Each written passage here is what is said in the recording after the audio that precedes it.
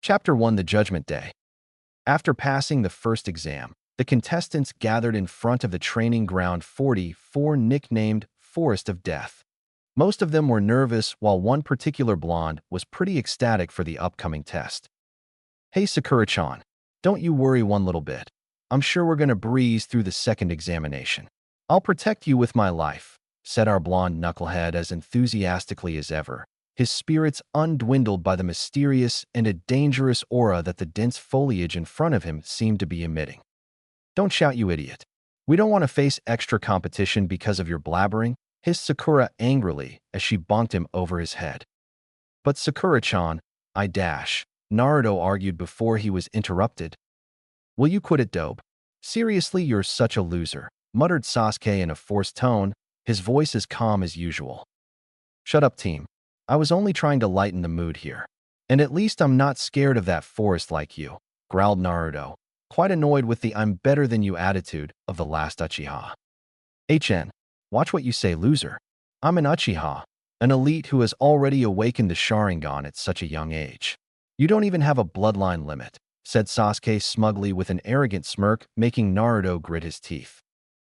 "Yeah, watch what you say, Naruto Baka. Sasuke-kun is way better than you," said Sakura as she defended her crush, making the blonde sigh inwardly.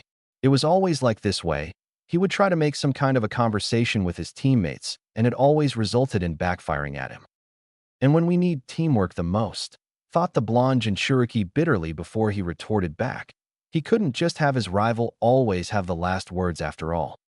"I'll show you that I'm way better than you, Sasuke. Just you wait. I'm gonna pass the second exam like creating a shadow clone. This forest of air, whatever it is, it doesn't scare me one little bit," said Naruto loudly while thumping his thumb at his puffed-out chest, a determined smile on his face. Whoosh. Suddenly, a kunai whipped past Naruto's face, cutting his cheek slightly, the sound of the metallic weapon cutting through air reverberating in his eardrums. The blonde yelped in surprise when he felt the tip of a kunai against his neck, a soft tongue licking the blood off his cheek. Your blood tastes good, Gaki," whispered Anko Mitarashi in a seductive tone, a sadistic smirk on her face as she had appeared behind him with a shunshin. Naruto, though, had his eyes wide. Her warm hands on his cheek, combined with her seductive soft voice, made a certain part of his anatomy twitch in response, heat reaching his cheeks as he gulped in a little bit of fear. "This Proctor is crazy. Just looking at that smirk scares the shit out of me," thought Naruto, honestly creeped out as he tried to get out of her grip. However, it would seem she was holding him to herself with an iron grip, her generous bust squishing against his back, making his blush grow darker in shade. "Be careful what you say, Jinin-chan. These 5 days may be the worst days of your life," said a smiling Anko loudly, making the other contestants gulp in fear, while Naruto's expression darkened upon hearing her. "I doubt that. I've had worse days in my life. Besides, I entered this forest when I was 6 and spent a month in there due to the orphanage kicking me out. So scare other contestants with this bullshit," whispered Naruto a bit angrily, his voice low so that only the snake mistress could hear him. Anko's face, though, saddened after hearing him. She knew he held the QB. She was one of the few people who didn't see him as the prisoner, rather its jailer. She knew what the boy must feel every day, having to fight that demon to keep it at bay every second of his life, having to withstand the glares of the pathetic villagers, having to be made fun of his dream of becoming Hokage.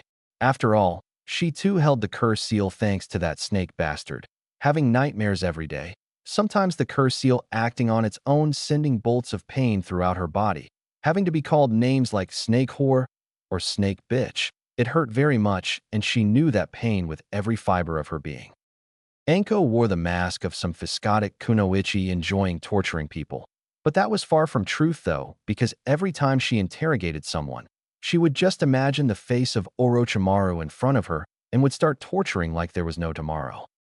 She always followed Naruto whenever she had time, helping him from the mob of villagers who would beat and pick on him, but by transforming into an umbu.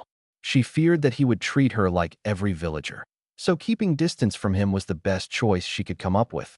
And besides, even if she wanted to meet him, she couldn't. The Hokage had prohibited from meeting him after all, along with her other 3 best friends. She liked the boy's attitude, never giving up, never backing down from any challenge, having the strength to pick himself up whenever he failed. He was the only inspiration for her that kept her going, or she would have committed suicide a long time ago from pain the villagers caused her. More importantly, the snake Sannin's apprentice along with her friends were the only one who knew of the mask the boy wore. Not even the Sandame knew about it. Also, over the years she had developed a crush on the boy, so latching onto any chance she got of any physical contact with him was in her must-do checklist, like one at the present. Naruto-kun, you should drop that mask of yours. You cannot fool me, whispered Anko, letting her mask slip for a second, making Naruto freeze at the spot, his eyes widening. Wadash, said the blonde in pure shock that someone had seen through him. I said, Daro dash. She was interrupted when a Chunin appeared behind her, surprising her that a Chunin was able to sneak up to a prodigy Jounin like her. I think this is your Kanai Proctor-san, muttered the Chunin with a hiss in his voice, returning the Kanai to Anko with his tongue in a sickly manner, making her grin back at him, her mask back on her face. Why thank you, Jounin-san. Oh, and if you want to live, you might want to reconsider sneaking up on me again, said Anko in a sickly sweet tone, inwardly fuming that this brat had interrupted their conversation. My apologies, Proctor-san, muttered the Chunin as he slipped back away. On the other hand, Naruto was lost in his own thoughts.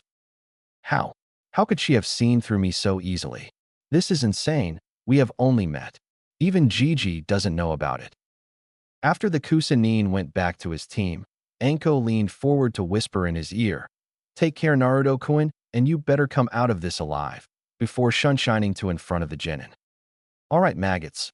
I've already explained the rules and each team has a scroll. Get in front of your assigned gates in 10 minutes, spoke Anko loudly, reverting to the badass Kunoichi personality. Naruto just stood there, too shocked to move. And also, did she just call me Naruto-kun?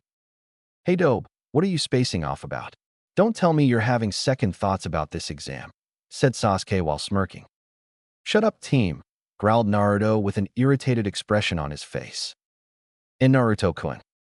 Naruto turned around to see a blushing Hinata. Huh? Hinata, what are you doing here? Seeing she was red, he asked, Are you okay? Your face is all red. You don't have a fever, do you? Here, let me check, uttered Naruto as he put the back of his hand on her forehead. Arg, how can that idiot be so dense? Thought Sakura with an exasperated sigh. What a loser, thought Sasuke while shaking his head. Hinata blushed furiously upon the contact and invented a new shade of red as she started to sway. No, I cannot faint. I have to do this for Naruto-kun, thought Hinata. Naruto-kun here. Teach this is F for Y your CH cheek, she murmured, blushing at the mention of Naruto's cheek before handing him her self-made healing ointment. For me? Thanks, Hinata, exclaimed Naruto while applying the ointment on his cheek, healing the cut instantly due to Kyuubi's chakra. Wow, that's so cool. Did you made this, Hinata? The blonde asked as he had never seen a medicine like this before. He knew almost all of the healing ointments due to several trips to the hospitals, courtesy of the villagers, of course. Why yes, replied Hinata shyly. Man, you're amazing, Hinata, the whiskered blonde exclaimed with his trademark foxy grin.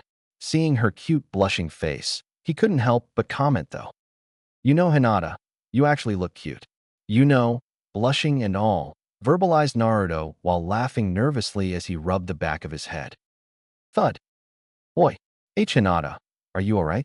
Oi, wake up, the second exam is about to start, articulated Naruto frantically, not knowing what was wrong with her. Kemi-sama, how can he be so dense?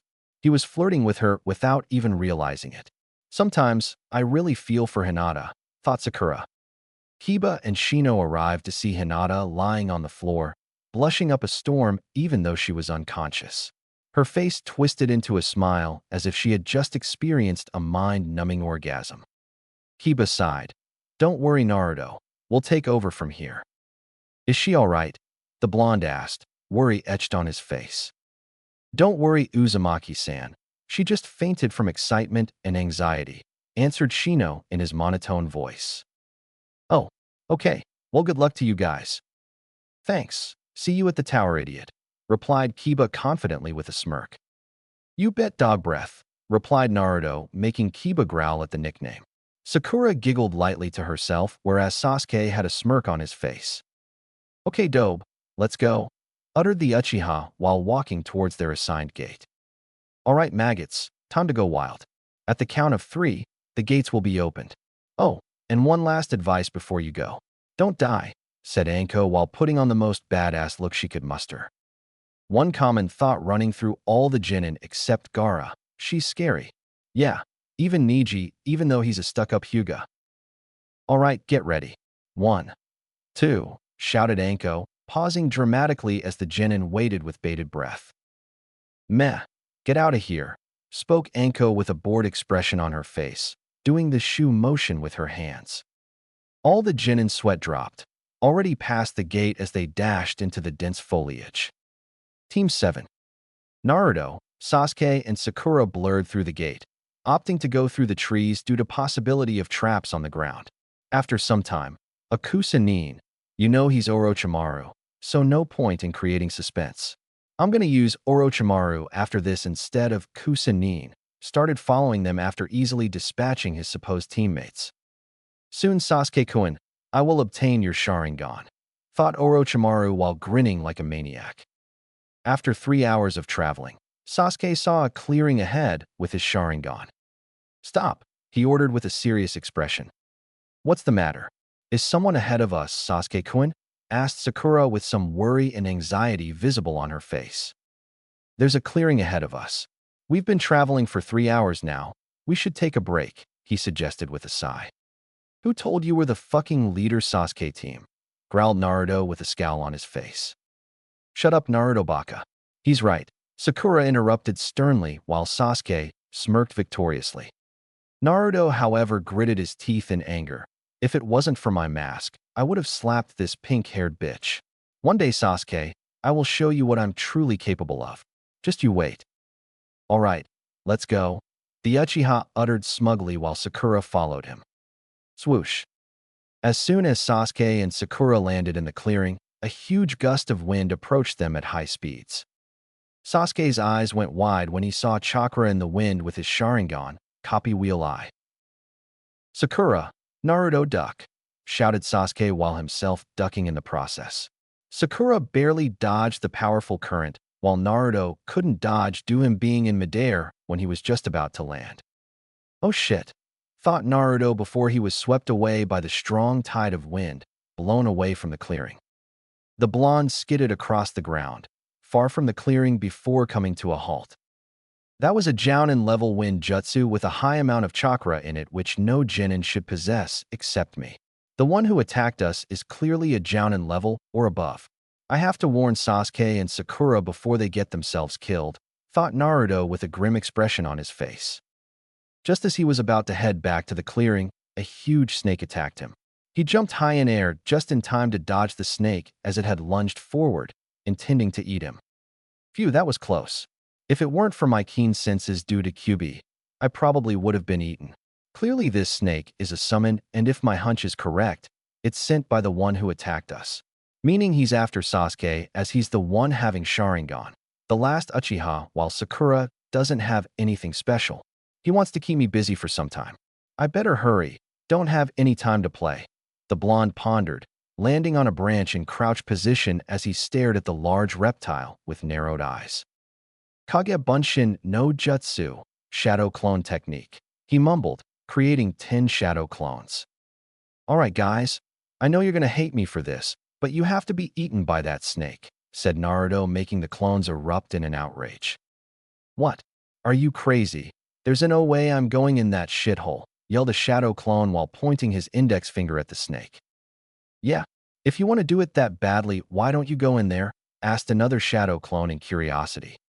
At this, Naruto's eyebrows twitched as he took a deep breath. I'm the real one.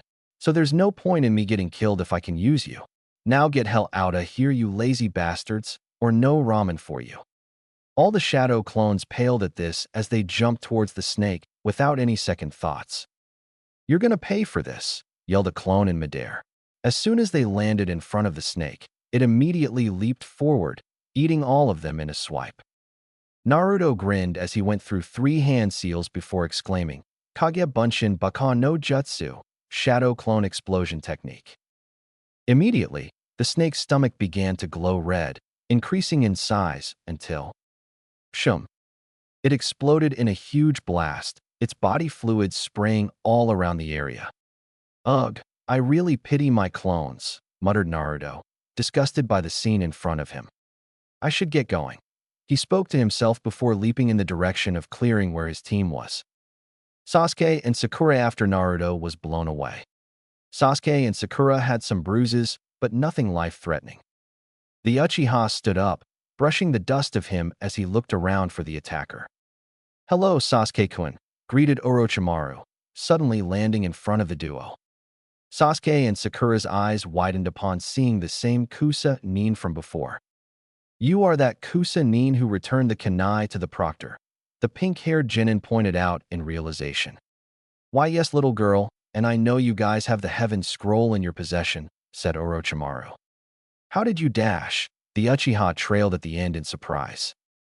So, you Chunin want the Earth Scroll, huh? Asked the Snake Sannin with a smirk, showing them the Earth Scroll before gulping it down his throat. Sakura almost threw up at seeing the sick display. If you want it, you'll have to fight me, Sasuke-kun, the Sannin hissed while grinning, leaking large amounts of chakra. Sasuke and Sakura were immediately brought down to their knees, not being able to withstand the pressure as they panted due to the strain. This guy is way above Chunin level. We can't defeat him. We'll have to get out of here, thought the Uchiha in alarm.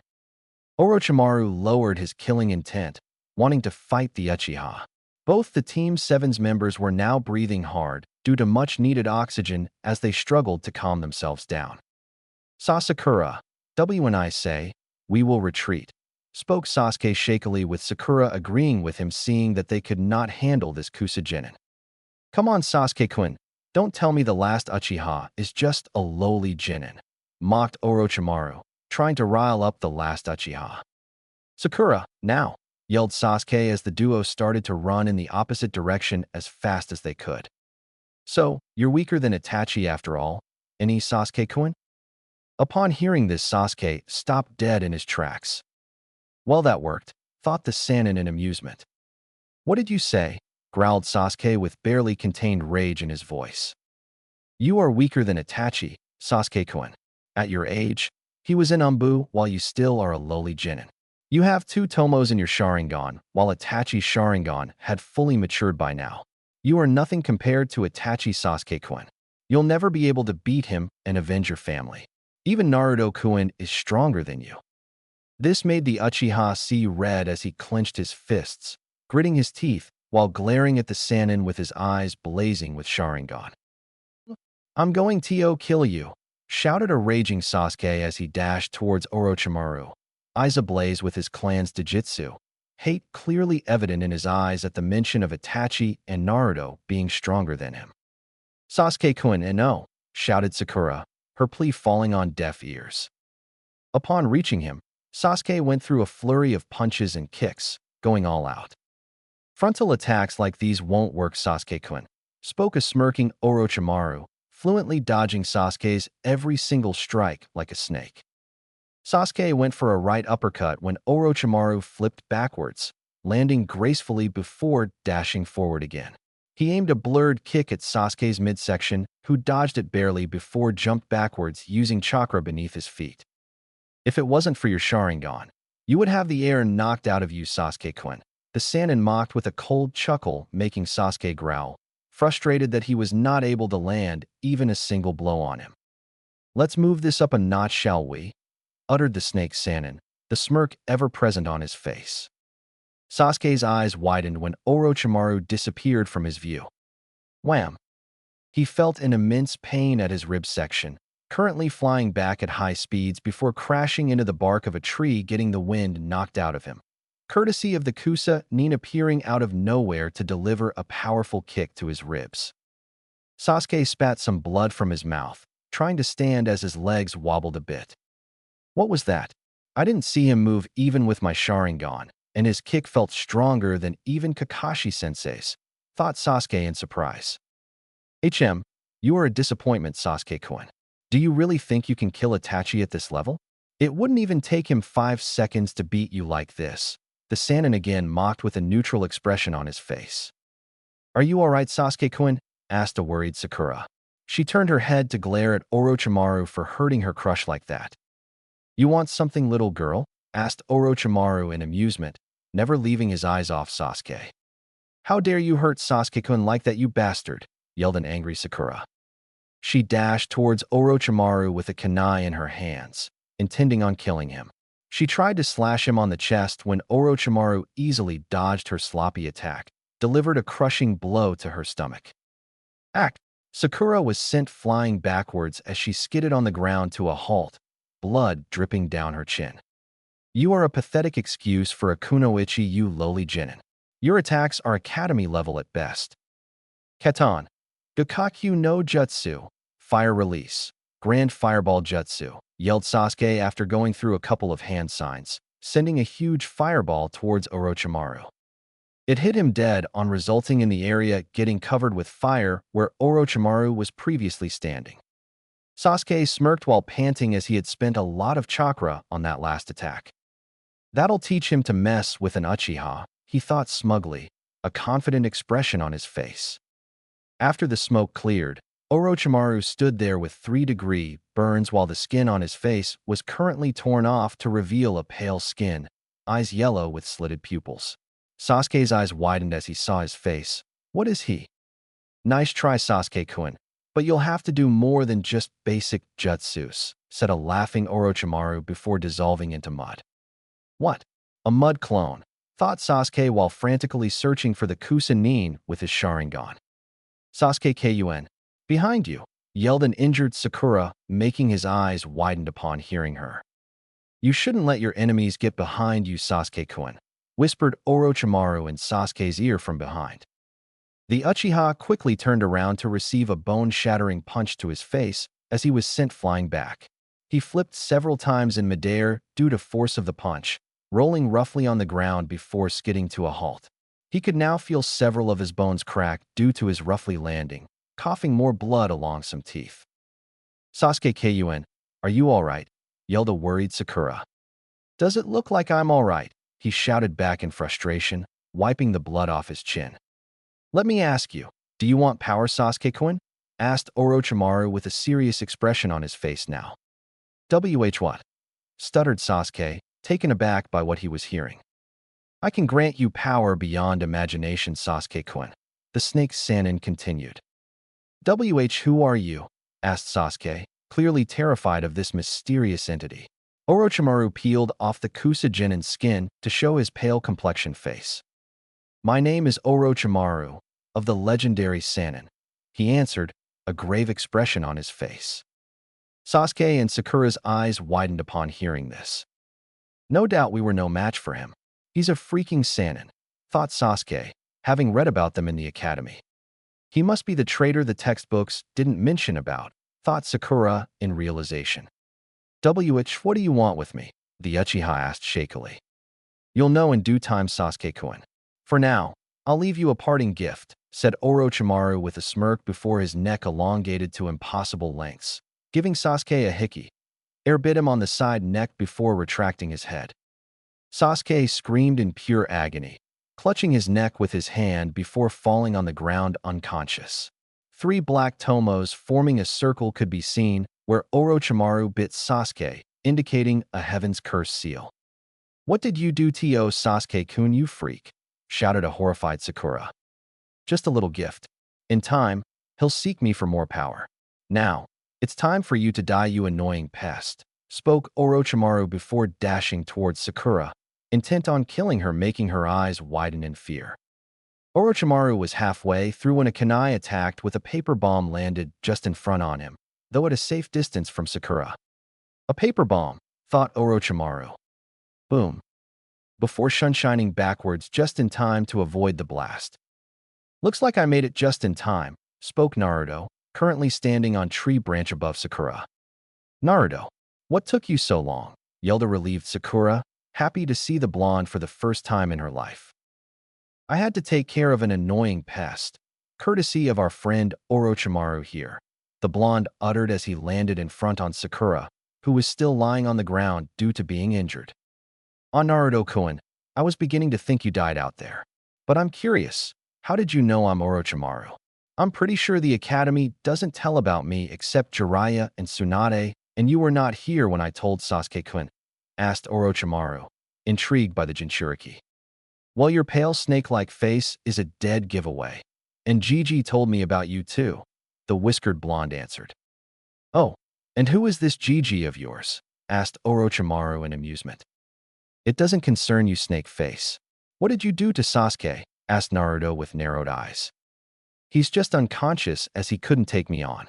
I'm hoping for a better challenge from you, Naruto-kun, the Sannin verbalized with a cold, playful smirk. I am no match for him. I have to stall him and hope the guards around here were alerted due to such high amount of chakra he used in that wind jutsu, thought Naruto with a grim expression on his face. What are you waiting for, Naruto-kun? Don't tell me you're scared, mocked Orochimaru, amused by the Jinchuriki's lack of answer. Shadow clones and exploding shadow clones wouldn't work against a Sannin. Guess I have to use that style, although it's quite risky.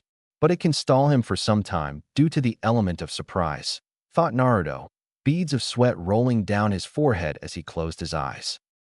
All right, Naruto-kun, if you just want to stand there, then allow me to key dash. Orochimaru stopped when he saw red chakra start to leak out of Naruto, his hair becoming more spikier, his whiskers more defined now. Eyes turning from cerulean blue to crimson red with black slits in the middle, while his nails and canines became elongated, pointed at the edges. The ground he was standing on cracked under the pressure of demonic chakra, creating a small crater, greatly shocking the snake Sannin. How is this boy intentionally using the Kyuubi's chakra?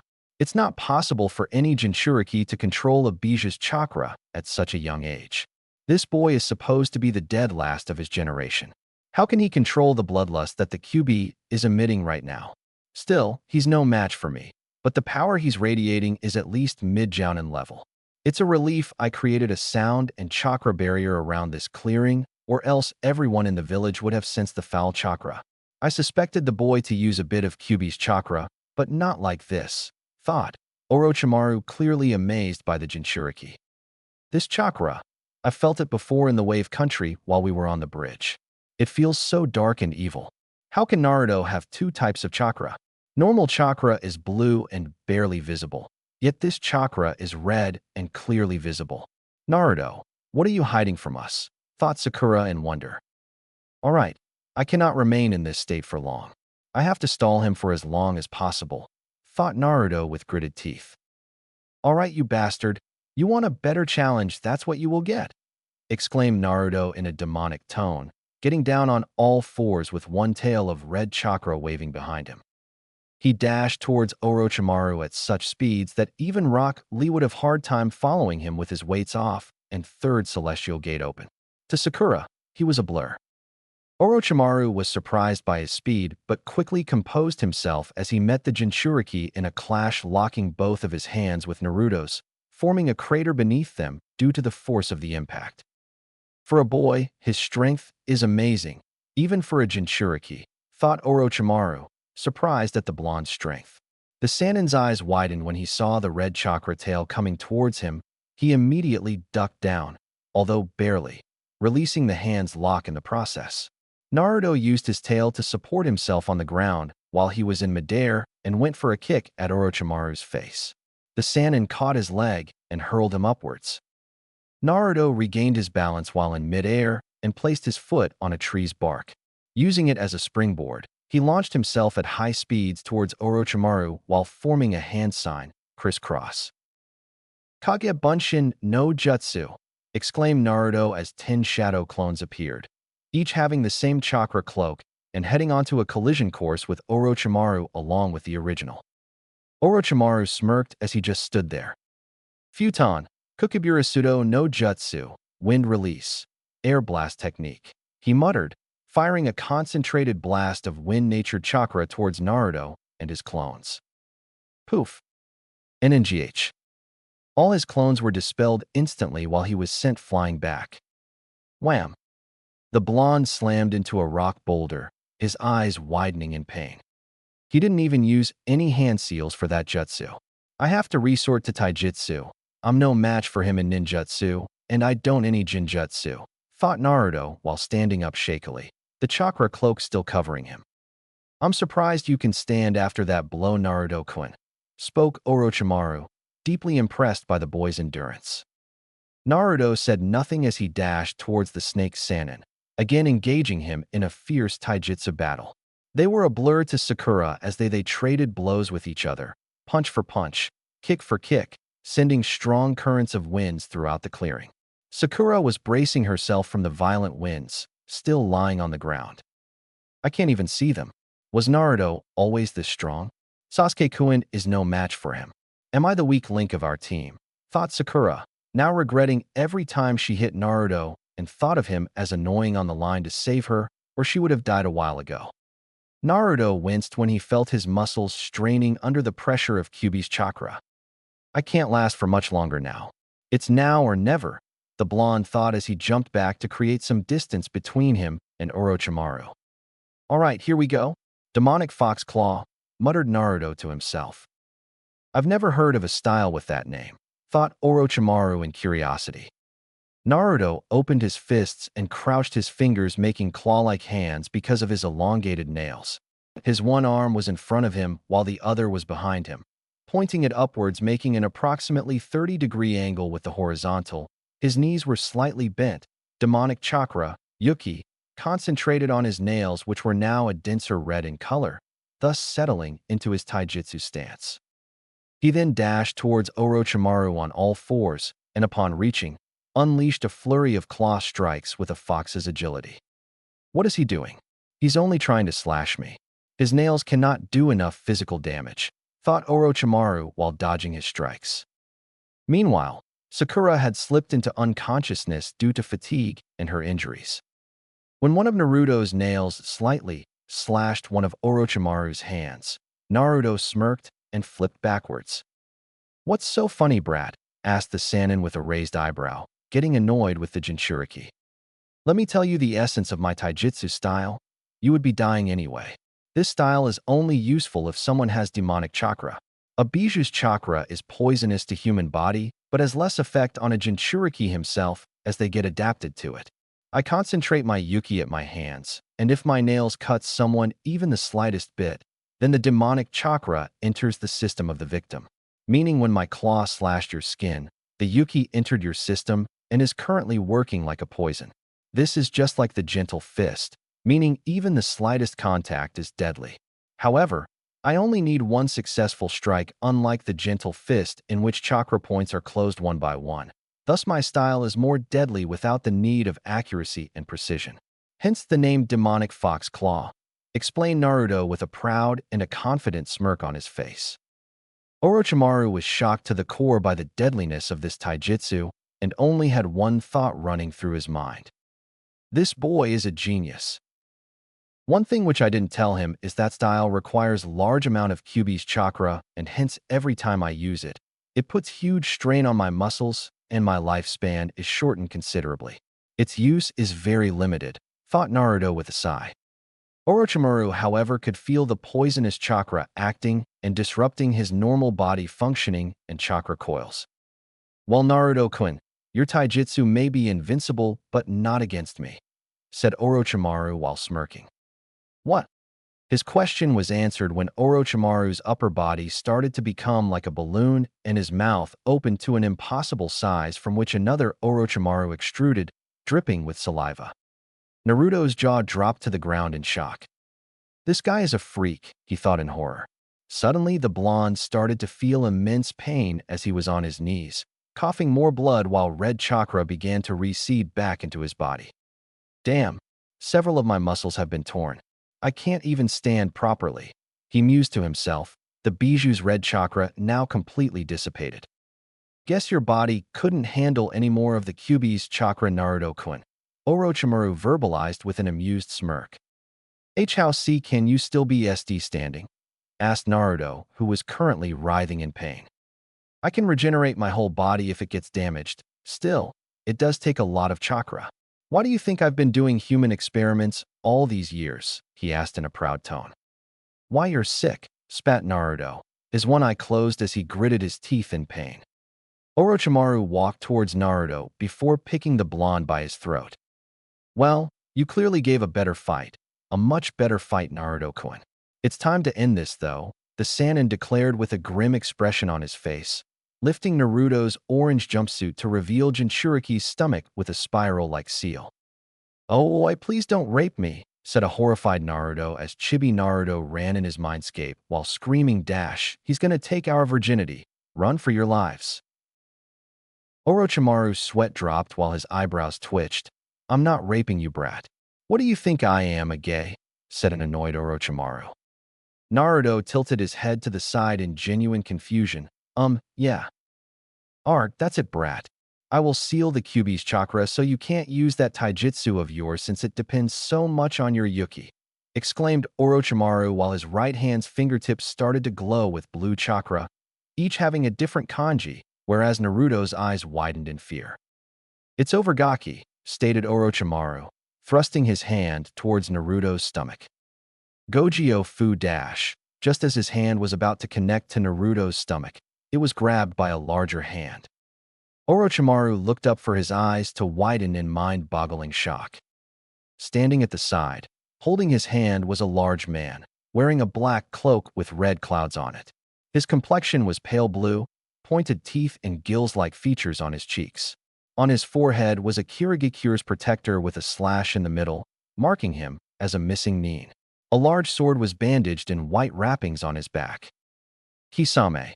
asked Orochimaru, not believing his eyes. "Orochimaru, long time no see," exclaimed a grinning Kisame Hoshigaki, one of the strongest members of the Seven Swordsmen of the Mist. Chapter 2. The Legendary Rinnegan Awakens. "Orochimaru, long time no see," said Kisame, having a maniacal grin on his face. "Kisame?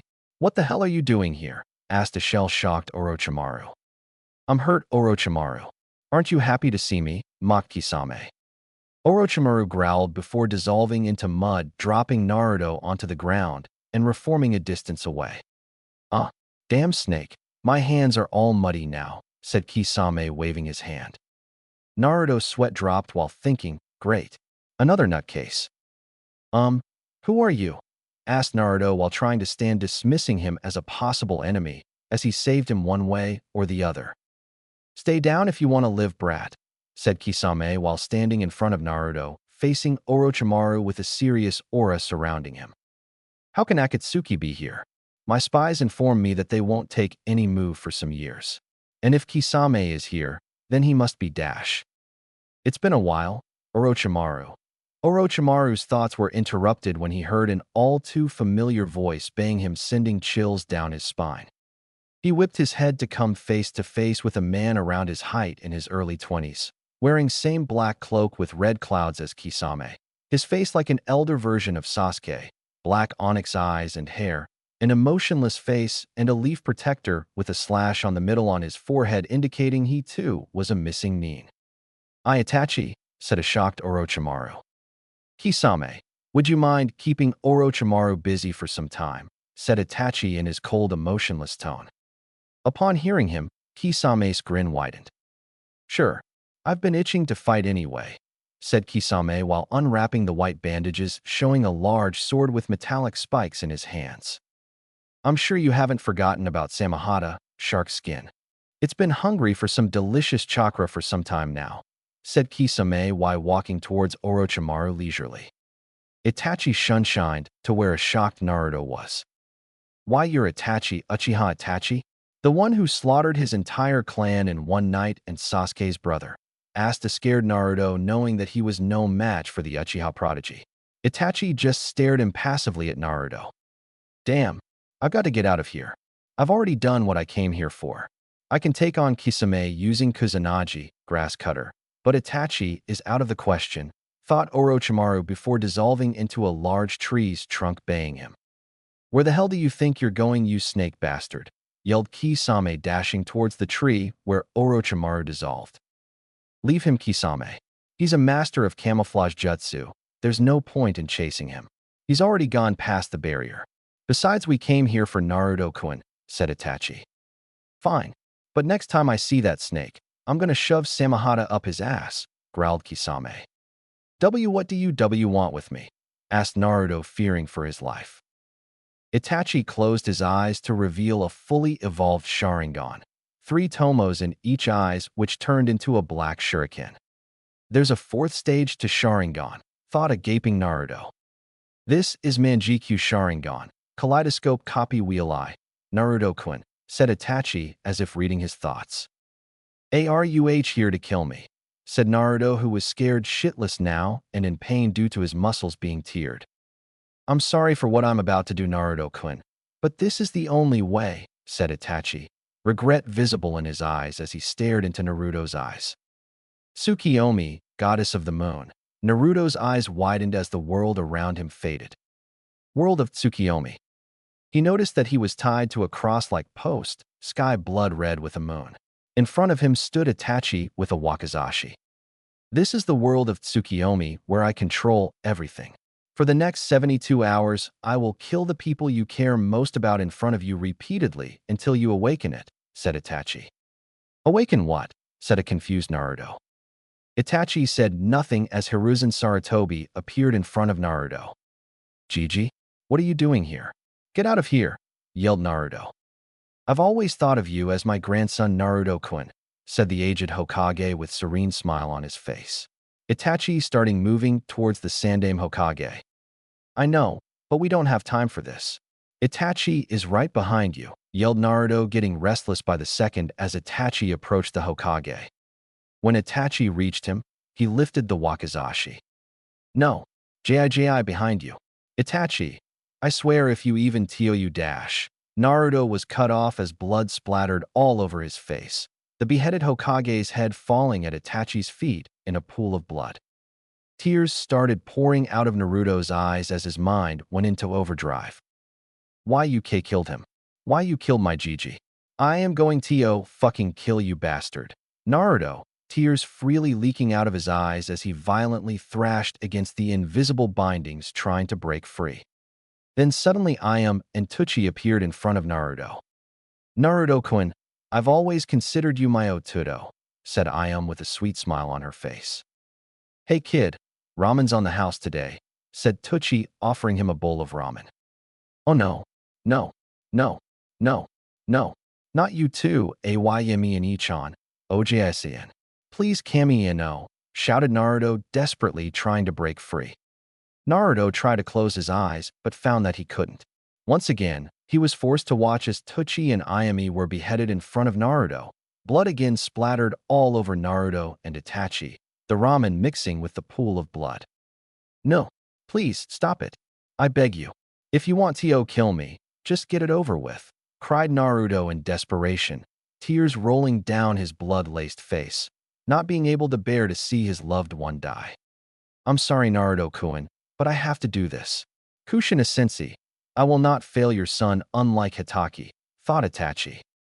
Itachi winced as he saw the murderous glare Naruto was giving him, his eyes full of hatred and disgust.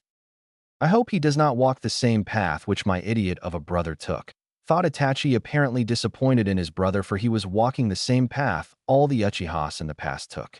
Superiority practically was Sasuke's middle name. Well, back to Itachi's torture session. Naruto's eyes widened when a person appeared he really didn't want to be killed. Naruto-kun, I love you, said a sweetly smiling Hinata with a cute blush on her face. Naruto was shocked upon hearing the confession. He was not surprised by the confession itself, but rather how Itachi knew she loved him. How did you know? Asked Naruto, staring at Itachi's, his eyes red and cheeks stained due to a mixture of blood and tears. I did not know, Naruto-kun. Tsukiyomi automatically reads the mind of the victim, finding the ones he cares most about or loves deeply, said Itachi, glancing at Hinata while saying the last part. Yes, Naruto knew Hinata loved him and loved her very much, even though he acted like a dense idiot. It was just a part of his mask to act like a moron, being oblivious to Hinata's feelings. Due to his heightened senses, he could easily feel the presence of Hinata every time she followed him. What Hinata didn't know was that sometimes Naruto followed her too, curious to know about his stalker, what she liked, what she disliked, her hobbies, etc., and over time fell in love with her. He loved her smile, her kindness, her scent, her lavender eyes, her blue hair, everything about her. She was the purest soul he knew. And now to watch her get killed in front of him, he could not even bear to think about it. Damn it. I'm sorry, Hinata-chan, said Naruto while fresh tears leaked from his eyes. I couldn't protect my precious ones. What good of a Hokage would I become? Said Naruto in a heartbroken tone, like his world was shattered in front of him. It's over for her, Naruto-kun, said Itachi as his sword pierced through Hinata's heart, instantly killing her. Blood oozed out of Hinata's mouth, light leaving her eyes as her body dropped in a pool of blood and laid there motionless. Naruto's face went blank as his mind still couldn't believe that his Hinata-chan was now dead. A few moments later, seemingly never-ending tears started falling from his face. Hinata-chan is dead, thought Naruto over and over again. A few moments later, pure white chakra started leaking out of Naruto's body, forming a chakra cloak around him. Itachi smirked at seeing the white chakra. Great. It worked. He's awakening it. Our plan dash. His thoughts were interrupted by an ear-deafening scream. Ai Hiragarg, what are you doing to me, you bastard? My eyes, head. My whole body hurts, screamed Naruto, who was violently thrashing around the invisible posts he was tied to. I'd better end Tsukiyomi now. I have to preserve as much chakra as I can, for we need to come back here in a few minutes, thought Itachi before ending the Jinjutsu. Outside the clearing, Kisame had no idea what was going on. 1 second, Itachi and the blonde brat were standing, and the next, white chakra was leaking out of the brat's body while he was screaming in pain. Tsukiyomi is not supposed to do that, is it? Itachi, what the hell is going on? And what is that white chakra? I thought the chakra is supposed to red or blue in color. Wasn't he supposed to awaken the Rinnegan, ocular eye? Asked Kisame. Calm down, Kisame. It's part of the process. Remember that Rinnegan is a very powerful Dijitsu, even powerful than Sharingan and Byakugan. So the process of awakening it is very painful, said Itachi while he winced when the screams of Naruto got even louder. It's a good thing that I covered this area in a high-level Jinjutsu and a double-layer soundproof barrier. No one should be able to interrupt us for a while, thought Itachi. In case of Naruto, he had never felt so much pain in his life. Every inch of his body was hurting. He felt like his head and mainly his eyes were put on fire.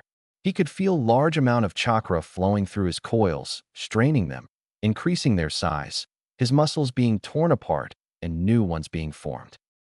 Itachi and Kisame were awed by the display of power by Naruto, although he was doing it unintentionally.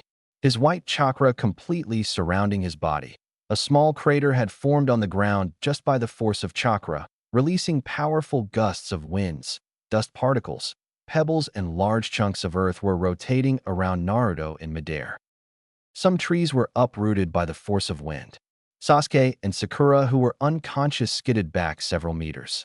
Itachi and Kisame had to apply chakra to their feet to keep themselves still. Their eyes were closed and arms in front of their faces to brace themselves properly. Damn, this GKI has one hell of a chakra. How much longer, Itachi? Yelled Kisame. Just a bit longer, Kisame, Itachi shouted back. Kisame's eyes widened upon hearing Itachi. Did Itachi just shout? Nah, I must be hallucinating because of the chakra, thought Kisame. Hey Itachi, did you just shout? Are you alright? Yelled Kisame. Itachi's eyebrows twitched at hearing him. Shut up, Kisame, said an annoyed Itachi. What?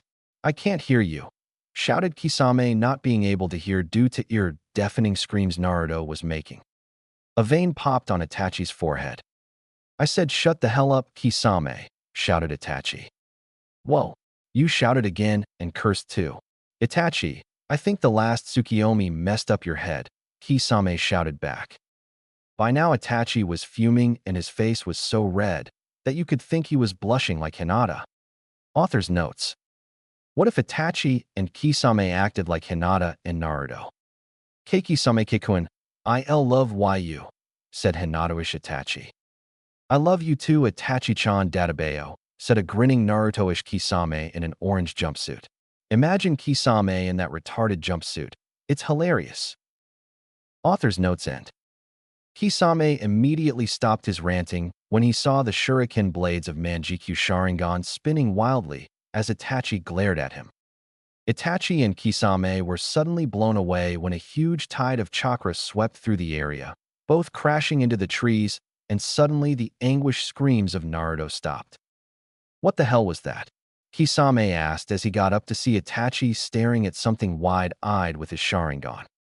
He turned to see nothing but smoke and dust arising from where the brat was standing. "Oi, Itachi, what's the matter? Did he die or something?" said Kisame as he picked up his sword. Itachi only stayed silent while he was in trance-like state. "Oi, say something, damn it," shouted Kisame as a tick appeared on his forehead. His chakra is now white, but the scroll said it is only temporary, only when you're in the process of awakening the Rinnegan, said Itachi still in his trance-like state, Sharingan activated.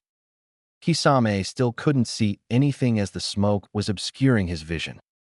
The white chakra was said to be possessed by Rakudu Sannin, Six Realms Sage, which means his chakra is of light type, whispered Itachi, not believing his eyes. For once, he couldn't believe what his Sharingan was showing him. And his chakra coils, they are huge. His own reserves are mid-Kage level, not counting Kyuubi. Itachi, still whispering to himself. "Oi, what are you blabbering about?" said an annoyed Kisame.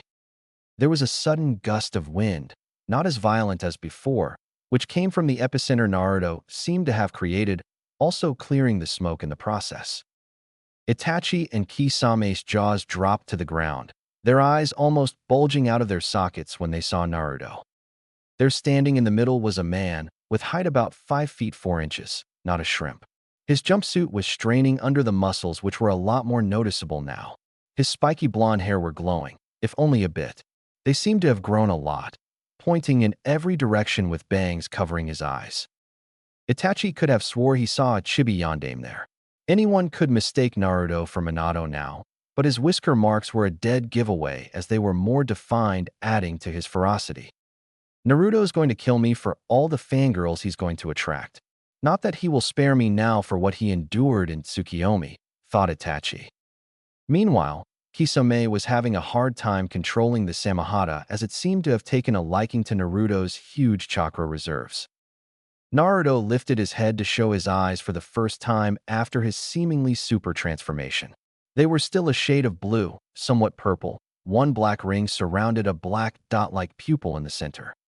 Naruto was surprised when instead of normal visibility, he could see chakra of almost everything. The trees, the ground, and a double-layered barrier. He could also see the Jinjutsu, which surrounded the area. His eyesight was sharpened several times. He could even see chakra of small insects. Whoa, what is this feeling? I feel much stronger now. I can feel my chakra has increased several times. It's like an endless valley of river. I just don't know how to describe it. And my muscles are like bushy brows. What happened to me? Thought Naruto while looking around. But when he saw Itachi, the temperature of the area dropped several degrees.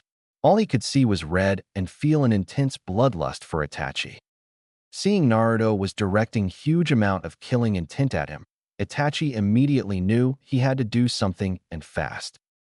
"I'm going to rip you to shreds, you fucking asshole," roared Naruto while he dashed towards Itachi, or at least tried to, but immediately tripped on his feet and fell first into the ground. "What the dash?" said a surprised Naruto. "Why can't I move properly?" thought a panicked Naruto. "Kisame, you know what to do. I will capture him in Tsukiyomi before he is used to his new body, and you will keep giving me chakra from outside the Tsukiyomi. This time, it's going to drain a huge amounts of chakra. Let's go," said Itachi before they both disappeared.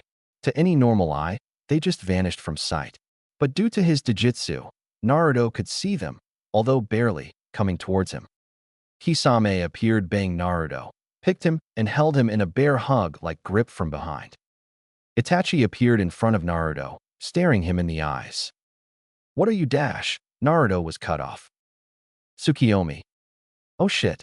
Not again," thought a groaning Naruto as forest around him faded. "Here you go, Itachi," said Kisame, keeping his right hand on Itachi's shoulder, and started giving him his chakra while he held onto Naruto with one arm. World of Tsukiyomi. Naruto again found himself tied to same posts with same red sky and same moon with Itachi standing in front of him. "What do you want, Itachi? Why am I here again?" spat Naruto. Itachi sighed. "All right, Naruto-kun, from this point you will listen to me," said as he placed a silencing jutsu on Naruto. "You've noticed the changes in your body, haven't you?" asked Itachi. Naruto went wide-eyed after hearing him. "You can shake your head, Naruto-kun," said Itachi. "His eyes are just like pain. The only difference is that he has 3 rings and Naruto has 1 ring," thought Itachi while observing Naruto's Rinnegan. Naruto nods. "Now I want you to close your eyes. Concentrate, and tell me if you feel chakra in your eyes," said Itachi. Naruto narrowed his eyes at Itachi. "Please believe me, Naruto-kun. If you don't believe me, then look at this scroll," said Itachi while showing him a scroll. Naruto's eyes widened upon reading the scroll. It said, "Dear Naruto-kun, I know you are thinking Itachi killed us, but it was just a high-level Jinjutsu Tsukiyomi, an ability granted to the Uchihas when they acquire the Manjikyu Sharingan. It affects all your 5 senses, plus your perception of time. So, whoever was killed is alive and well. Now, as a Chunin of Konohagakure no Sato, I order you to fully cooperate with Uchiha Itachi and his companion Hoshigaki Kisame. They will explain everything. It's for the best. Your Jiji, Hokage of Konohagakure no Sato." Beneath was the official stamp of the Hokage. Tears of relief started flowing from Naruto's eyes. "Thank you, Kami. Thank you, Kami. Everyone's alive. Hinata-chan too," thought Naruto happily like he was just offered ramen on the house. "Now, do what I told you, Naruto-kun," said Itachi while putting back the scroll. Naruto nodded as he closed his eyes and started concentrating. "Do you feel any chakra?" asked Itachi. Upon seeing Naruto nod, Itachi explained "That's what it feels like when you have a Dojutsu. Ninjas having Sharingan and Byakugan also feel chakra in their optical coils." "I have a Dojutsu," thought Naruto enthusiastically. "You, Naruto, have one of the strongest Dojutsus ever seen. The Rinnegan, which was said to be possessed by the Sage of the 6 Paths. I presume you know about the creator of ninjutsu," said Itachi. Naruto nodded. Finally, those secret hours of boring reading in the library is coming in handy, thought Naruto. Now your Rinnegan can be turned off like Sharingan and Byakugan. To deactivate it, close your eyes and try to remove chakra from your eyes. "It's pretty easy, try it," said Itachi. Naruto nodded and closed his eyes. After a few moments, he opened his eyes to show the same cerulean blue color. "Your Dojutsu is far stronger than Sharingan or Byakugan, but that doesn't mean you are stronger. You are only mid-Chunin at best right now," said Itachi seriously. Upon seeing Naruto nod, Itachi continued. "Before I go any further, I want you to promise me that you would not show any hostility against me when I unbind you.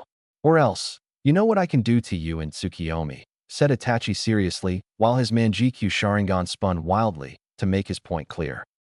Naruto gulped and nodded frantically. "Geez, he's even scarier than that crazy proctor," thought Naruto. Immediately, the cross posts that were holding Naruto disappeared while Itachi undid the silencing jutsu. Naruto fell on the ground. He tried to stand, but found it difficult as he was not able to control his body movements properly. When he stood, his legs became wobbly, and he fell/sat on a chair. "Where did this chair come from?" asked Naruto aloud. "In Tsukiyomi, I control everything including space and time. I can make anything happen here," said Itachi, amused by the blonde's perplexed expression. "Cool. This jutsu is amazing. I wish I could do this technique," said Naruto giddily. "All right, Naruto. Do you have any questions before I continue, because I don't want to be interrupted when I speak," said Itachi seriously. "Right. I have many questions.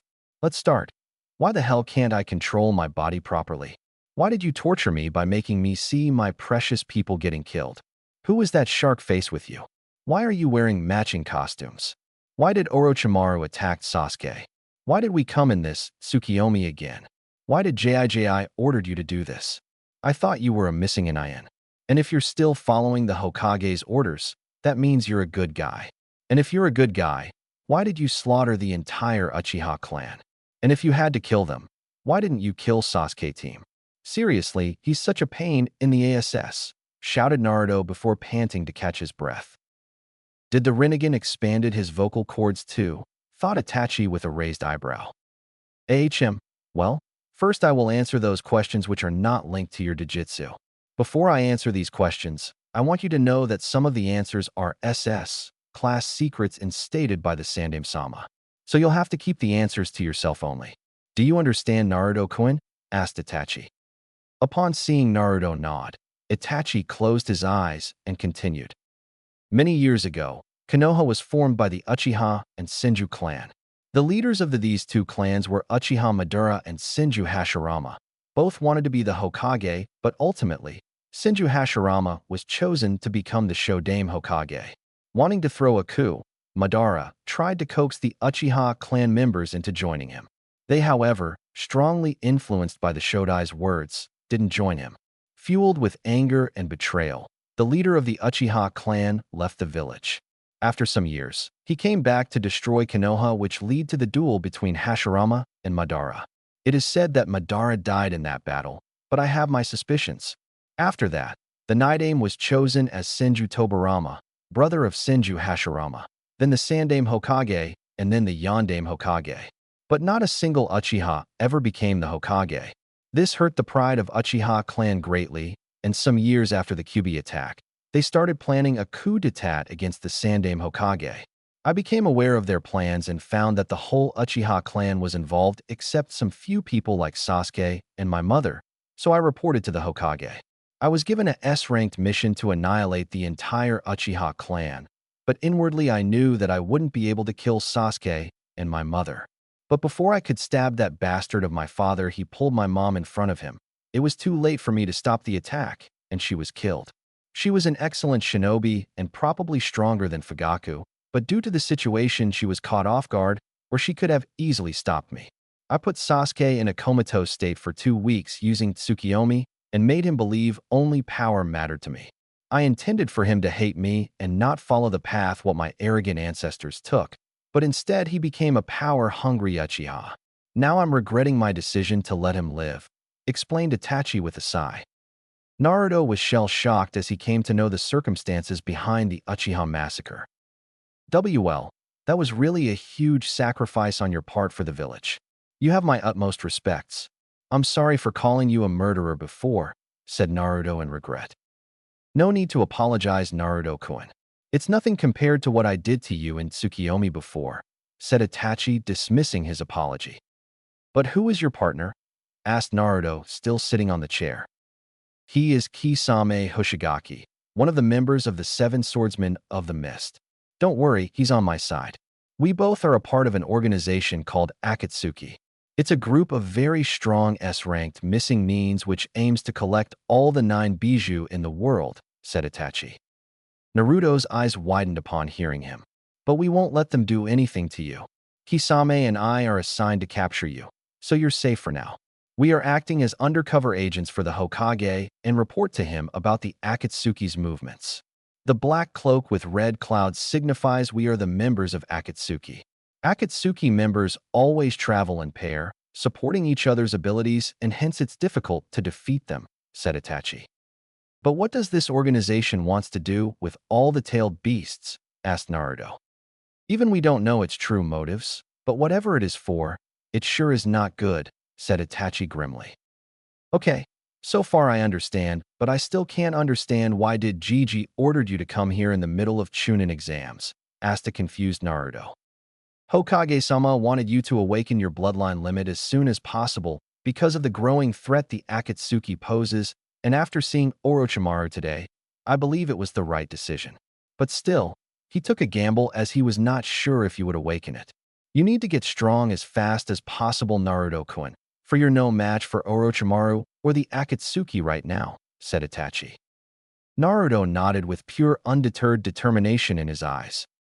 As for why Hokage-sama particularly sent me to awaken your bloodline, it's because to activate Rinnegan, one must see the people he cares the most about die. But Hokage-sama couldn't do that to you, so he sent me to use Tsukiyomi on you, make you see your loved ones die, and in the process activate Rinnegan. It was an ingenious idea, if I must say so, said Itachi. Wow, Gigi's really smart, ain't he? Said an impressed Naruto while Itachi nodded. Now comes the important part. After seeing Orochimaru attack your squad, I'm suspecting he is planning something big, so you're gonna need everything to tackle whatever there is for you in the future. Hokage-sama also ordered me to train you Naruto, right now, said Itachi while Naruto's eyes widened. But I don't have time to train. Chunin exams are going on, remember, said a confused Naruto while Itachi smirked at his perplexed face. You forgot that 3 days in Tsukiyomi is only 1 second on the outside, said an amused Itachi. Naruto's jaw dropped to the ground. If this is true, then he could get 3 days worth of training in only 1 second. The applications of this jutsu are limitless. But this jutsu uses a lot of chakra, and I can only do it twice a day, meaning 6 days in the Tsukiyomi. But my partner Kisame is constantly giving me his chakra, meaning the time we can spend training in here will be increased, and believe me when I say he has huge chakra reserves. He's called a bijou without a tail, said Itachi while enjoying the look of Naruto's gaping expression. How much time? Asked Naruto in barely contained excitement. Kisame can use about 10 times chakra as me and can still take on a jounin. Therefore, we can spend 60 days in Tsukiyomi, meaning 2 months, said a smirking Itachi. Now Naruto had trouble picking his jaw from the ground. Amazing. This means that on the outside, only 20 seconds would have passed, said Naruto in awe. You're right. But remember, in Tsukiyomi, you can only train in ninjutsu and jinjutsu. It's because you can only train your mind here while your body is only standing in the real world, so physical training would be useless. But you can practice some taijutsu styles to memorize them, explained Itachi. But what use a taijutsu style is if I don't have the required strength, agility, precision, and speed for it. Even if I master all the katas of the taijutsu, it still wouldn't as effective as it should be, said a confused Naruto while Itachi nodded. That's where I answer the question why you are not able to properly control your body. You see, Naruto-kun, when you awakened the Rinnegan, your genes and body structure changed drastically. It's like you have a completely new body now. All your old muscles and tendons were destroyed in place of new ones. That's why you felt so much pain coursing through your body before. These new changes result in drastically increased speed, strength, reflexes, agility, flexibility, almost anything you can relate to taijutsu. But your mind is not used to this upgraded body of yours. You have to train your mind so it can be in synchronization with your body. Tsukiyomi is a perfect place for your training now. Your body now is ready for almost all the mid-level taijutsu styles that the shinobi world can throw. Though I prefer you only learn one and completely master it, explained Itachi. So you're saying that I'm a 2-year toddler now who can't even control his body properly, muttered an annoyed Naruto, but Itachi clearly heard him. Don't be so down, Naruto. It may seem frustrating, but you'll see how big of a physical upgrade you got. Your body is now that of a rookie jounin. It takes years of hard work for a Chunin to get this level of fitness, which you only got in a matter of minutes, said Itachi. But isn't it unfair for other shinobi who train so hard every day of their life? Before a couple of minutes, I was one of them, a genin with no talent at all, and then suddenly this. Although bloodlines are cool and all, but I never really liked them. It seems to give unfair advantages to bloodline users. For instance, your Sharingan. You guys just copy jutsus and predict our movements before we even know what our move will be.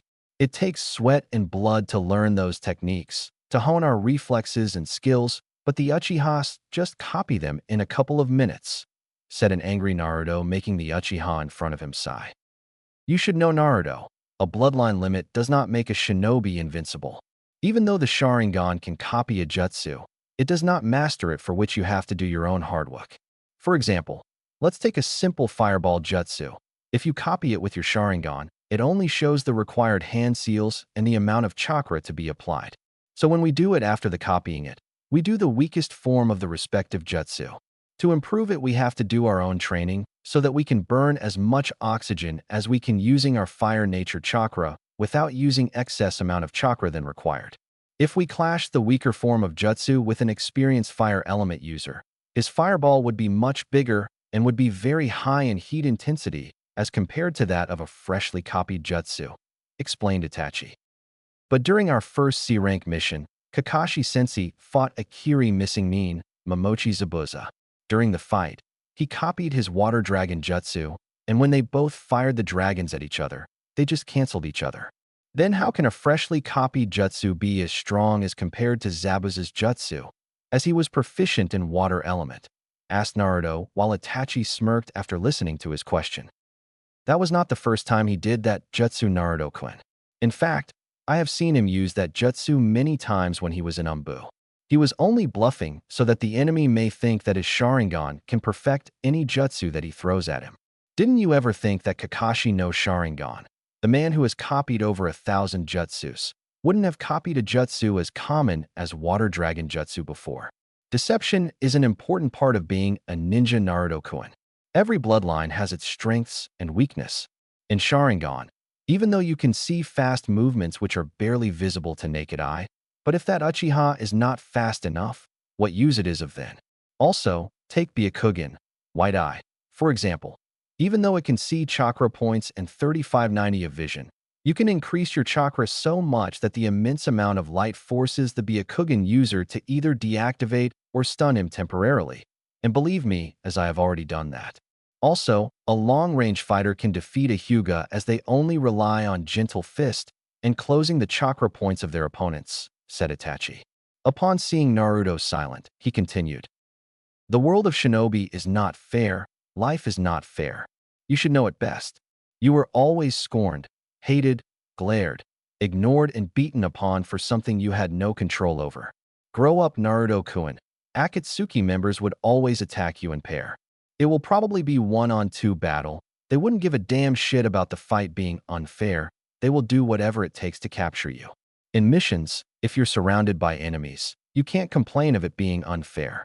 You can't just whine about something you can do nothing about. Instead, you have to get over it. The three legendary Sannin, Jiraiya, Tsunade, and Orochimaru, none of them had any bloodlines, but they defeated many formidable bloodline users in the Third Great Shinobi War and are now S-ranked ninjas. It takes guts, determination, and the will to never give up to become the best. Tell me, Naruto-kun, do you have what it takes to become the strongest shinobi I know you can be? Can you continue to bear the burden of being the Jinchuriki of Kyuubi no Kitsune? Can you make the bridge of peace the shinobi world so much needs? Do you have what it takes to become the best Hokage? Said Itachi rather loudly at the end. Naruto looked up to stare into Itachi's eyes, Rinnegan meeting Sharingan. Itachi was taken aback by those eyes, full of determination, guts, and will, stronger than steel. You bet. Chapter 3, Abilities, Training, and Feelings. You bet, said Naruto with determination. Very well, but before we start training, I want you to read this scroll. It states all the abilities of Rinnegan, its origins, stages, and its relation to the Uzumaki clan, said Itachi, taking out a big scroll from a ceiling scroll before giving it to Naruto. Uzumaki clan? Asked a startled Naruto. First read this scroll. I will answer your questions later, said Itachi. Naruto nodded before opening the scroll and started reading it. Rinnegan was the blood inheritance limit of Rikudo Sannin. The Rinnegan was regarded as the god of creation when the world was racked with chaos and as a weapon of destruction which could return everything to nothingness. Usage of Rinnegan is said to give the user strong affinities for all 6 forms of chakra nature manipulations, namely wind, fire, water, lightning, earth, and gravity. It also gives strong affinities for sub-elements, which today are present in clans possessing 1 or 2 of these elements. But a Rinnegan user can master all the basic and sub-elements, but needs large amounts of training, especially to master the sub-elements. Sub-elements are also called secondary elements as they are the combination of 2 basic elements. Some of these elements are boil, ice, wood, storm, lava, scorch, etc. However, there are those elements which are very rare and extremely difficult to master, which are called tertiary elements, also falling in the abilities of Rinnegan. At the present, there are only 3 present known tertiary elements: dust, crystal, and steel. Some shinobi or clans have been known to use these rare elements, either by the process of Kiki Tota, bloodline selection, or they already have bloodline limit for these elements. These elements are combination of 3 elements. Following are given the composition of the commonly known secondary and tertiary elements. Boil, fire plus water, fire and water in 2:1, otherwise they will simply cancel each other. Ice, wind plus water, wind and water in equal amounts. Wood, earth plus water, earth and water in equal amounts. Storm, water plus lightning, water and lightning in 3:1. Lava, earth plus fire, earth and fire in equal amounts. Scorch, wind plus fire, wind and fire in 2:1. Dust, earth plus wind plus fire, earth, fire, and dust in equal amounts. Crystal, wind plus water plus lightning, wind, water, and lightning in equal amounts. Steel, fire plus lightning plus earth, fire, lightning, and earth in equal amounts. Rinnegan has 4 different levels. These are: Level 1. When Rinnegan is activated, the user is automatically on Level 1, identified by 1 black ring around the black dot-like pupil.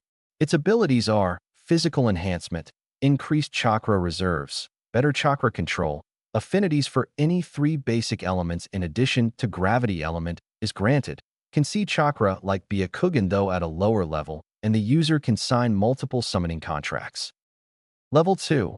When Level 2 of Rinnegan is activated, 2 black rings, concentric circles, can be seen surrounding a black dot-like pupil. The abilities which come with second stage are slight increase in chakra reserves. Chakra control is improved drastically. 1 more basic element affinity is added to your arsenal. Ninjutsu and taijutsu can be copied up to some extent except the bloodlines. Fast movements can be seen and predicted which are not visible to naked eye. The user is not affected by Genjutsu up to a rank. And lastly, chakra can be seen in more detail, but still lesser than Byakugan. Level 3. When Level 3 of Rinnegan is activated, 3 black rings can be seen surrounding a black dot-like pupil. Its abilities include improved chakra control so much that with enough practice, the user can do up to a rank jutsus without any hand seals. Last of the 6 basic elements affinity is now unlocked, and also the user can see chakra points like Byakugan. Level 4. Kageyoshi Rinnegan. Vibrant display of the ocular eye. This is the highest known level that any Rinnegan user can attain, and only Rikudo Sennin is said to have accomplished this level. In this upgrade, the appearance of Rinnegan changes noticeably. There are 4 ring but glowing yellow in color surrounding a dark blue dot-like pupil. Due to this glowing ability of Rinnegan in 4th stage, you can say that the user is granted night vision up to some extent. Its other abilities are Chibaku Tensei, bursting earth celestial body, Izanagi, forefather god, and the user can revive a dead person by using some of his life force. Although, there might be some other abilities since not much is known about the 4th stage. Chibaku Tensei and Izanagi are one of the strongest techniques in the world. Much more is explained about these 2 in separate scrolls which requires chakra of a Rinnegan user to open them due to a chakra receptor seal, as the chakra of a Rinnegan user is unique. Only users possessing the level 4 can open these scrolls. One should also keep in mind that this scroll does not state all the abilities of the Rinnegan. There may be some that the user may discover by himself. However, there are some other techniques which are only special to Rinnegan and are gravity-based, which are explained in detail in gravity manipulation scrolls. It was said that the Senju clan were descendants of Rikudo Sennin's Dojutsu, but some say that it was the Uzumaki clan that acquired the genes for the Rinnegan. However, it is said that some people did activate Rinnegan before the formation of Senju, Uchiha, or any other clan. But since then no one has been able to activate it. In ancient scrolls, it is stated that during the activation, the person leaks white chakra temporarily, which was said to be possessed by Rikudo Sennin. After the activation, the chakra is said to turn back to normal blue color. It is also said that when the user sees someone close to him die, the pain causes him to awaken the Rinnegan. But today the existence of Rinnegan is denied by almost all of the shinobi, stating that is only a myth. One last thing is that nobody knows how to unlock the 2nd, 3rd, and 4th levels, just like the tomos of Sharingan. It might happen when a user experiences immense pain, emotional stress, or during the heat of the battle. Some abilities of Rinnegan are still unknown, but it truly is the most powerful Jujutsu in the world. Naruto just remained silent after reading the scroll, contemplating on the information he just read about his Jujutsu and what Itachi told him until now. Itachi stared at the new transformed Naruto, wanting to see how Naruto would take such info. Yeah. The author was interrupted by a loud shout of joy as Naruto hooped his fist in the air, in the process dropping the large scroll. I've got the best Jujutsu in the world. Huh. Take that, Sasuke team. I have a bloodline, and guess what? It's better than yours. I'll become the strongest shinobi in Konoha and then the Hokage.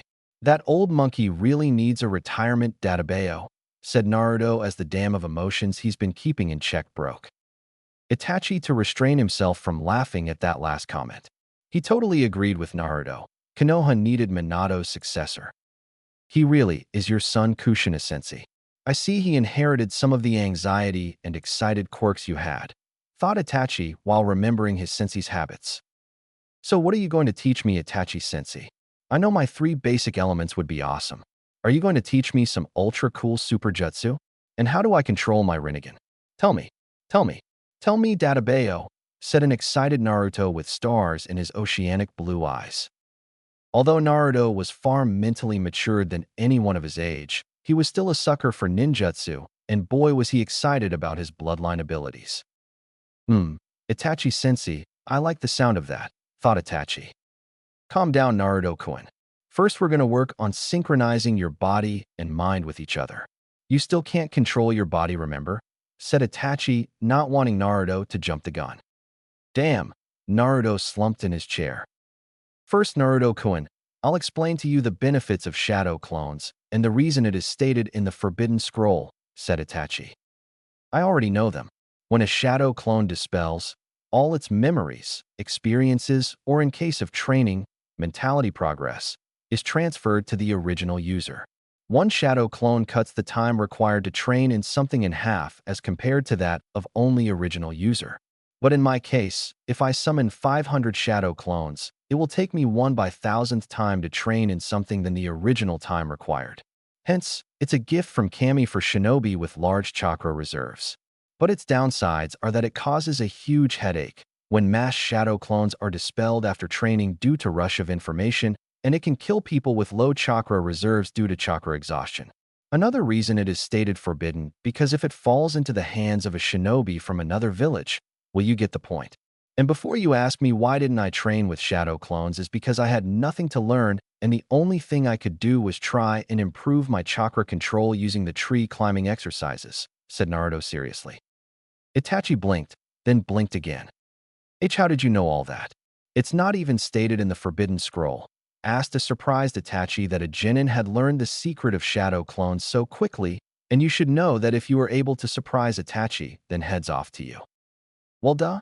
I have been using a large amount of shadow clones since I became a genin. You have to be a total idiot not to figure it out. And the rest? Well, it's pretty obvious, said Naruto offhandedly.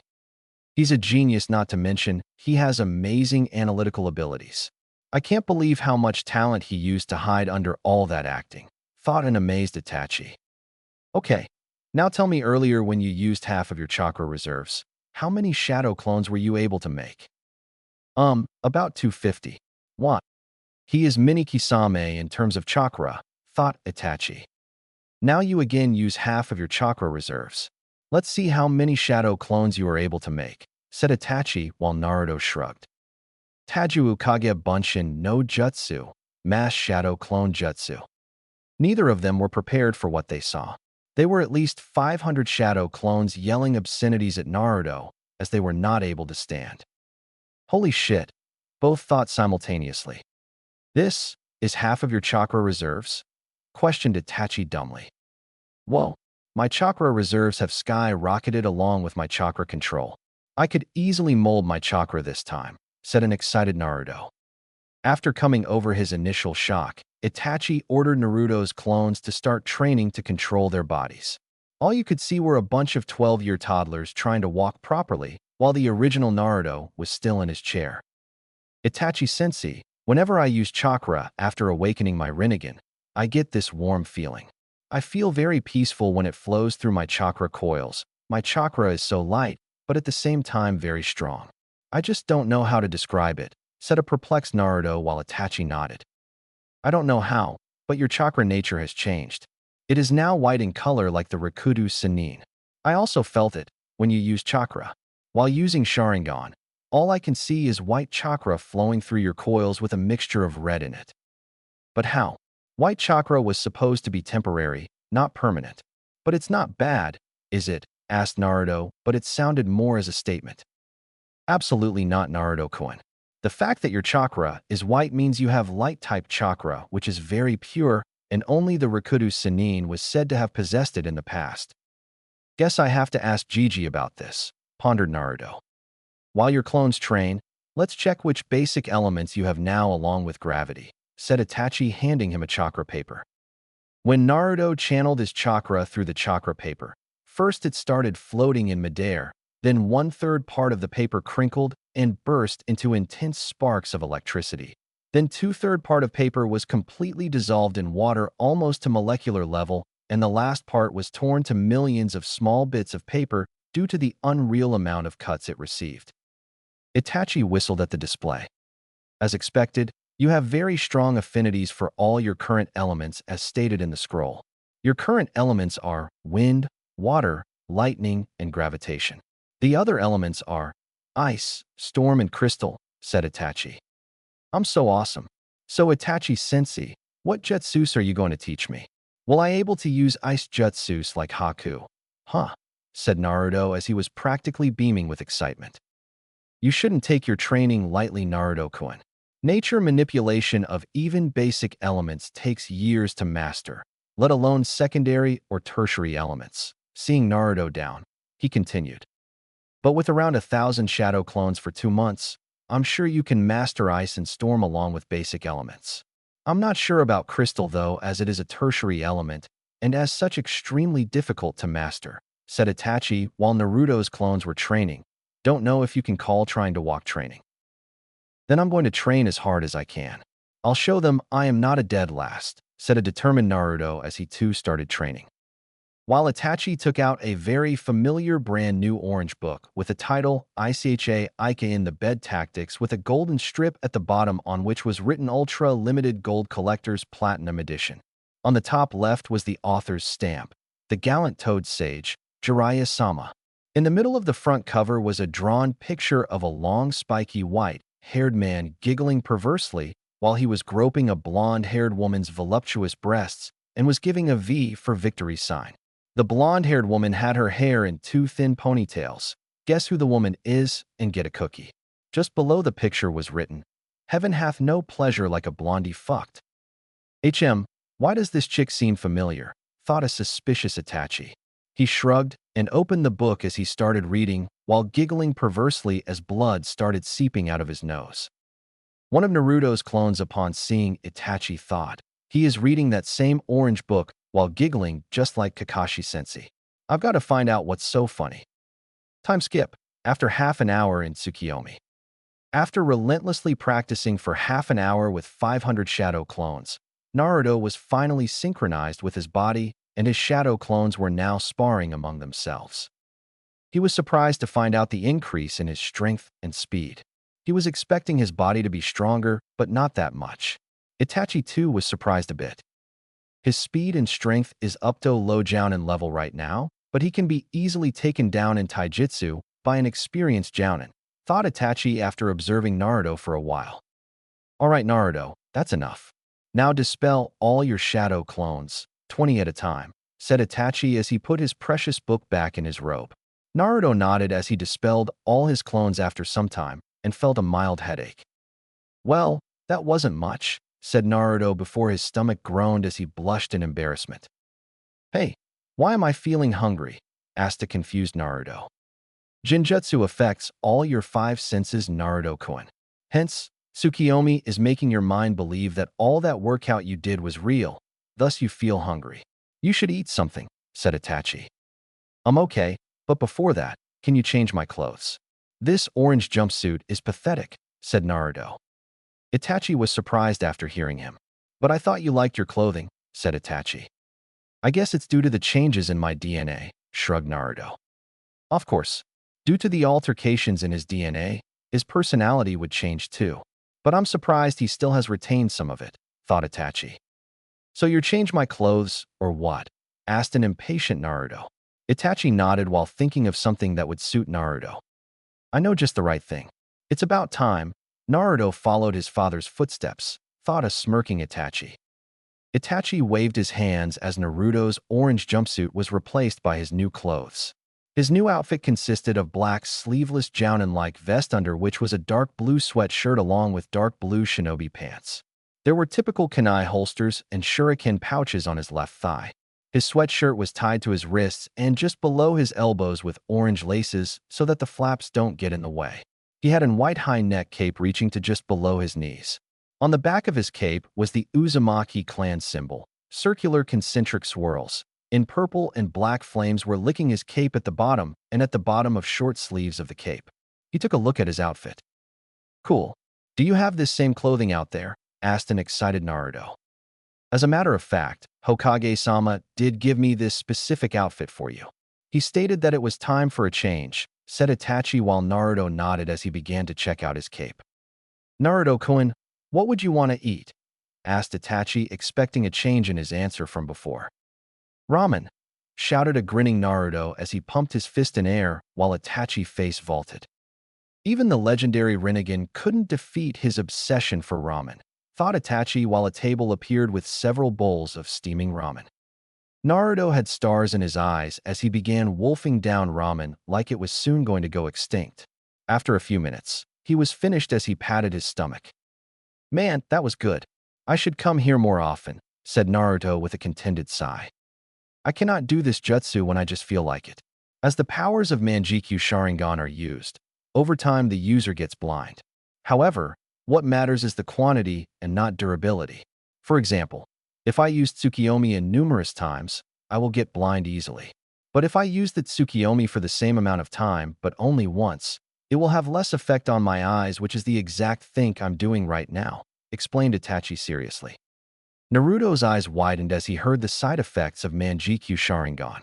He was even more surprised that someone would do this for him even if he was ordered by the Hokage as an S-rank mission could be declined.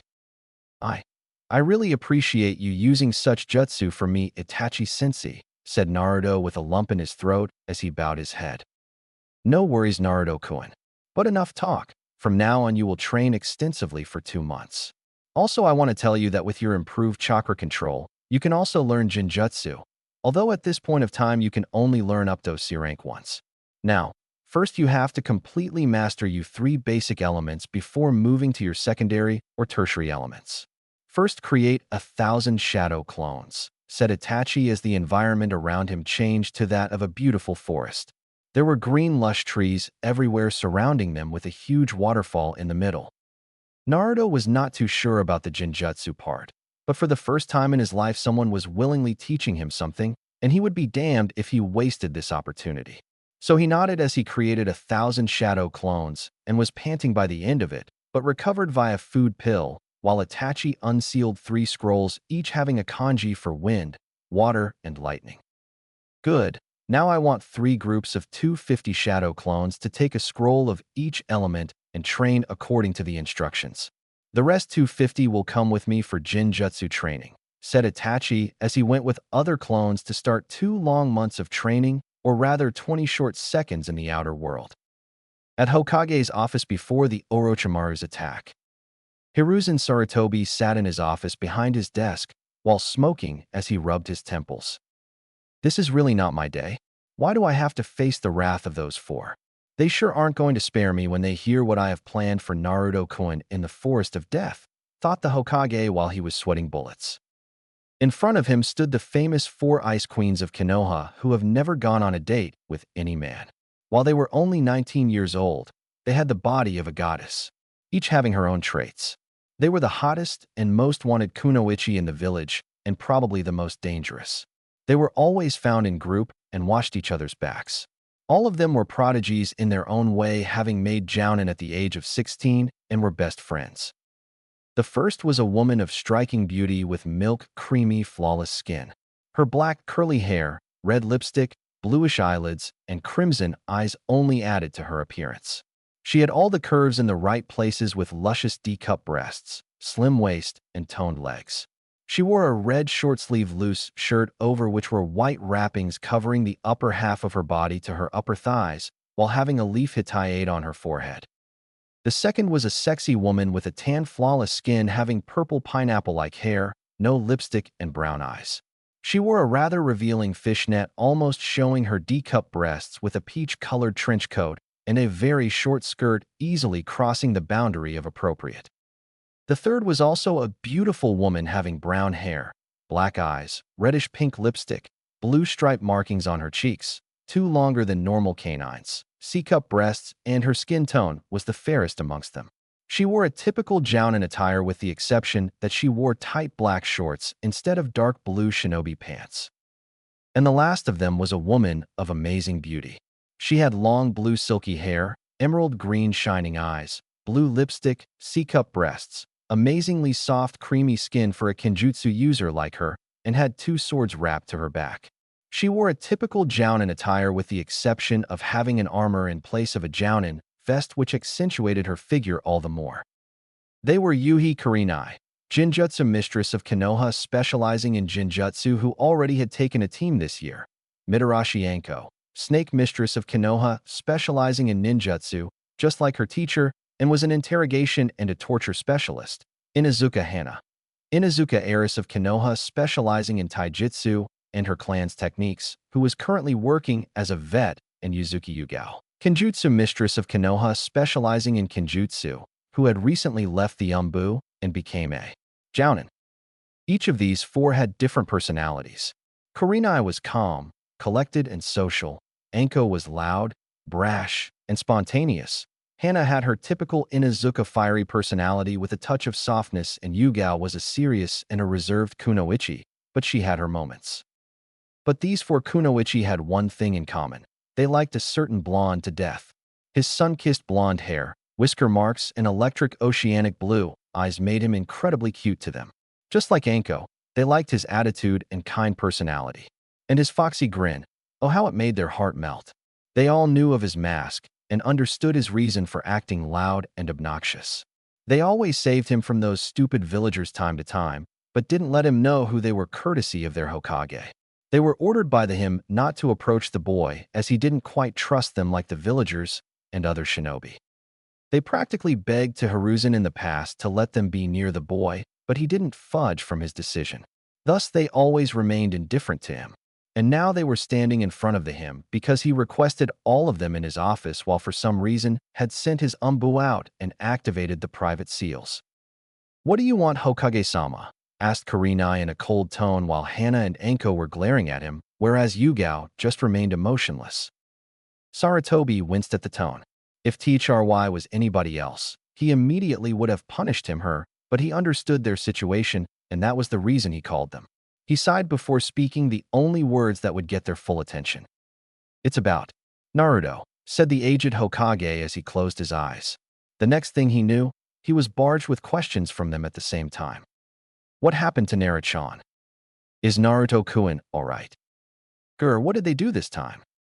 If the villagers did something to him, I'm gonna rip their heads off with my blades, said Anko, Kurenai, Hana, and Yugao simultaneously, worry written all over their face for their favorite blonde.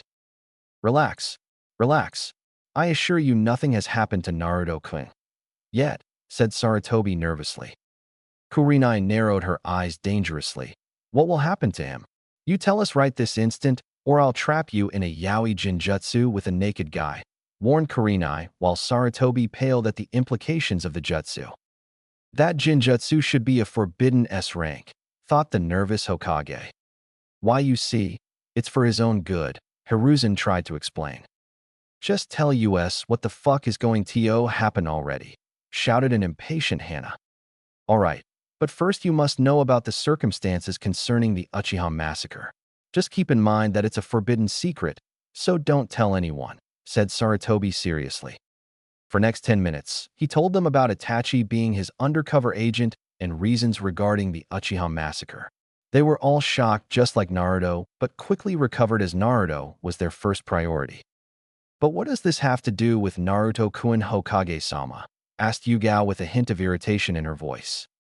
It has everything to do with Naruto-kun. Yesterday, Itachi came to the village along his companion for the time being to inform me about an organization he recently joined called Akatsuki. Akatsuki?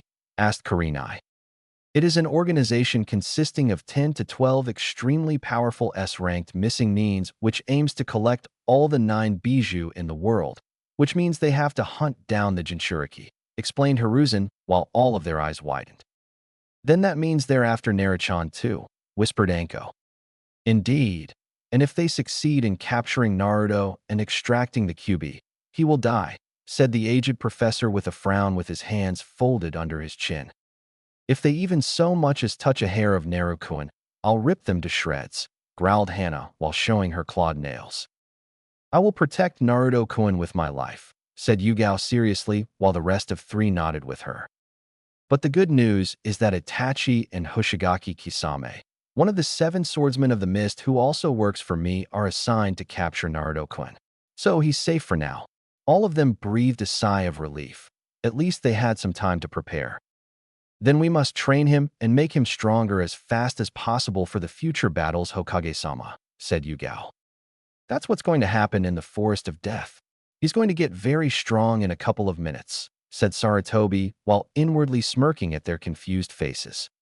What do you mean? Isn't he currently taking part in the Chunin exams? Asked a confused Kurenai.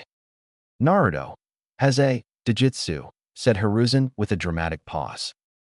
Although, I'm not quite sure if he would awaken it, further thought the Hokage while all of their faces were priceless as if they were told that they were pregnant with Naruto's child. I wish I had a camera, thought Hiruzen. But stuttered Anko. But we have never seen him any kind of bloodline limit. His eyes are always those beautiful, charming, exotic, and a magnificent shade of deep cerulean blue, said Kurenai with a dreamy sigh. Yeah, others said in unison with a faraway look on their faces while Hiruzen sweat dropped at their antics. If they ever see someone hurt Naruto, make Kami save her from these 4. After that thought, Sarutobi mentally grinned as an idea popped into his mind. I know just the right punishment for Itachi for stealing my brand new Iko book, thought Sarutobi evilly. After a cough from the Hokage, all the 4 ice queens came out of their dreamland. His Jujutsu hasn't been activated yet. That's why I have sent Itachi to help Naruto in activating it. Wait, but what is his Jujutsu and how can Itachi awaken it? Asked a confused Hana. For your first question, I will only tell you that it's the strongest Jujutsu the world has ever seen, even stronger than Sharingan and Byakugan. Its name is Rinnegan. But Hokage-sama, that's only a myth, said Yugao, disbelief clearly evident in her voice and on the faces of her friends. Well, we just have to see if it's a myth or not, wouldn't we? Said the professor with a smirk. But what is the role of Itachi in this? Asked Kurenai. We shall see in my crystal ball. It is about time that Itachi and Kisame intercepted Team 7-inch, said Hiruzen as he went over to his crystal ball with the 4 of them following him. But they weren't prepared for what they saw. There standing in a clearing was Orochimaru, who was holding a bruised and a battered Naruto by his neck. Naruto Kun! Shouted Kurenai while Anko was clenching her fists like she was ready to tear the crystal ball apart. Damn you snake bastard. If my Naruto dies today, I'm going to torture you so bad that your experiments would look like a dango, thought a furious Anko while Hana and her dogs were growling. Hokage-sama, we have to save him. I can't afford to lose him, said Yugao frantically. Curse you, Orochimaru. You 4, we're going there, now, yelled the Hokage. Just as they were about to leave, Sarutobi saw a glimpse of the present scene in the crystal ball. Wait. What now, you old coot? Naruto can die any second now, shouted a frustrated Anko. Calm down. Itachi and Kisame are there. They'll take care of everything. There's no need for our interference in the second examination, said the Hokage while all of them breathed a sigh of relief. They then gathered around the crystal ball and saw that Orochimaru had fled the scene. Hey, what the hell is happening? Why is Naruto screaming, and what is that white chakra? Said Hannah after observing for some time. All of them had to shield their eyes as the crystal orb flared white due to the amount of white chakra that Naruto was exploding with. Even though I can't sense his chakra, I can still tell this white chakra is very powerful, said Kurenai while blocking her eyes. Hey, would you kindly tell us what the hell is going on here? Yelled Anko. To activate Rinnegan, Itachi used Tsukiyomi on Naruto and forced him to watch his loved ones get killed. The pain of losing someone precious led to the awakening of his Dijitsu, explained the professor. He used that cursed jutsu on Naruto-kun, one that put Uchiha Sasuke in a coma for 2 weeks, asked an incredulous Kurenai with a hint of anger. Gur, I'm going to give that Itachi Baka a beating of his life, growled Hannah. Count me in 2, Hannah-chan, said Anko with a sadistic smile on her face. Hiruzen shuddered at seeing that smile. If she ever gave you that smile, make Kami spare your genitals. I just hope Naruto-kun comes out of this fine, said an out-of-character Yugao with worry written all over her face. Don't worry, Yugao-chan. Naruto-kun is strong. He's beard much worse than this, said Kurenai as she hugged Yugao. I know, Kure-chan, but it hurts me to see him in so much pain, said Yugao as she buried her face in Kurenai's shoulders while tears leaked out of her beautiful eyes as Naruto's screams increased in volume. All his life he was beaten by those damn villagers because of the Kyuubi. He didn't even know why he was hated until recently. He is innocent, kind-hearted, and the purest person I've ever known. We had to watch him sit lonely at the parks while others played. We had to watch him sniff, cry at nights while he begged for someone to embrace him. He is so lonely, Kure-chan. His eyes clearly reflect all the sadness and pain he feels every day. And now, he's going through so much pain, and we can only watch. I, Sniff, want to change those eyes. I want to hug him, kiss him, tell him that he's Sniff, not alone, and will never be. I love him so much even though he's younger than me. I just want my Naruto-kun in my arms. I'm tired of seeing him get hurt, said Yugao as she broke into a fit of sobs while Kurenai comforted her as she wiped her own tears. Sarutobi himself looked sad and ashamed at the foolishness of the villagers. He considered Naruto as his grandson just like Konohamaru, and it pained him to see Naruto's life so miserable. We all love him deeply, Yugao-chan. We're never going to leave him even if Hokage-sama forbids us from approaching him, said Hannah as she glared at the Hokage. I'm sorry that your son's life was so miserable, Minato. But I know that these 4 would be excellent for Naruto-kun, thought Sarutobi. I know that you 4 are very upset with my decision, but it was for Naruto-kun's safety. But now I deem it fit to raise the restrictions on approaching him, said the Hokage with a serene smile. Their eyes widened upon hearing him. After all those years, they could finally help him with his burden. They could finally give all the love they felt for their object of affection. You see, Yugao-chan, we can see Naruto-chan. Stop crying now already, said a grinning Anko while Yugao nodded happily as she wiped her tears and stood beside Kurenai. Thank you very much, Hokage-sama, said Yugao as she bowed for the first time in years in front of the Hokage. You all can thank me by becoming Naruto-kun's future wives as he falls under the CRA, said a grinning Sarutobi.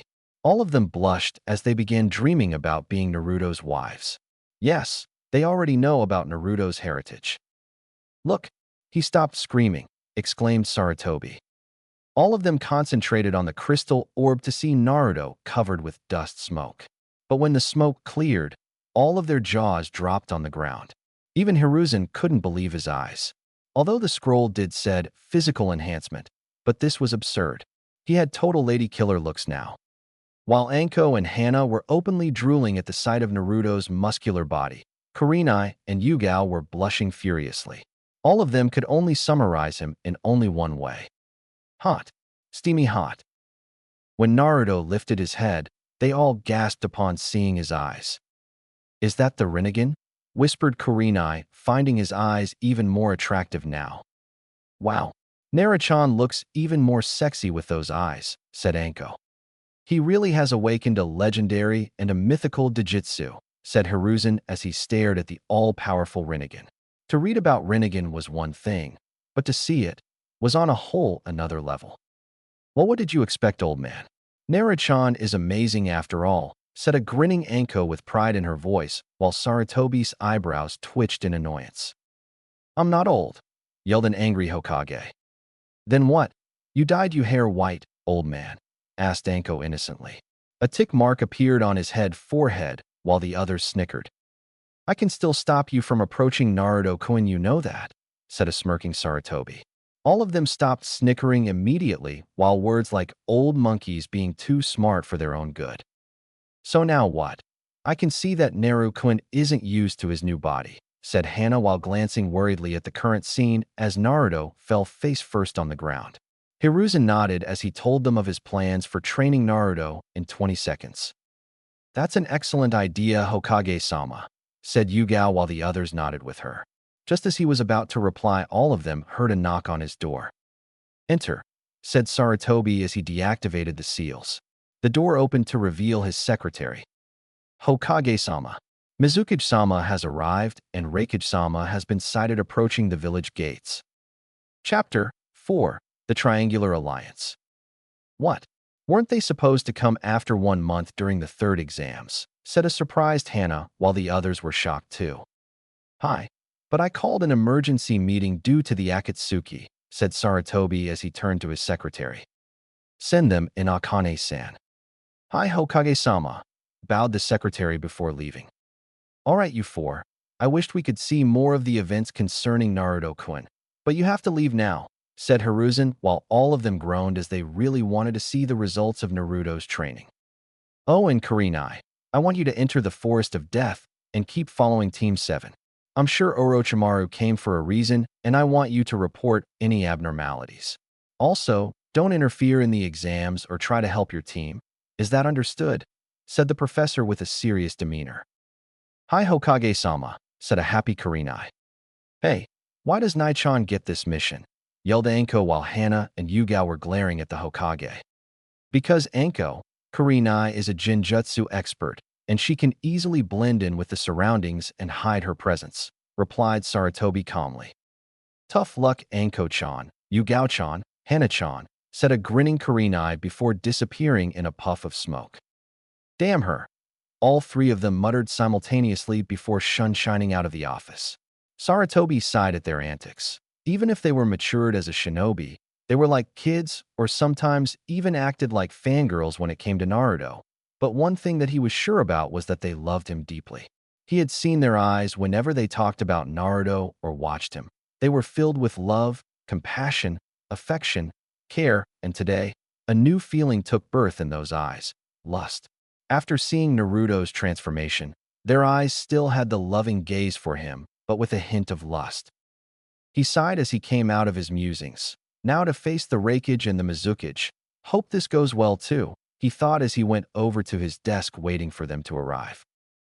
Meanwhile, in the Forest of Death, the clearing, 20 seconds after the beginning of Tsukiyomi.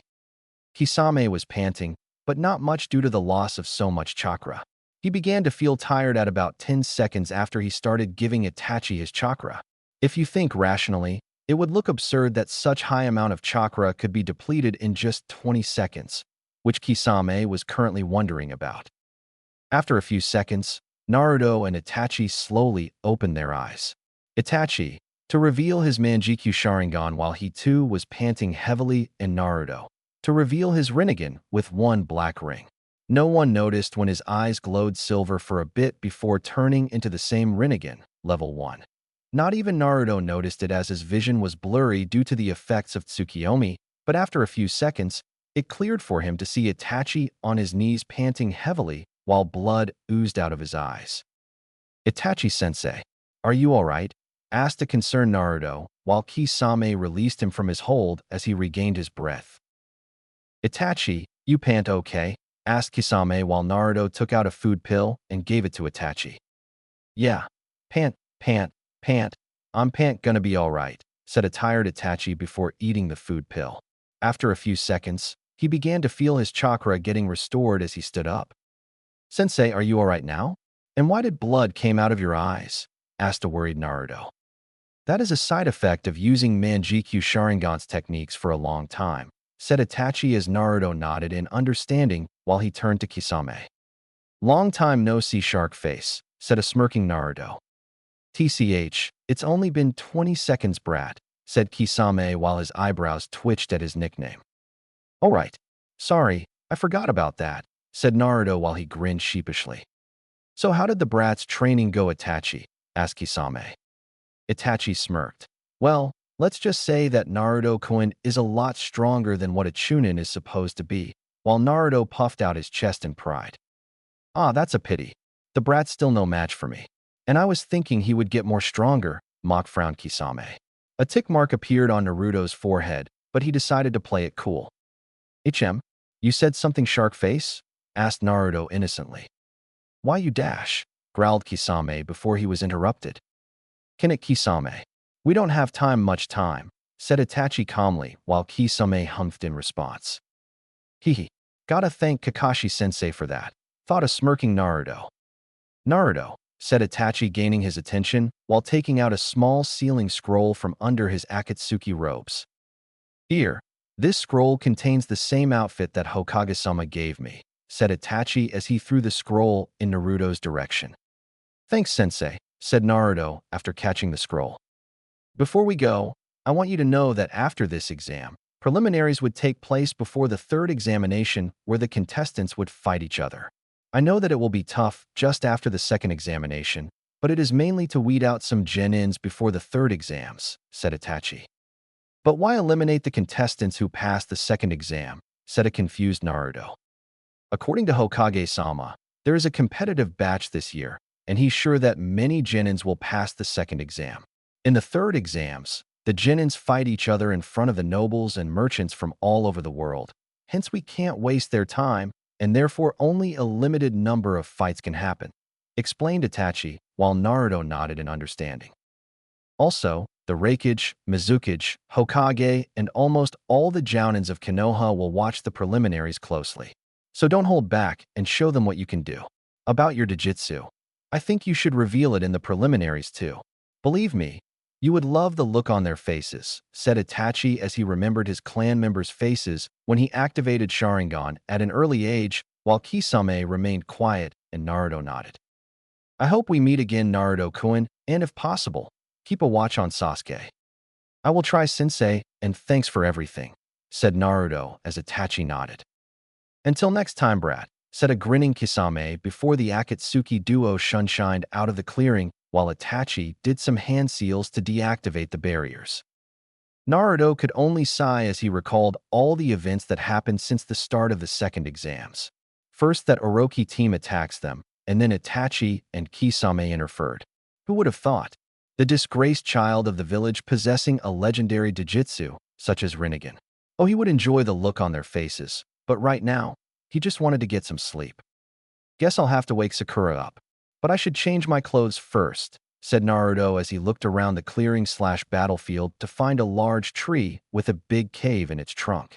He went in there, and after a couple of minutes came out in his new favorite shinobi wear. He then went over to Sakura to wake her up, wondering how will Sakura and Sasuke and most of the village will take to his newfound abilities. Hey Sakura, wake up, said Naruto as he nudged her on the shoulder. She had some bruises here and there, but was otherwise all right. Just 1 minute, mumbled Sakura. Come on, we're in the forest of death, remember, said Naruto as he lightly flicked her forehead. Eventually Sakura opened her eyes to see Naruto bent down in front of her. Naruto? What happened? Asked Sakura with blurry eyes as she slowly remembered all the events that took place while her eyes widened. Hey, where's Orochimaru and what happened to Sasuke-kun?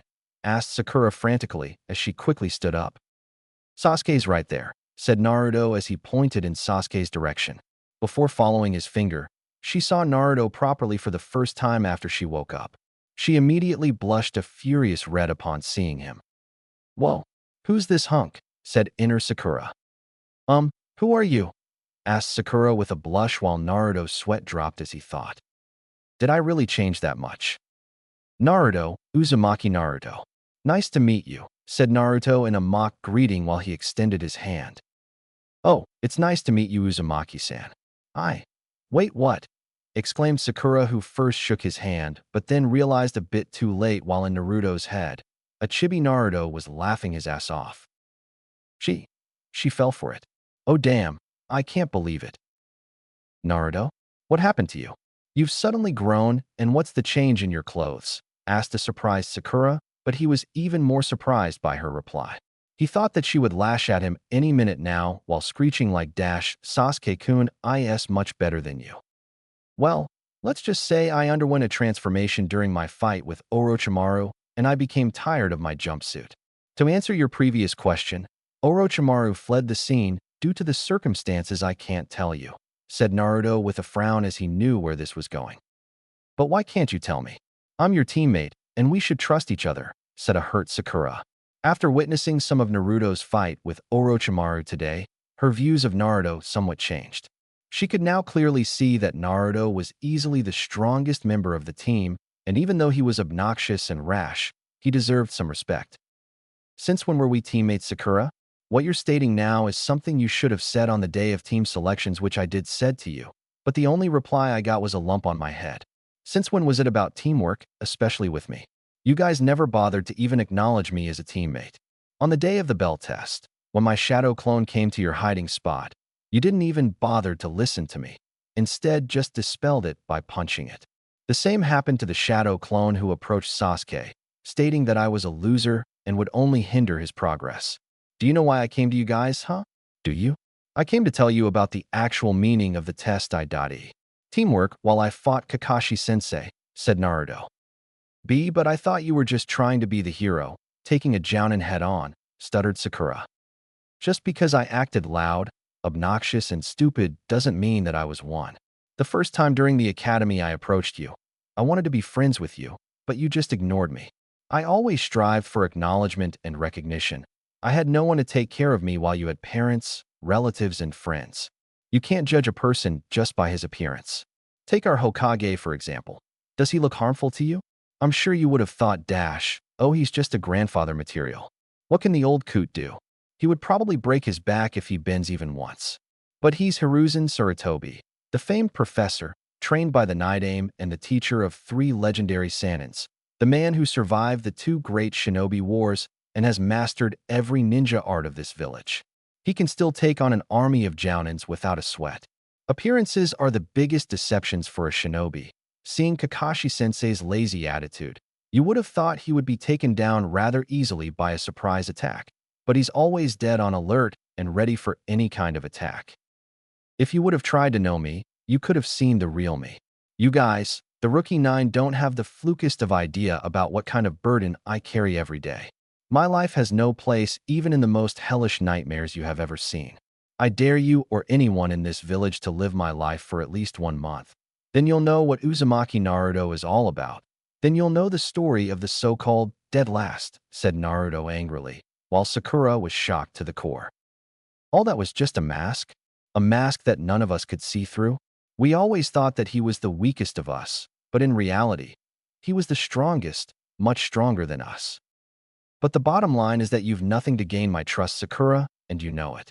So don't even bother asking anything, said Naruto in a cold tone while he went over to Sasuke and slung him on his back. Meanwhile, Sakura bowed her head in shame as she remembered all the times when she looked down on Naruto for no apparent reason. She will make sure that she'll at least be able to remain friends with him. I'm sorry, Naruto, but from now on, I'll treat you with the respect you deserve even if Sasuke-kun objects to it, thought Sakura. Come on, over here. I found a cave for us to rest up a bit. We still have 4 days left, said Naruto while pointing to the large hole in a tree trunk. Sakura followed while she felt more sad as she noticed the lack of chan to her name. He laid Sasuke down while Sakura entered the lightly lit cave, seeing that the sun was now setting down. Those clothes look good on you, Naruto, said Sakura with a sincere smile. Naruto was surprised when he heard the compliment. Sakura had never said anything nice to him. What was up with her all of a sudden? I know that I treated you very badly ever since I met you, but I'm now determined to change and earn your trust and friendship, said a determined Sakura. Naruto was taken aback by the fact that Sakura wanted to be friends with him, something he wanted in the academy, while his lips slowly turned into a small smile. I guess everyone deserves a second chance, but I have to keep an eye on her if she's planning something, thought Naruto with an almost unnoticeable smile. I'll think about it. But you should check on Sasuke's condition. He's pretty beaten up, said Naruto as he pointed to Sasuke beside him with his thumb. All right. I almost forgot about Sasuke-kun, said Sakura while she hurriedly went over to Sasuke before she started applying bandages to his wounds from a first aid medic kit she seemed to carry. Naruto, he's running a high fever. What do we do? We need cold water, but I don't think there's a source of water nearby, said Sakura worriedly. Leave that up to me, said a smirking Naruto as he combined his wind and water chakra to form a big block of ice in his hands. He then used his wind-natured chakra to cut the block into small cubes, still in his hands. Will these do? Asked Naruto as he gave her the cubes. Meanwhile, Sakura's expression was priceless. She couldn't believe what she saw. First, Naruto created ice just like that Mist Haku and sliced them from out of nowhere. She could only nod dumbly and accept the cubes as she put them on Sasuke's forehead. And Naruto, how did you do that? Asked Sakura after tending to Sasuke's injuries. Naruto sighed as he knew how many questions would be coming, not just from Sakura and Sasuke, but from almost everyone who knew him. Look, Sakura, I can't tell you anything right now as it is an S-ranked secret, but from now on you'll see me do things that'll make you go haywire. So whatever it is, just take it in without any questions, and if you gain enough of my trust, I may tell you everything after the Chunin exams are over, said Naruto seriously while he took out his own sleeping bag and sealed his cape to get comfortable, which resulted in Sakura being gobsmacked as she didn't know that Naruto knew how to use sealing scrolls. Okay, Naruto, if you say so. But really, that was awesome and I know that you'll definitely become Chunin this time, Databeo, said Sakura while giggling at the last word and took out her own sleeping bag as she dragged Sasuke onto it. Yeah, I hope so, mumbled a faintly smiling Naruto as he closed his eyes to get some sleep. I guess the battle between me and Orochimaru opened her eyes to the reality. Maybe she still has a chance, thought Naruto. Well, I'm going to keep watch as I don't feel like sleeping. I'll wake you up if something happens, said Sakura as she walked towards the exit of their temporary shelter. Sure, thanks Sakura, said Naruto before drifting off to sleep. Hokage's office, just after the Ice Queens left. Hiruzen Sarutobi sat on his chair smoking when the door to his office opened. First to enter was a beautiful busta lady with an angelic body most women would kill for. She had long flowing silky red hair, hazel green eyes with attractive black eyelashes, milk creamy skin, D-cup breasts, slim waist, and toned legs. She was Terumi Mei, Godei Mizukage of Kirigakure. She had a bit of makeup on her face with red lipstick and bluish eyelids like Kurenai, wearing a blue top which was reaching to just above her knee. Under this outfit, she wore a mesh armor. She had the Kiri's blue Kaguya hat with a kanji for water on it, and wore a cheerful expression on her face. Greetings Hokage Dano, said Mei with a smile. Along with her were her two bodyguards, namely Ao and Chijiro. Welcome Mizukage Dano. I hope your journey was safe, said a smiling Sarutobi.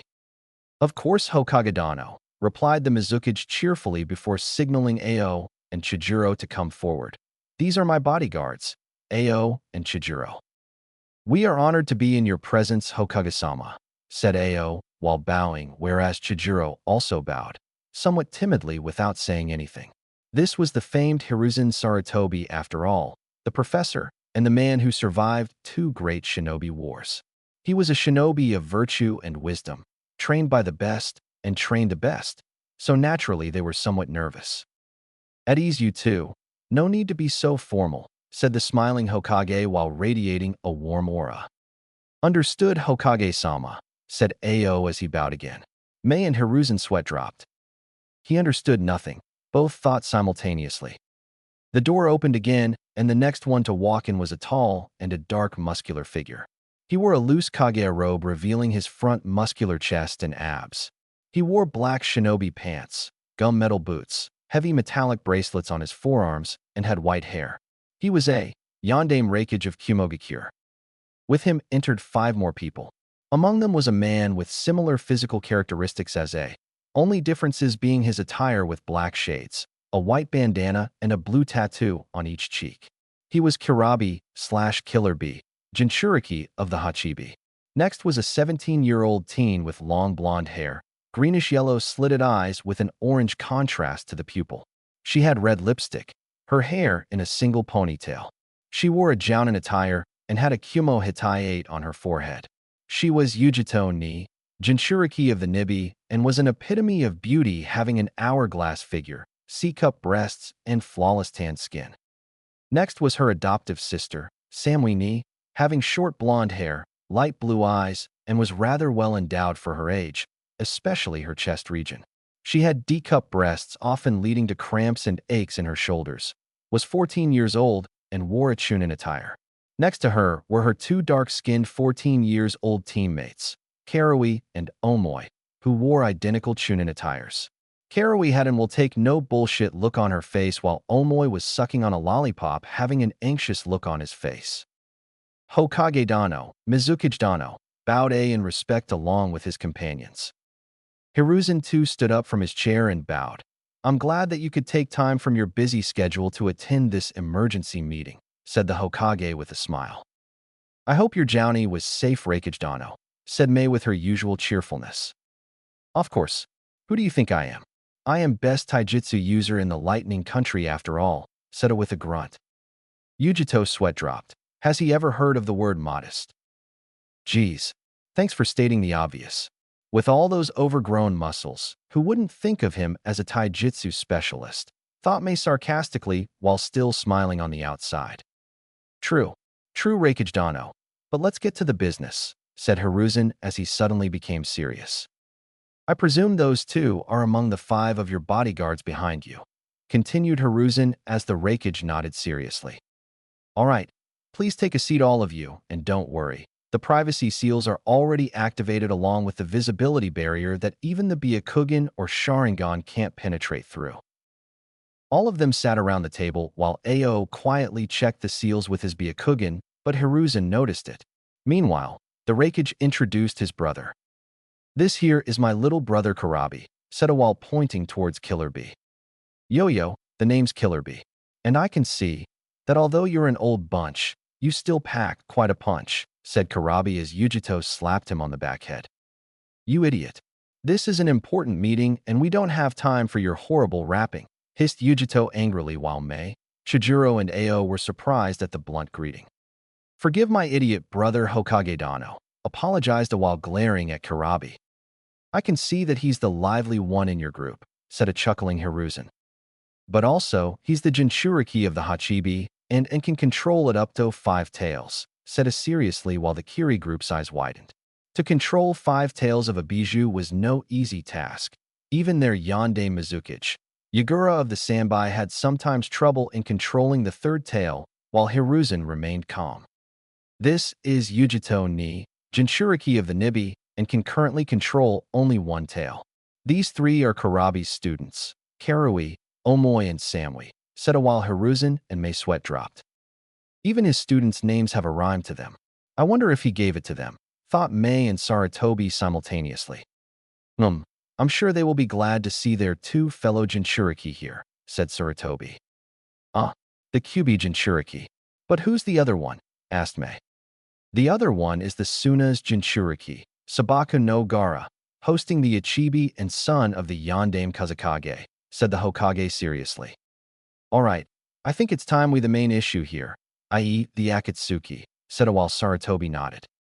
Hi, but there is one thing I must inform you about, is that I have 2 spies in that organization, so it will be somewhat easy to keep track of their movements.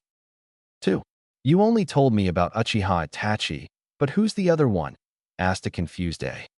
By the approval of Mizukage Dano here, Hoshigaki Kisame is my other spy as he's not liked much in Kiri, said Sarutobi. A whistled, that's a huge bonus. I've heard about the chakra reserves of that guy being equal to a Jinchuriki. But there's another main reason for this meeting. Reikage Dano, I hope you remember that you owe me for the Hyuga incident because of your previous Reikage, said Hiruzen with his piercing gaze fixated on A who nodded. And Mizukage Dano, I'm sure that after the Bloodline War just being finished, that Kiri is in its weakened state right now and you would be looking for some alliances, continued Sarutobi. Mei nodded, but what are you dash? But she was interrupted by a loud cry and the sound of glass being broken. Dynamic entry. Sarutobi face-palmed himself while crying anime, tears muttering things like, Why now? And what have I done to deserve this? Everybody, except the Hokage, turned their heads to see the most horrible sight in their ninja careers that would haunt them in their most vicious nightmares for the rest of their lives. There standing in front of them was the weirdest human they had ever seen. A male with a tight green spandex, bowl-shaped hair, had the biggest and thickest eyebrows in the history of Homo sapiens. What added more to his nightmarish appearance was that he was standing in a thumbs-up pose and his teeth were shining so much that even Amaterasu and Tsukiyomi would feel jealous. So much shine was there that all of them had to cover their eyes. Even Killer Bee, who had his shades, couldn't pierce through this strange flash illumination effect. Damn, I forgot the physical barrier. I hope they can sleep properly from now on, thought a pale-faced Sarutobi. YSH, Hokage-sama. My youthful ears have picked up some youthful information that Reikage-sama and Mizukage-sama have arrived, shouted this epitome of weirdness. Shit, shit, shit, damn shit. I should have warned those four about keeping this to themselves. Mentally cursed the Hokage, who was currently sweating bullets on how to handle this situation. Hey, that was a cool entry fuzzy eyebrow. Although you look like shitty scarecrow. Tried to wrap the Jinchuriki, followed by a typical punch to his head by the fellow Jinchuriki, resulting in him falling face first on the ground. However, this time Yujito couldn't say anything as she was stunned into silence. Even Nibby was panicked. Kitten, stay away from this thing. We're gonna die, screamed Nibby in Yujito's head while she could only nod with her. Back in my days. Never mind, I've never seen such a thing, murmured Ao. That is not cool, said a surprised Samui while Mei, A and Chijiro were rendered speechless. Yujito-san, you shouldn't hit B-sensei like that. If you punch him that hard, what if he gets angry, resulting in him releasing the Hachibi? Then it will go on a rampage, slaughtering us all and destroying Konoha in the process, which would further result into a fourth great shinobi war and ultimately leading to the extinction of the human race, said Omoi while he anxiously sucked on his lollipop. A vein popped on Karui's forehead, followed by a punch to his head, resulting in him throwing his lollipop in the direction of Guy. Oh, thought Karui. What is this unyouthful thing? Said Guy after catching Omoi's suck toy and was currently inspecting it. All eyes were on Guy, wanting to see his reaction, but what he did next threw them for the loop. He put the lollipop in his damn mouth and started sucking on it. WSH.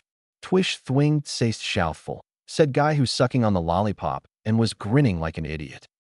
Please tell me this is not happening, thought Mei with a look of dread on her face.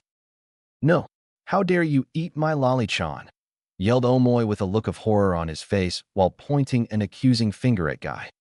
Your flames of youth have dampened my boy. You should share such youthful things with youthful people. Like hell I would share something with a freak like you. And what's this youthful crap you're blabbering about? Screamed Omoi, whereas Karui was surprised as she had never seen him so worked up. No wonder Konoha is the strongest village. With people like him here, wars can be won with just his appearance, thought A as Omoi and Guy continued to argue. Hokage Dano, I would advise that you send this man out and continue with this meeting, said a smiling Mei while her eyebrows twitched constantly. She was really resisting the urge to melt this man's unyouthful balls. Hiruzen nodded and ordered Guy to leave the office. As you wish, Hokage-sama. Reverse dynamic entry, yelled Guy before leaving the office and breaking another window in the process, the cursed lollipop still in his mouth while a tick mark appeared on Sarutobi's forehead.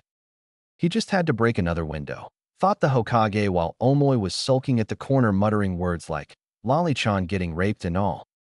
Let's not waste any more time, Hokage Dano, said A after regaining his composure. Hi, but what were you implying before the disturbance, Hokage Dano? Asked Mei while everyone else paid attention at that. Right, said Sarutobi while clearing his throat.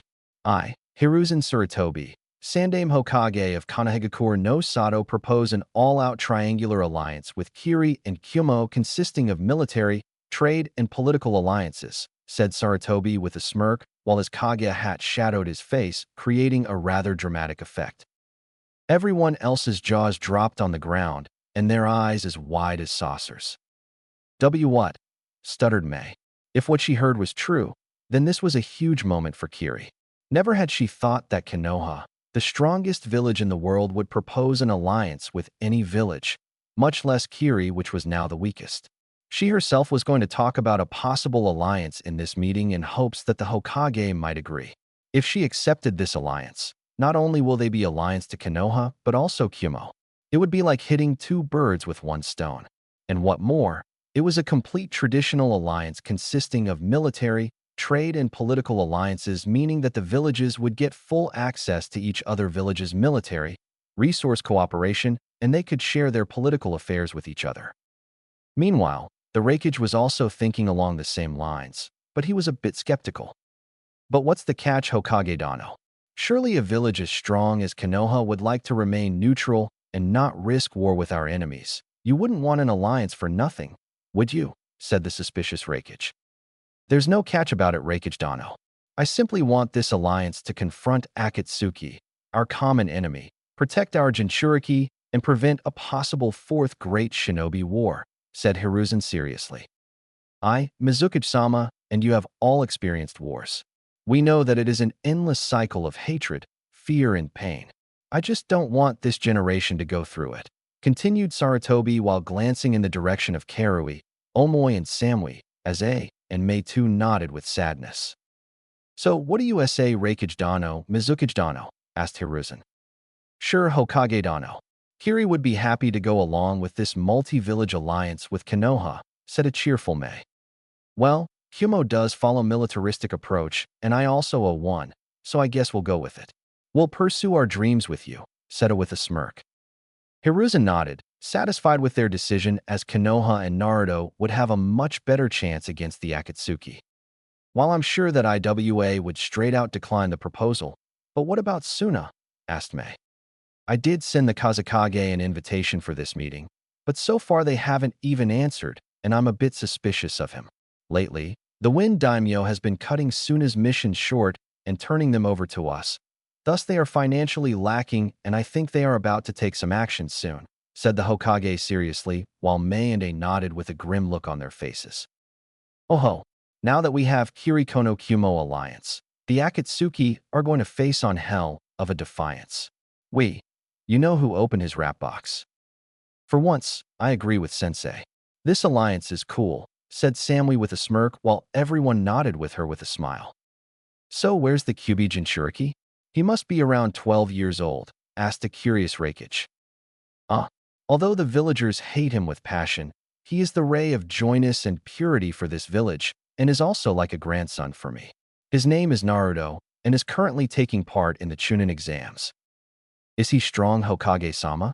So far the only thing we've heard about him from the villagers is that he is a shrimp, loud and annoying, a prank master and a dead last who flunked his graduation exams twice, said Yujito. Do not believe those foolish villagers. It was just a part of his mask, and he thinks that I don't know about it. You're a Jinchuriki. You should know that the leakage of a bijuu's chakra in your chakra coils messes up your chakra control, hence it's difficult to create a bunshin, which requires a small amount of chakra, thus the reason for failing twice in the academy, said Sarutobi seriously.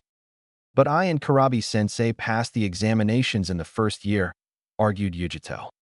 That was because Naruto had it worse than a normal Jinchuriki like you should, said Hiruzen. What do you mean, Hokage Dano? How was the boy's life until now? Asked a confused while the others listened intently.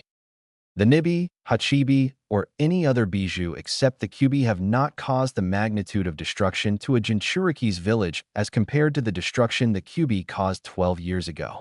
More than half of our village was destroyed, 3/4 of our shinobi having families were killed, which gave birth to an infinite amount of fear, pain, anger, and hatred to the villagers and the shinobi here. They had to vent their anger on someone, which resulted in Naruto being the scapegoat of their hatred. I'm not justifying their actions, just telling you. For Jinchuriki like you, although people in your village still hate you, they only prefer to keep their distance from you and ignore you. But in Naruto's case, I'm not going to go into the details, but he was treated much harshly than you guys. He was not taught properly by any of the teachers except one, and that too on his passing year, explained the professor with a sad expression on his face, while others too were saddened by this. Meanwhile, Yujito and Karabi were shocked that someone had taken it harder than them and still survived through it. You want to know how strong as he is, right? How about we go see ourselves the preliminaries, said a smirking Hiruzen. Sure, Hokage-dano. We would like to see this enigma and his skills, as he does contains the strongest of the bijou, replied Mei happily. I guess so. I've been itching to watch some fights anyway, said while all of them stood up. The preliminaries would be held in 4 days. Until then, you're free to do anything as you wish with my umbu trailing you for security purposes, so please cooperate with them.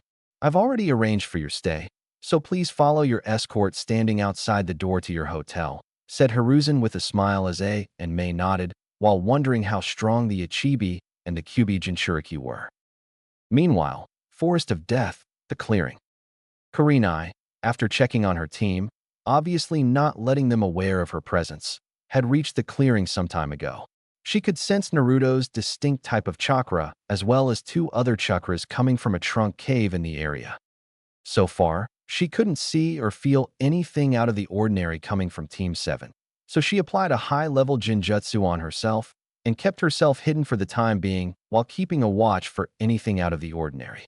After some time, she saw Haruno Sakura come out, who then started laying traps around their temporary residence. The traps were nothing special, but good enough for a bunch of weak genins. While Sakura was busy, Naruto had already drifted to sleep. Naruto's mindscape. Drip, drip. Where am I? Thought Naruto as he found himself in some corridors where water was filled to his knees. One moment he was sleeping, and another, he was in this damn sewer. The area was dimly lit, and he had no idea how. He then started walking wherever the path was taking him. After some time, he heard a faint sound of crying coming from ahead of him. He then started running in the direction from where the sound was coming from, but it strangely sounded feminine. He came to a halt in front of a large cage, WTH, a small piece of paper on the middle with a kanji for seal on it. He could clearly hear the sounds of someone crying from the other side of the cage and was really nervous now. First he found himself in this sewer, and then this. It could also be a trap or something. He then noticed that he didn't have any kunai or shuriken holsters wrapped to his thighs, but was shocked when suddenly a kunai materialized in midair in front of him. What the hell? I was thinking of drawing out a kunai, and it materialized, thought Naruto, but was dragged out of his musings when the sounds of crying got louder. He cautiously approached the cage with a kunai in front of him, but could see nothing in the cage as it was dark while he activated his Rinnegan. He gasped when he saw a bright source of overflowing red chakra. He put the 2 and 2 together as he thought about the cage, the seal kanji, the red chakra, and came to an obvious conclusion. The K-Kyuubi. It's crying? What the hell? Am I dreaming, and why didn't anyone tell me that it was a female? Thought Naruto before he stopped just outside the cage. Hello? Anybody there? Said a nervous Naruto. He was talking to Kyuubi no Kitsune after all, so had to be careful. The crying suddenly stopped, and he could hear, and as well as see, that she was shuffling inside while wiping her tears. Who it? And Naruto-kun. Is that you? Said a shaky feminine voice which was even more scared than Naruto's. The hell is going on here? Why is she scared of all people? Or demons? Thought Naruto as he slowly progressed towards the inside of the cage. Although he knew that he could be dead within seconds, but something in him told that he should comfort her. She didn't look all that scary, and he thought that Kyuubi was a giant fox and not a feminine human or whatever. Yeah, my name is Uzumaki Naruto, your vessel. Pleased to meet ya, said Naruto while he laughed nervously. He was now completely inside the cage, but the next thing he knew, he was tackled by a red blur resulting in him falling on the wet floor. She was so fast, even his Rinnegan couldn't follow it. He thought that he would be dead any time now as he mistaked it for an attack, but when he opened his eyes, all he could see were 2 small cute fox ears while Kyuubi's face was buried in his jounin vest. She was sobbing uncontrollably, repeatedly saying sorry. He also noted the 9 tails swishing in midair and her long silky red hair, which reached to her lower back. He couldn't bear to see any female cry, even if it was the Kyuubi. If she was as bad as the legends told, then she already would have killed him. Why are you saying sorry? Asked a confused Naruto while he absent-mindedly started stroking her ears. Kyuubi immediately blushed while she started to purr, and leaned more into his touch. She was brought out of her comfort when Naruto voiced the same question again. She lifted her face to find that she was only inches away from his face. Both of them blushed crimson red as they saw each other's facial characteristics. To Naruto, he had never seen someone so beautiful. Her heart-shaped face, red eyes with black slits, small nose, and pink supple lips all seemed to yell angelic. Her complexion was glowing white, and he couldn't help but wonder, how the hell did she maintain herself in this sewer? To Kyubi, he was very adorable, cute and handsome at the same time. His spiky blonde hair, tan skin and whiskers added to his appearance. But what really threw her for the loop was when she noticed her eyes. Naruto was brought out of his trance-like state when he heard her gasp. "The Rinnegan, I can't believe it. It truly has finally awakened after so many years," whispered Kyubi with a look of astonishment on her face. Her eyes were watery red and her cheeks were puffy due to crying so much. Naruto could only stare at her beautiful face. He didn't know why or how, but he kind of felt attracted to her, like there was a bond between him and her. He felt a pang in his heart to see the almighty Kyubi no Kitsune cry. How ironic. So instinctively, he brought his hand to her face and wiped her tears. At first, she blushed furiously, but then leaned into his touch. "Why are you crying?" asked Naruto softly. At this, more tears started forming in her eyes, but she controlled herself. "Just now, I saw all of your memories. I saw how you were treated all your life just because of me. I'm so sorry." At this, she again broke down as she sobbed uncontrollably while hugging Naruto tightly to her. He blushed when he felt her breasts tightly pressed against his chest, but he had more important things to do. He hugged her back while rubbing her red hair lovingly, whereas she continued to cry. After some time, she stopped crying and began to enjoy the warmth that Naruto seemed to be radiating. "Q-chan?" asked Naruto while still rubbing her hair. She blushed at the addition of chan to her name, while Minji, in response to indicate she was listening. "What did you mean by just now? Why didn't you appear early in my life, and I thought that you were a giant fox, not a beautiful lady," said Naruto, still clueless that he was flirting with her while her blush got darker in shade. But he couldn't see it as her face was buried in his chest. "First, I would like you to know why I attacked your village," said Kyubi as she lifted her face and stared Naruto right in his purple eyes. "What do you mean? Didn't you just go on a rampage?" asked a confused Naruto while Kyubi shook her head. "Your mother, Naruto-kun, was my previous host," said Kyubi, shocking Naruto to his very core, but before he could speak, she continued. "When she gave birth to you, someone attacked her. After a Jinchuriki gives birth, her seal gets weakened considerably. So that day, a man with a black cloak wearing an orange spiral mask on his face attacked her just after giving birth to you. I still don't clearly remember the incident, but I do know that he somehow released me. He had the Sharingan, although I couldn't clearly see what form it was, but it was definitely Manjikyu or above. When I saw him in the eyes, something snapped in me. After that, the only thing I remember is me attacking your village, and the rest is somewhat blank. Only blurred visions of that incident, just like amnesia. What I know is that he trapped me in very powerful Jinjutsu, which was active till today. After the sealing, I got some of my consciousness back and tried to dispel the Jinjutsu, but couldn't do it until you awakened your Rinnegan. That's why you could easily control one tail of my chakra, because some part of me was constantly trying to help you since the sealing. Remember your battle at the bridge in the Wave Country, when you first time accessed my chakra because of your emotions? Well, my guess is that that somewhat weakened your seal.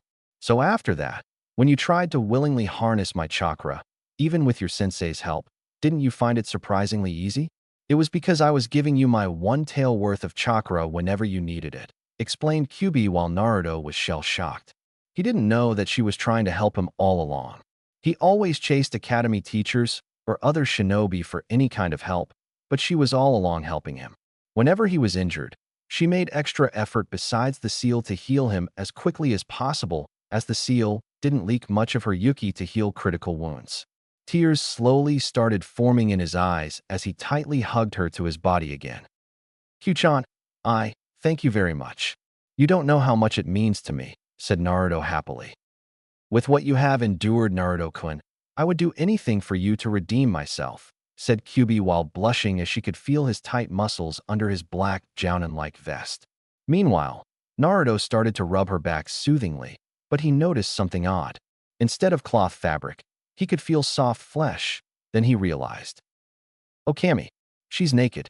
Now she's going to kill me thinking that I'm a pervert, thought a scared Naruto, but was surprised to hear a moan escape her lips while he still unconsciously continued to rub her back. Naruto-kun, moaned Kyubi as she drew closer to Naruto's face while he himself started to close the gap. But what about Hinata? He knew that he shouldn't be doing this, but he also couldn't resist her pretty face and her angelic voice. Finally, their lips touched in a chaste kiss while there was a rush of warmth throughout their bodies. Her lips were so soft, he could practically feel his lips melting in the tender embrace of her warm lips. It was just like how two hot molten metals fuse with each other to form a whole new element. Never had he thought that a simple kiss could feel so good. Well, if you had your first kiss with a boy who radiated the superiority of the combination of his whole dead clan and the broodiness of a guy who lost his dick at the hands of his brother's wakizashi, who wouldn't? Foolish little brother, your dick will always be weak. It's best if you get rid of it. My goal is to cut the dick of a certain someone. Yeah, that kind of brooder. Well, back to the kiss. Soon they deepened their kiss while Naruto started to rub her lower bare back and Kyubi started to rub his scalp lovingly. They were on the 9th cloud right now. But he was surprised when her tongue touched his lower lip. He didn't know what to do, but followed his instincts by opening his mouth. A whole new fulfilling sensation of electric pleasure bolted throughout his body and invaded his nervous system when he felt her tongue massaging his own. Soon her tongue began exploring his mouth like a lone child in a candy store, her tongue embracing his, as if asking him to come to its home. Upon his barely controlled instincts, his tongue tenderly entered her mouth before he fervently explored her angelic insides. Her mouth tasted like wild strawberries with a tinge of ripened peaches. She moaned in his mouth while slurping sounds were made as they deliriously kissed each other, saliva dripping from both of their tongues. If Jiraiya would have seen this, he surely would have died of blood loss with a content smile on his face. But upon feeling something hard poke her in her lower region, she moaned loudly, leading to an abrupt stop to their makeout session, both panting heavily with blood-red blush on their faces. What's wrong with me? Thought Naruto while both of them were breathing heavily. On the other hand, Kyubi too felt confused but somewhat excited at the strange attraction she felt for him. Although they had only met now, but she could say that she knew him better than anyone in the village. She had watched his memories after all. She knew all of his traits, quirks, his funny persona, his unshatterable confidence, determination, and the unbreakable will to never give up, his obsession with ramen, his fondness for his Ayame-chan, Hinata-chan, Benaheim-chan, Sum-chan, not the Inuzuka clan head, Yugi-chan, and a girl whose name he never came to know about.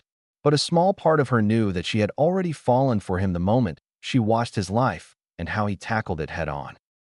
Sorry, stuttered Naruto while she watched the other way with a blush, not matching his gaze. Me too, she said meekly.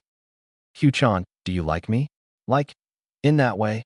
Asked Naruto while she sighed sadly as she rested her head on his chest. I don't know. I'm so confused. I feel very much attracted to you. But I'm not sure if you'll accept me. I know you like that Hinata girl. But she inhaled deeply while trying to stop her tears. But at least give me a chance, Naruto-kun. I know that I was the sole reason you lost everything and had to endure something which no one else should. But I'm ready to do anything for you. Anything to redeem myself. Anything you ask for. I know that a demon like me does not deserve the love of someone like you. But please.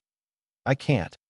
I just can't live without you, she said in a choked voice while she was barely restraining her tears. But when she felt warm droplets on her head, she looked up to see Naruto smiling warmly at her while tears were freely flowing down his face, and that his eyes were back to normal blue color. Naruto had never felt so warm and wanted in a long time. He had another person who liked him, or rather was attracted to him in a romantic way. While he had grandfatherly, sisterly, and brotherly characters in his life, he deeply yearned for physical contact or a romantic relationship. And now he was possibly getting what he wanted all his life. Love. Such a simple four-letter word, but so strong that even the demons bow before it.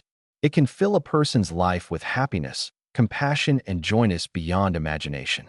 It is what gives the definition of heart and makes the person forget all his memories in his lover's embrace.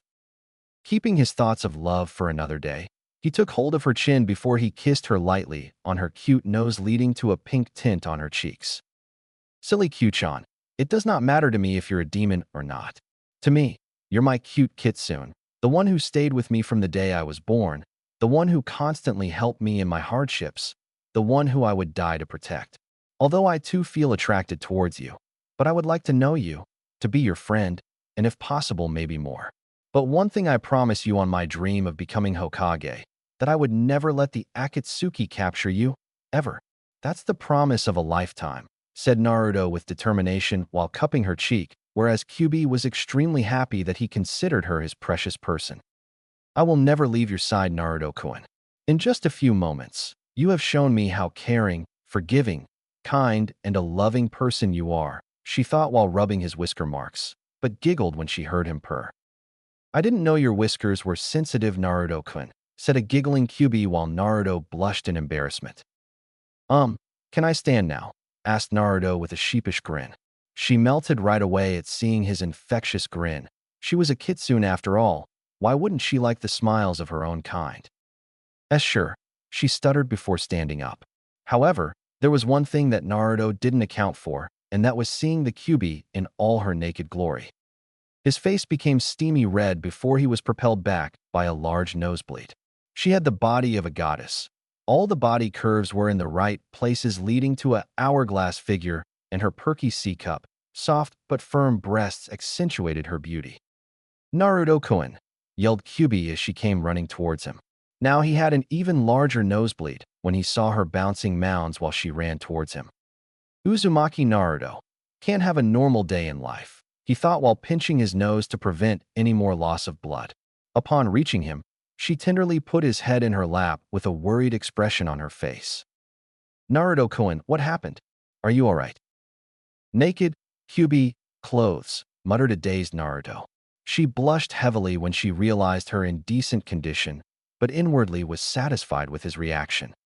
But this is your mindscape, so you should be able to materialize whatever you want, she said while he stood up. I don't know much about clothes. I guess a jounin attire would do for now, pondered Naruto as a jounin wear appeared out of nowhere on her body. Q-chan, do you have a name? Asked Naruto while Kyuubi nodded as she didn't like the name Nine-Tailed much before speaking. Hi, it's Ayumi. That's what your mother used to call me by. It's a nice name, but can you tell me about my mother? Asked Naruto with a sparkle of hope in his eyes. Ayumi's eyes softened at his question. She could only imagine the frustration and pain of not knowing anything about the one who gave birth to you. Inside this matured Naruto, she could see a boy desperate to know about his parents, a boy who never knew what a mother's love was, a boy who cries every day wanting to see his mother at least once, to be in her embrace, to tell her about his accomplishments, to rest his head on her lap while he cries and tells her about his failures, for her to teach him petty things, to scold and correct him when he does something wrong. Behind this man was a shadowed child desperate for attention and maternal love, or maybe more from her. Hi Naruto-kun. Your mother was from the Whirlpool country, Uzumaki Kushina, who came to Konoha when she was young. You can say that she was as beautiful as me, if not more. She was the definition of angel for men and jealousy for women. But what really made her infamous across the elemental nations was her godly master of water element, equaling your Nidame's prowess in the element, and her status of being a seal master that even Jiraiya, the Toad Sannin, could not hope to surpass. The complex seal Shiki Fujin, Reaper Death Seal, on your stomach which binds me to you, was her art. She was easily a Kage-level shinobi who was given S rank in the bingo books of all the elemental nations. She too, like you, had extremely large chakra reserves, fast healing rate, and had a natural talent for taijutsu and ninjutsu. The Uzumaki clan were a natural with seals, had faster healing rate and longer lifespans than normal, so they looked like 18 to 20 years old even if they reached their 50s, but their history is for another day. Your mother had a tomboyish attitude when she was young, but became more womanly with time. That's the main reason your mask was even able to confuse the people who knew her closely.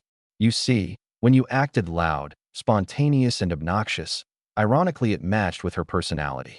However, you did acquire some of her traits like determination, courage, protecting your precious people with your life, and the stubbornness to never give up," explained Yumi with a faraway look on her face while Naruto was brimming with pride and happiness that his mother was such a legendary shinobi.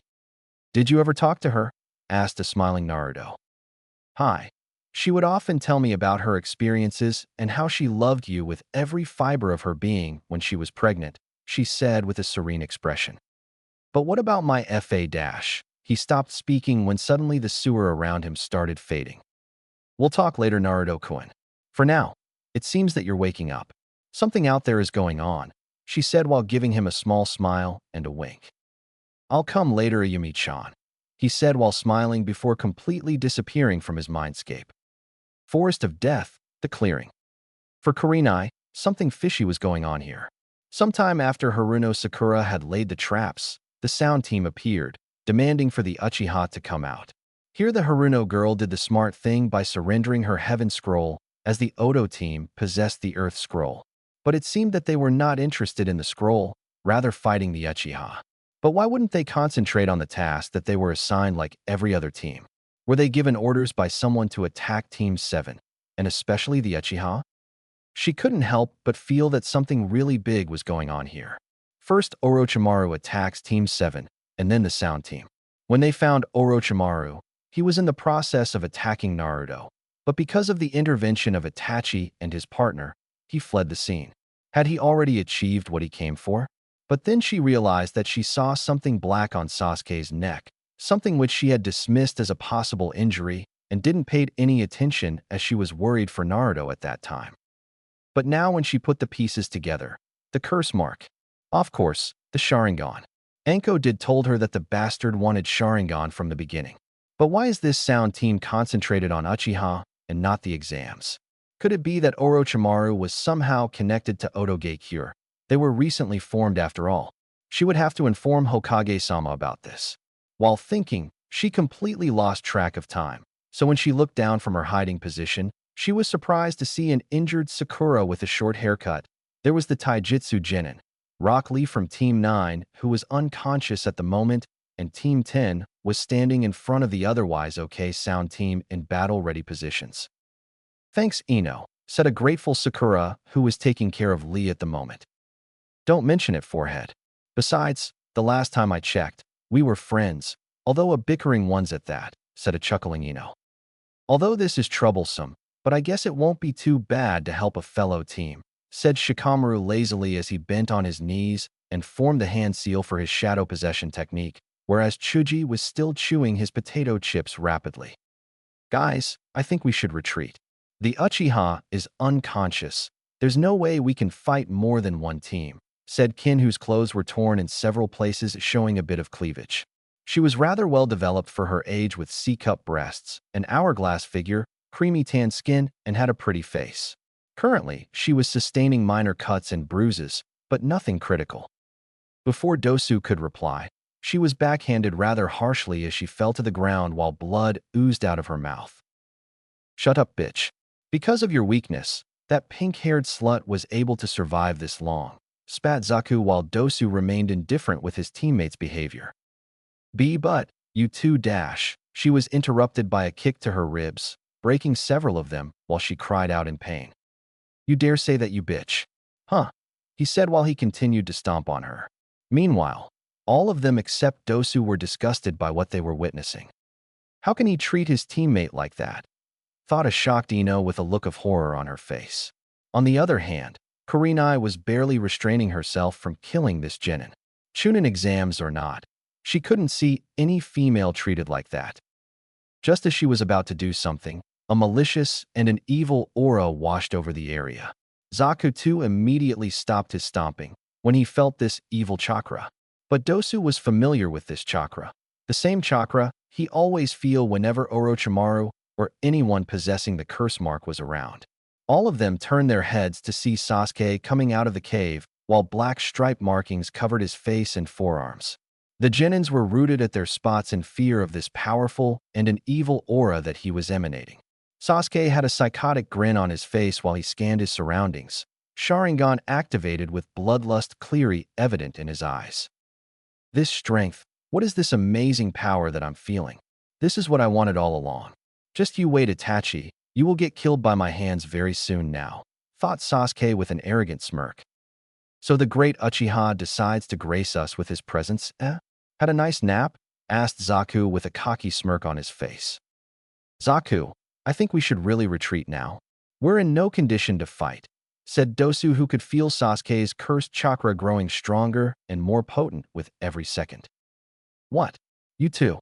Just wait a second while I take care of Dash. Before Zaku could continue further, he was punched in the gut so hard that he instantly lost consciousness while he coughed, and his eyes rolled back in his head even before touching the dirt. Except Kurenai, nobody saw him move. At one instance he was walking slowly, and at another, he just vanished to appear in front of Zaku. TSCH, pathetic, remarked Sasuke with a smirk. Troublesome, thought the lazy genius. Sasuke-kun, what happened to you? Thought Ino and Sakura simultaneously. He's fast. I didn't even see him. We have to get out of here, thought Dosu while Sasuke kicked Zaku in his stomach, who was currently laying unconscious on the ground, whereas Kin was trembling in fear of the bloodlust that Sasuke seemed to be emanating.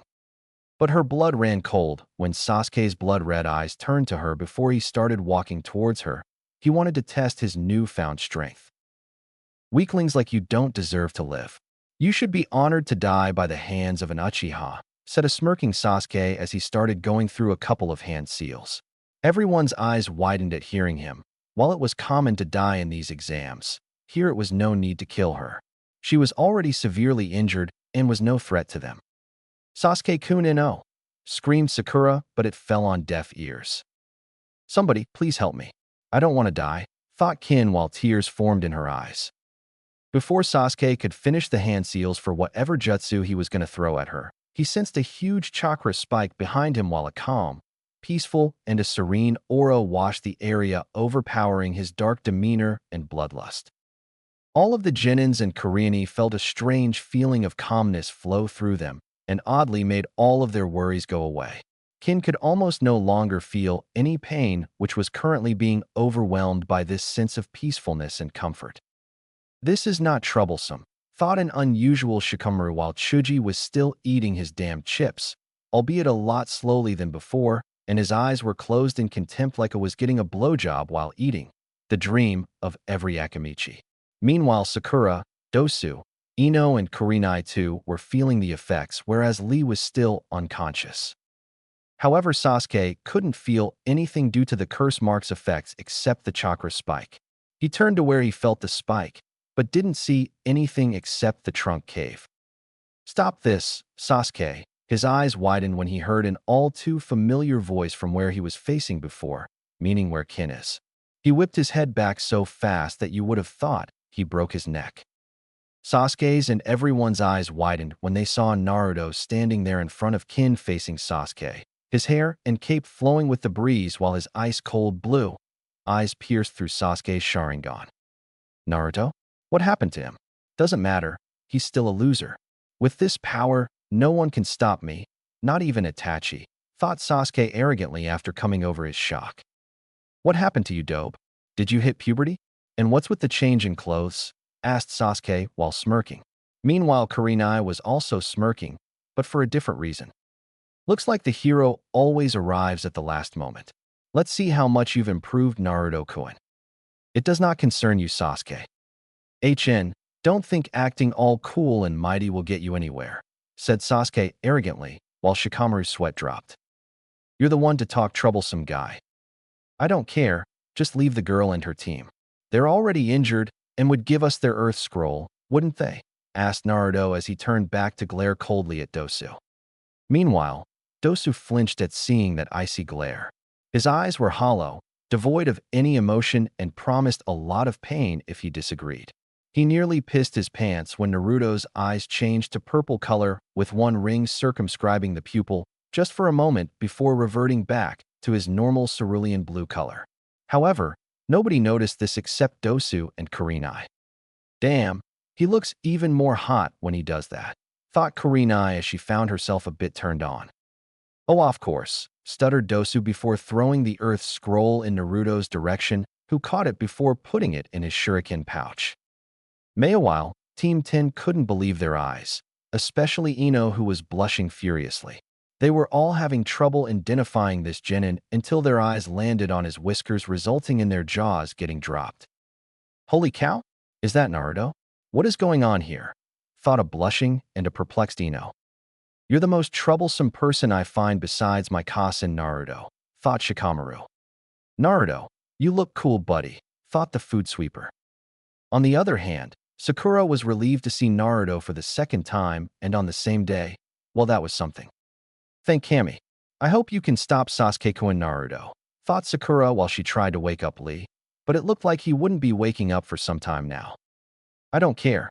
Just get out of my way, loser, or I'll have to beat you to it, said Sasuke angrily while Naruto's eyes hardened. Try it, team, growled Naruto. Gladly, Dobe.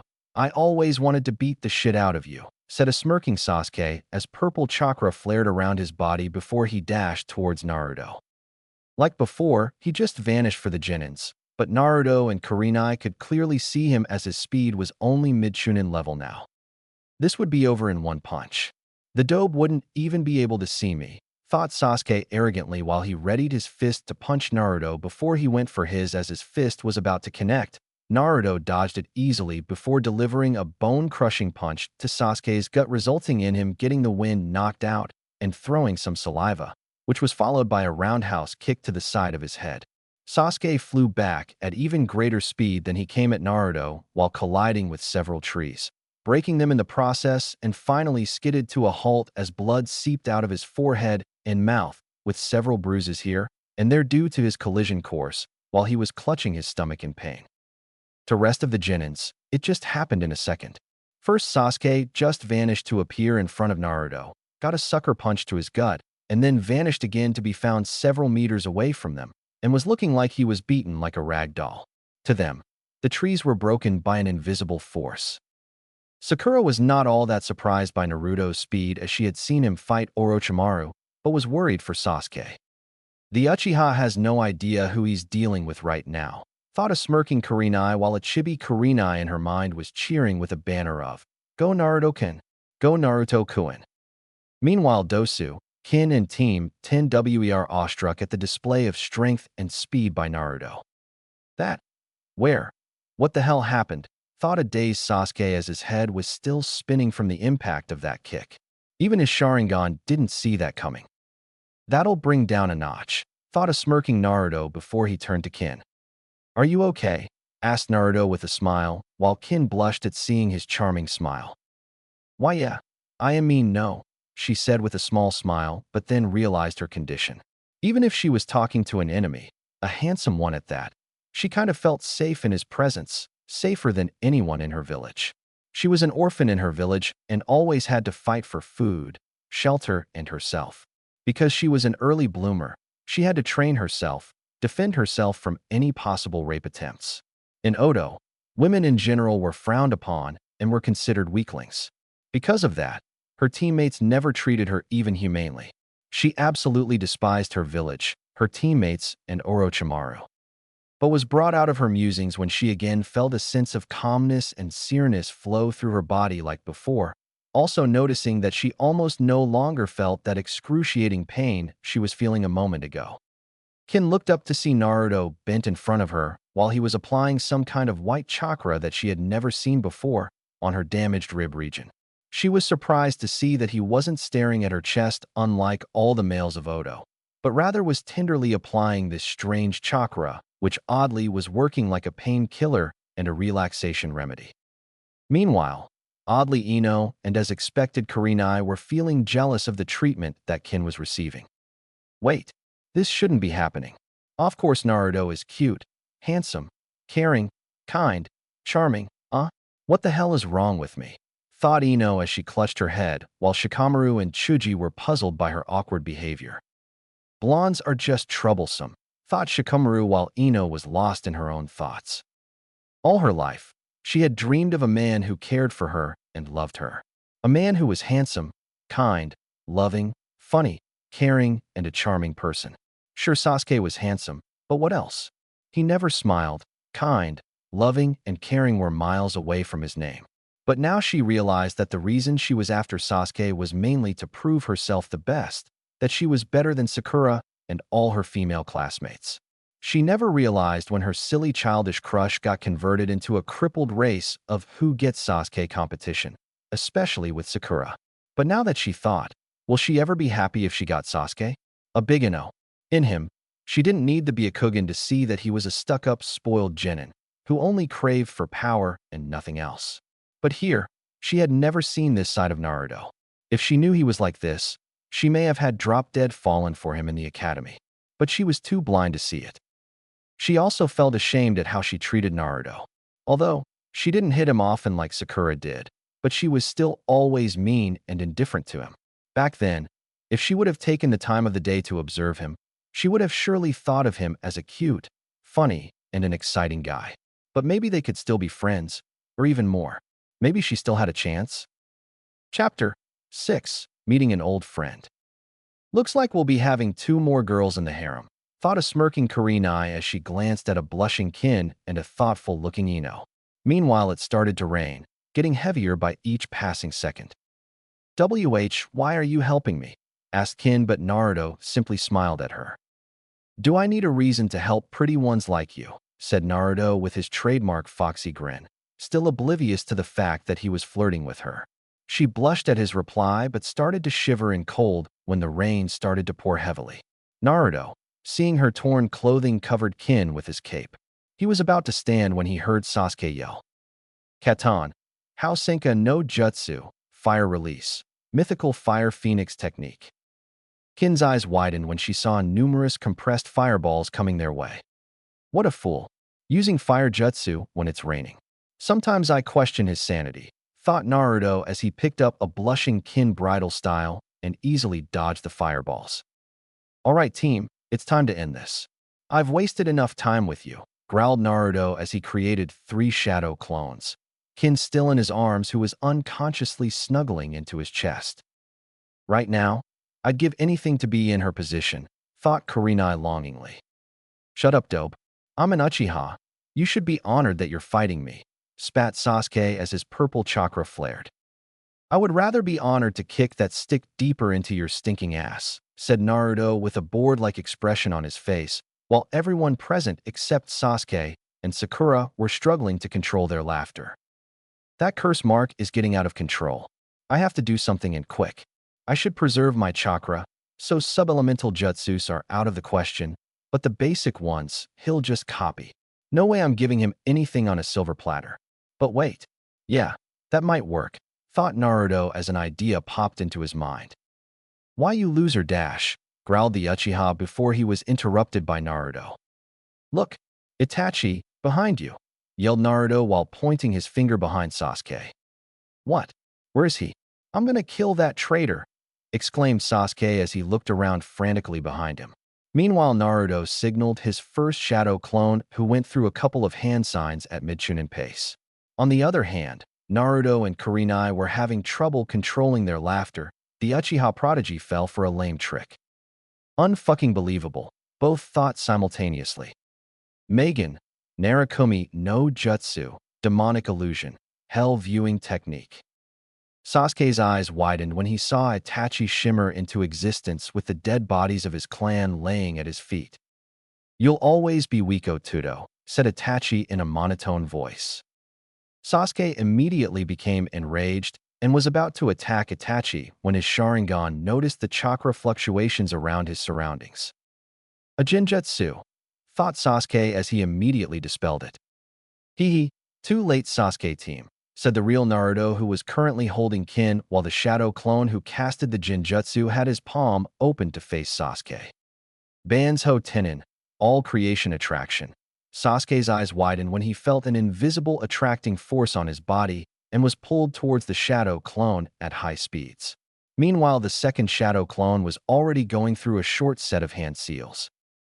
Suiton, Suijin Hiki, Water Release.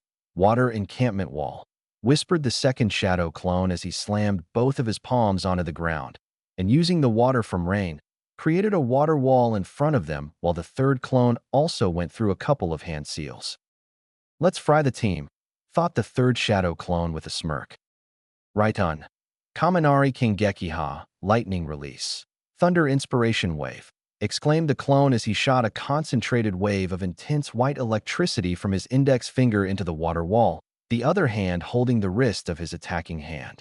He kept his finger in position to control the electricity so that it only flows through the water wall and does not electrocute anybody else. When Sasuke collided with the wall, he could only scream from the intense pain he was feeling, his whole body twitching due to the shockwave, while the others flinched at his condition. The curse mark receded back, while Sasuke slipped into unconscious as he fell on the wet ground with a thud. Naruto dispelled his shadow clones while everyone's jaws were on the ground. He just pulled off a feat that not even Chunins are capable of. He already knows chakra nature manipulation, and that too with 2 elements? What was that jutsu that pulled the Uchiha? And most of all, how in the name of 9 holy flaming hells can he do a Jinjutsu?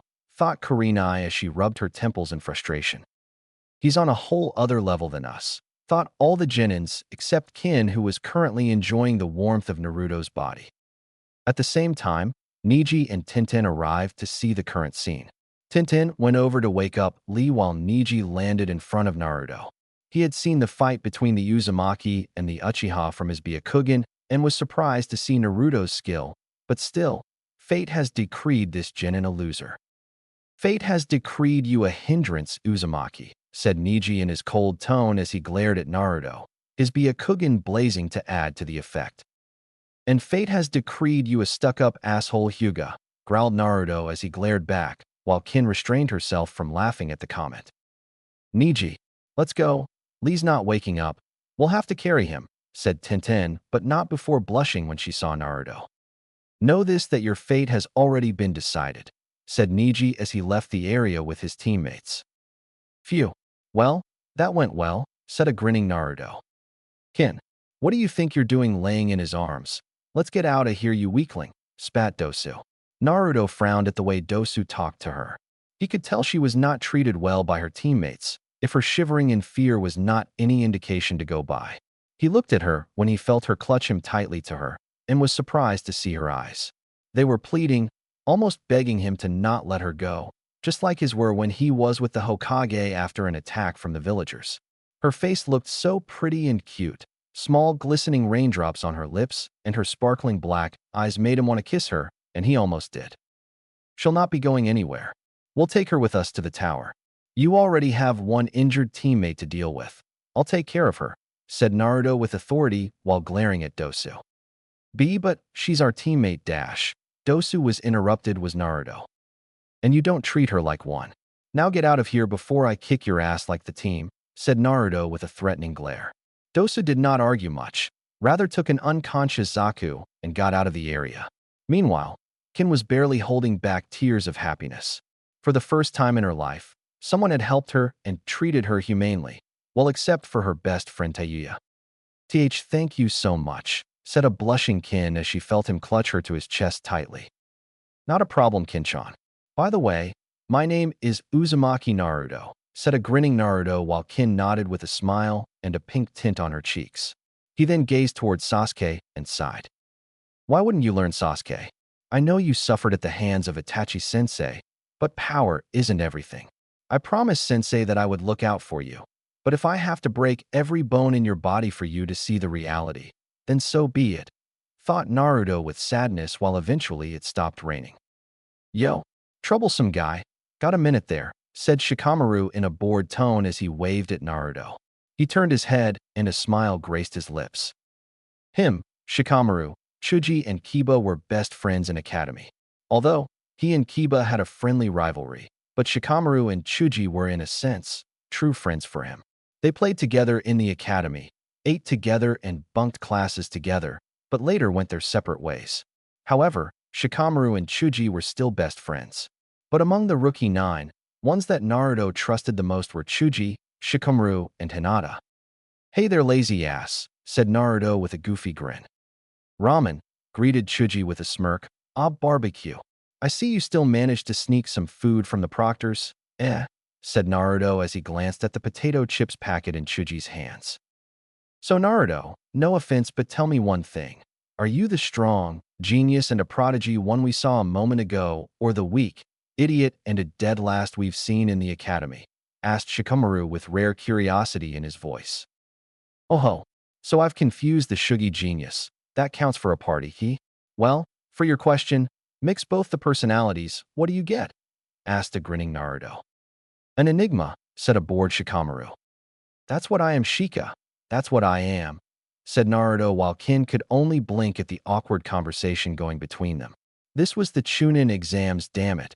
Every team for itself, and they were acting like nothing was going on. But she could tell that Naruto was on his guard if they tried to attack him. So Naruto, care to tell us about your changes? Asked Chuji.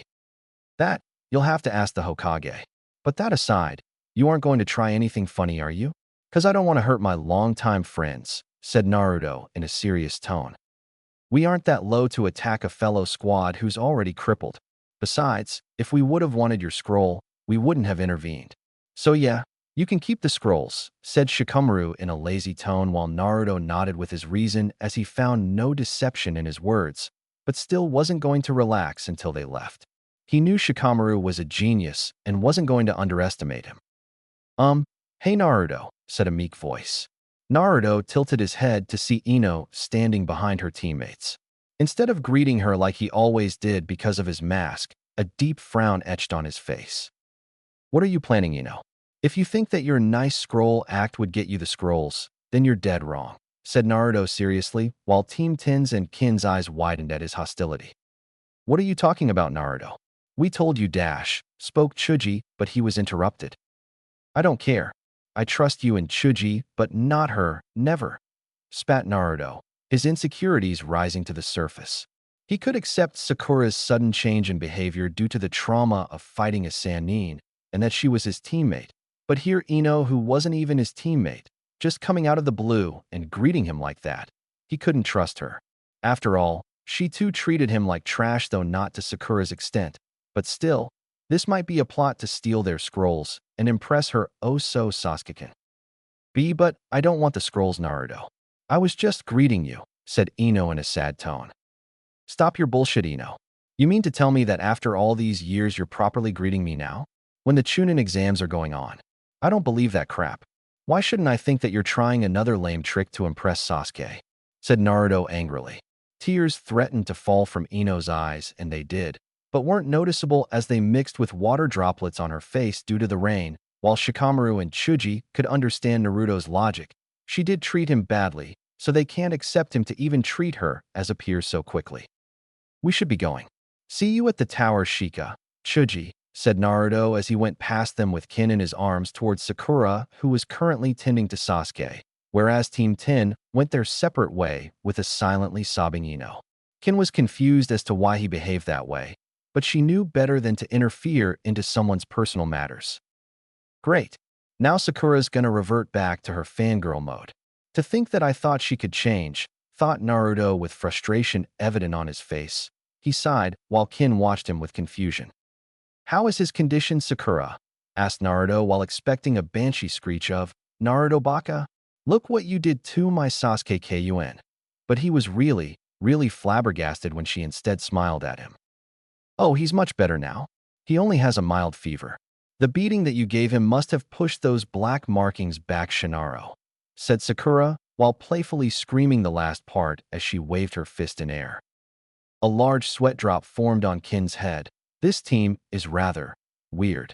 I can see why Orochimaru had an interest in this squad. The team always had a fetish for weird things after all, she thought afterwards while Naruto was just gobsmacked. Hee, sorry, just joking. But yeah, he's gonna be fine now. It was all thanks to you, Naruto, that he was brought back. I could see that the foul chakra was interfering with his mind. The use of electricity to stop that mark from spreading and stun him was an ingenious idea indeed, said Sakura seriously, not at all surprised that Naruto knew chakra nature manipulation as he did warned her before, while Kin nodded with her. Who are you? There's no way that you're the Sakura who I know, said Naruto shakily, not able to contain his shock. I told you, Naruto, I wouldn't blame you over something so trivial. You're the strongest member of our team, so it was natural you had to stop him, she said with conviction in her voice, while Kin could only wonder about what was going on between these two. Naruto could only nod dumbly. Was this a surprise Naruto day? First that Proctor says that she knows about his mask, then that Snake Freak attacks them, then a good Itachi comes to save the day, who was supposed to be a psycho killer lusting for power. Then he comes to know about his Dojutsu, Uchiha clan, and whatnot. Then he learns that Sakura was willing to change, which was in a sense a rigid metal trying to bend its shape. Then the biggest shocker, the Kyuubi no Kitsune, the supposed almighty demon so fearsome that even the Kage-level shinobi pissed their pants in its presence, was a female, a damn hot female, and if that was not enough, she was attracted to him. Oh, no doubt, he would always remember this day, the day that changed his life drastically, the Chunin exams day. He could only describe this day in only one word: troublesome. I need my ramen, damn it, thought Naruto as he inwardly cried anime tears. The other shinobi may find it funny, but ramen was his stress buster, his way of coping with so much stress and depression in his life, along with training, of course. That aside, he was brought out of his musings when he felt a soft hand on his cheek, whisker marks to be specific. Naruto-kun, are you alright? Naruto. What? Asked a blushing Naruto when he felt Kin's soft touch and heard her soft voice followed by a shout from Sakura. Sheesh. What's wrong with you? I was asking you about what should we do next, asked Sakura with an annoyed expression while Naruto laughed sheepishly. Meanwhile, Kin was as red as a tomato. What's wrong with me? We've just met, and I'm already calling him Naruto-kun. Seeing his tired expression, she couldn't help but worry for him. Seeing his cute whisker marks, she couldn't resist but touch them. Seeing his sheepish smile, her heart fluttered. What was this strange feeling emanating from the pit of her stomach which spreads through her body like a wildfire? Sorry, but I think we should get to the tower as fast as possible, seeing as we already have both scrolls. There's no need to rest here or the other teams might attack us. We have 3 days to reach there, so we can head there at a steady pace, he explained while Sakura nodded. But what about her? She's our enemy and attacked us. She tried to kill me even though I offered our scroll, said Sakura while glaring at Kin.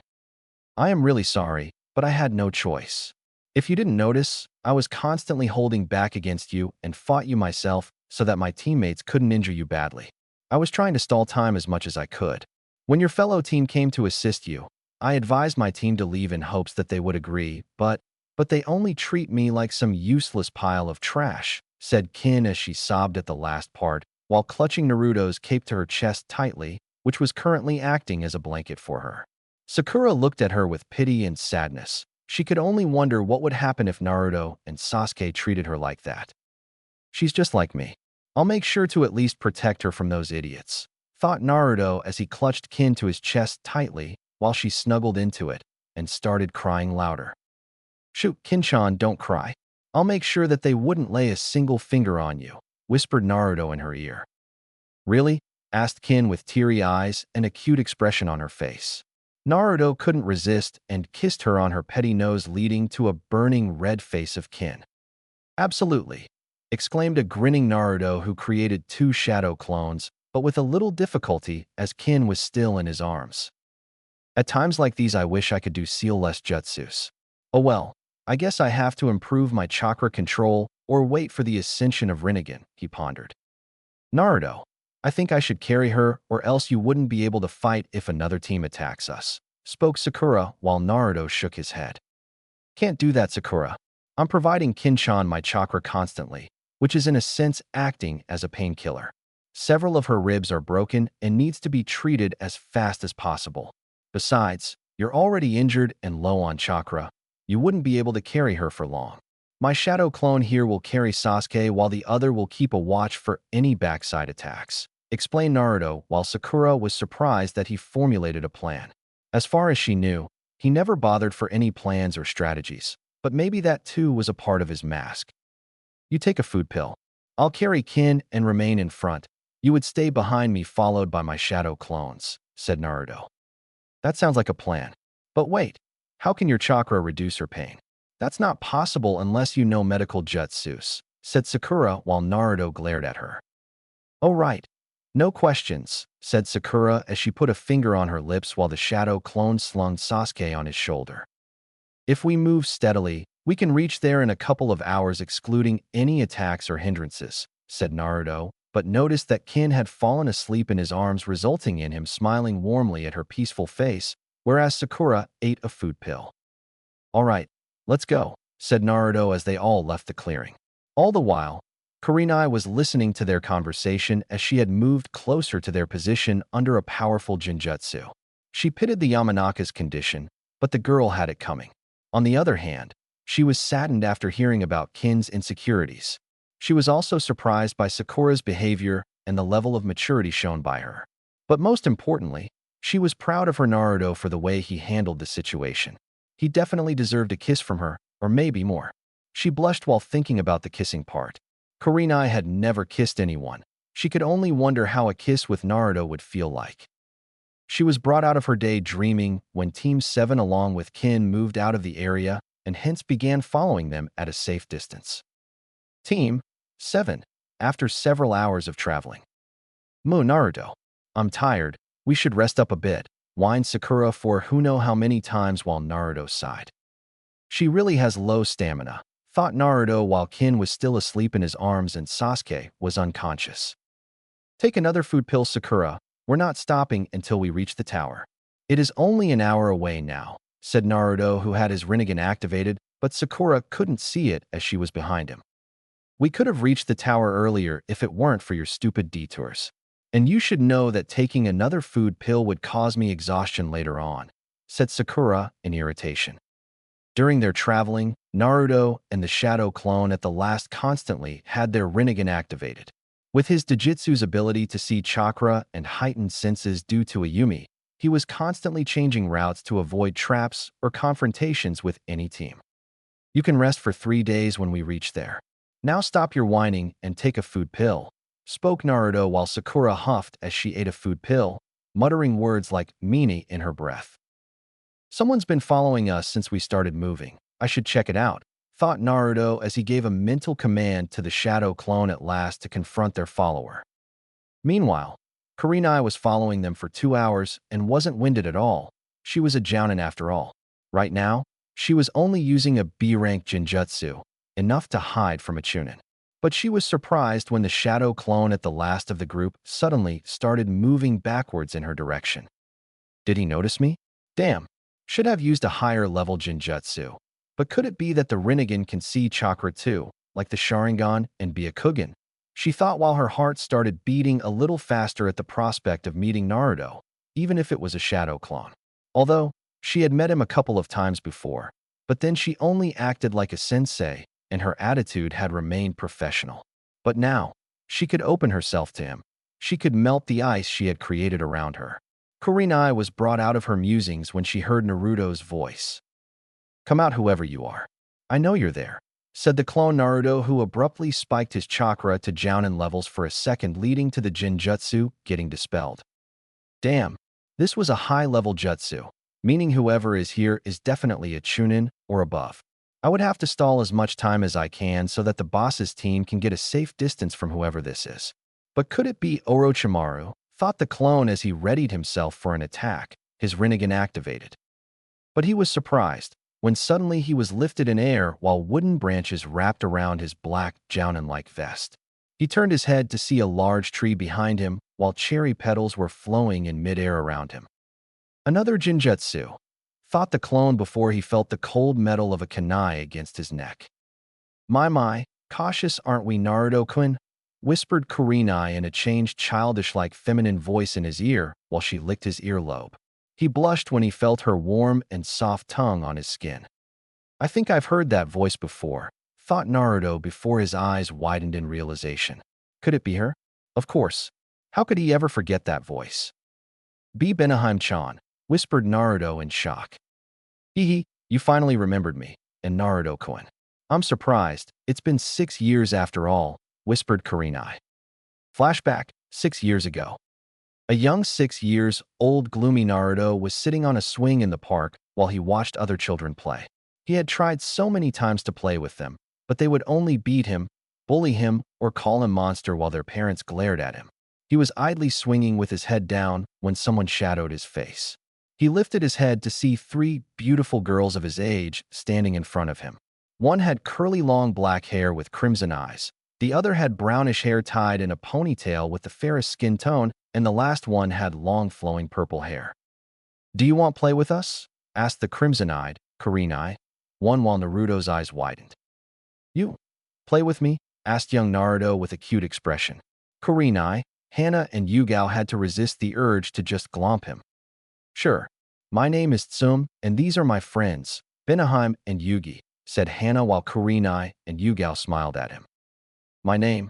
Naruto. But they call me Demon." "You shouldn't play with demons," said Naruto as he gazed sadly towards the ground. "The villagers are idiots, Naruto. They just can't see that you're not a demon. You should just ignore them," said Kurenai with a hint of anger in her voice. "Me? No demon?"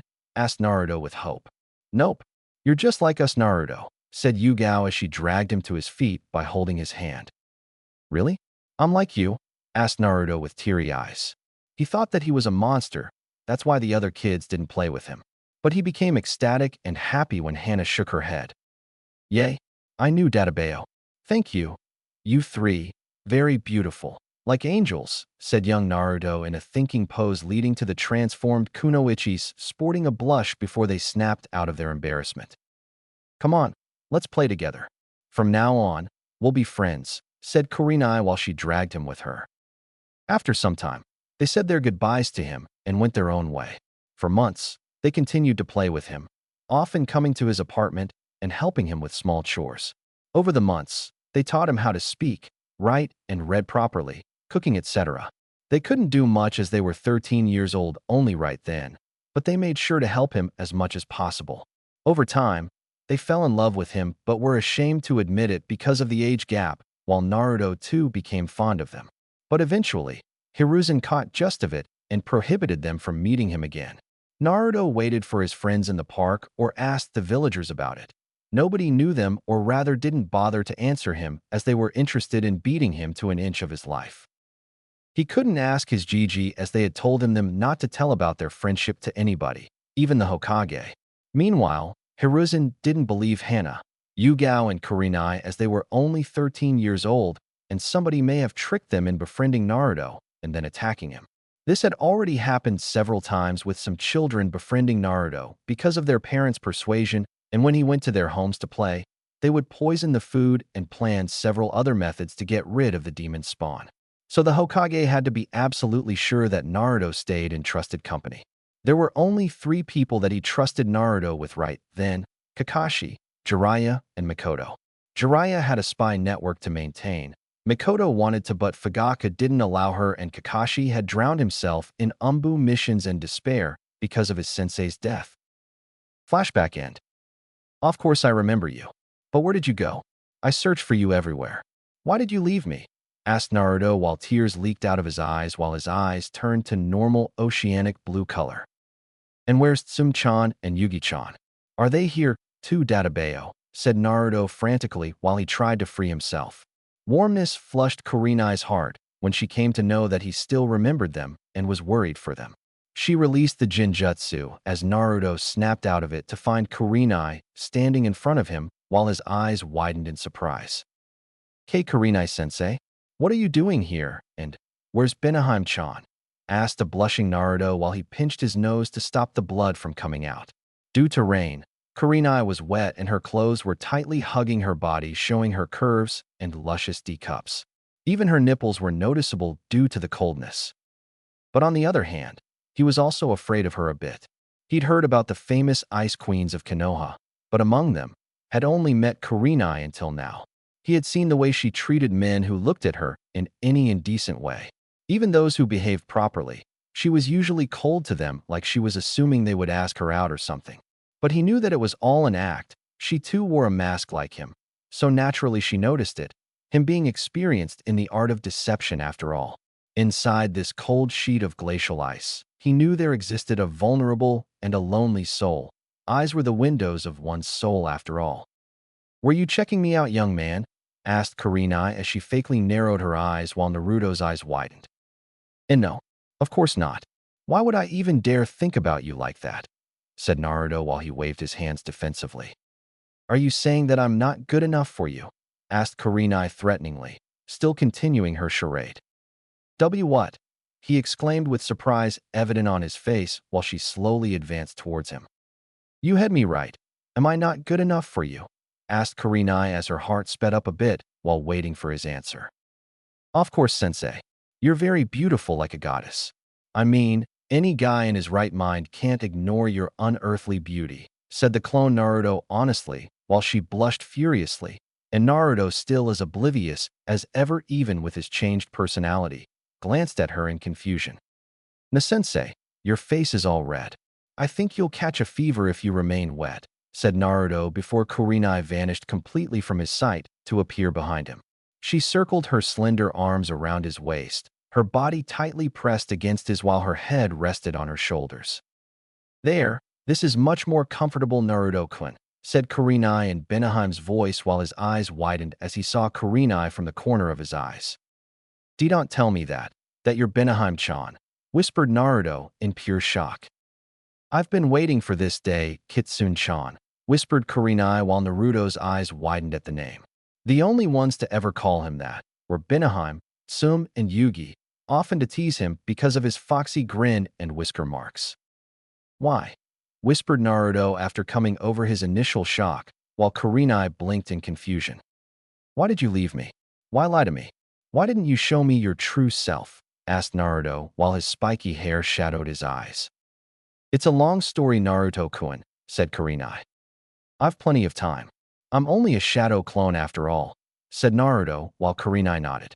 She then started explaining about why they had to transform themselves because of the villagers and Hokage and reasons behind them leaving suddenly because of the Hokage. Meanwhile, Naruto was getting angrier and enraged by the second. You mean to tell me that Gigi stole from me something that was possibly the only source of love, friendship, and happiness I had in my life? Asked Naruto, while white chakra with a red hue started to pour out of his body. Calm down, Naruto-kun. I know what he did was wrong. We tried to reason with him. But at least, from now on we can be together as he allowed us today to reveal ourselves, said Kurenai while rubbing his cheek with one hand and his hair with the other.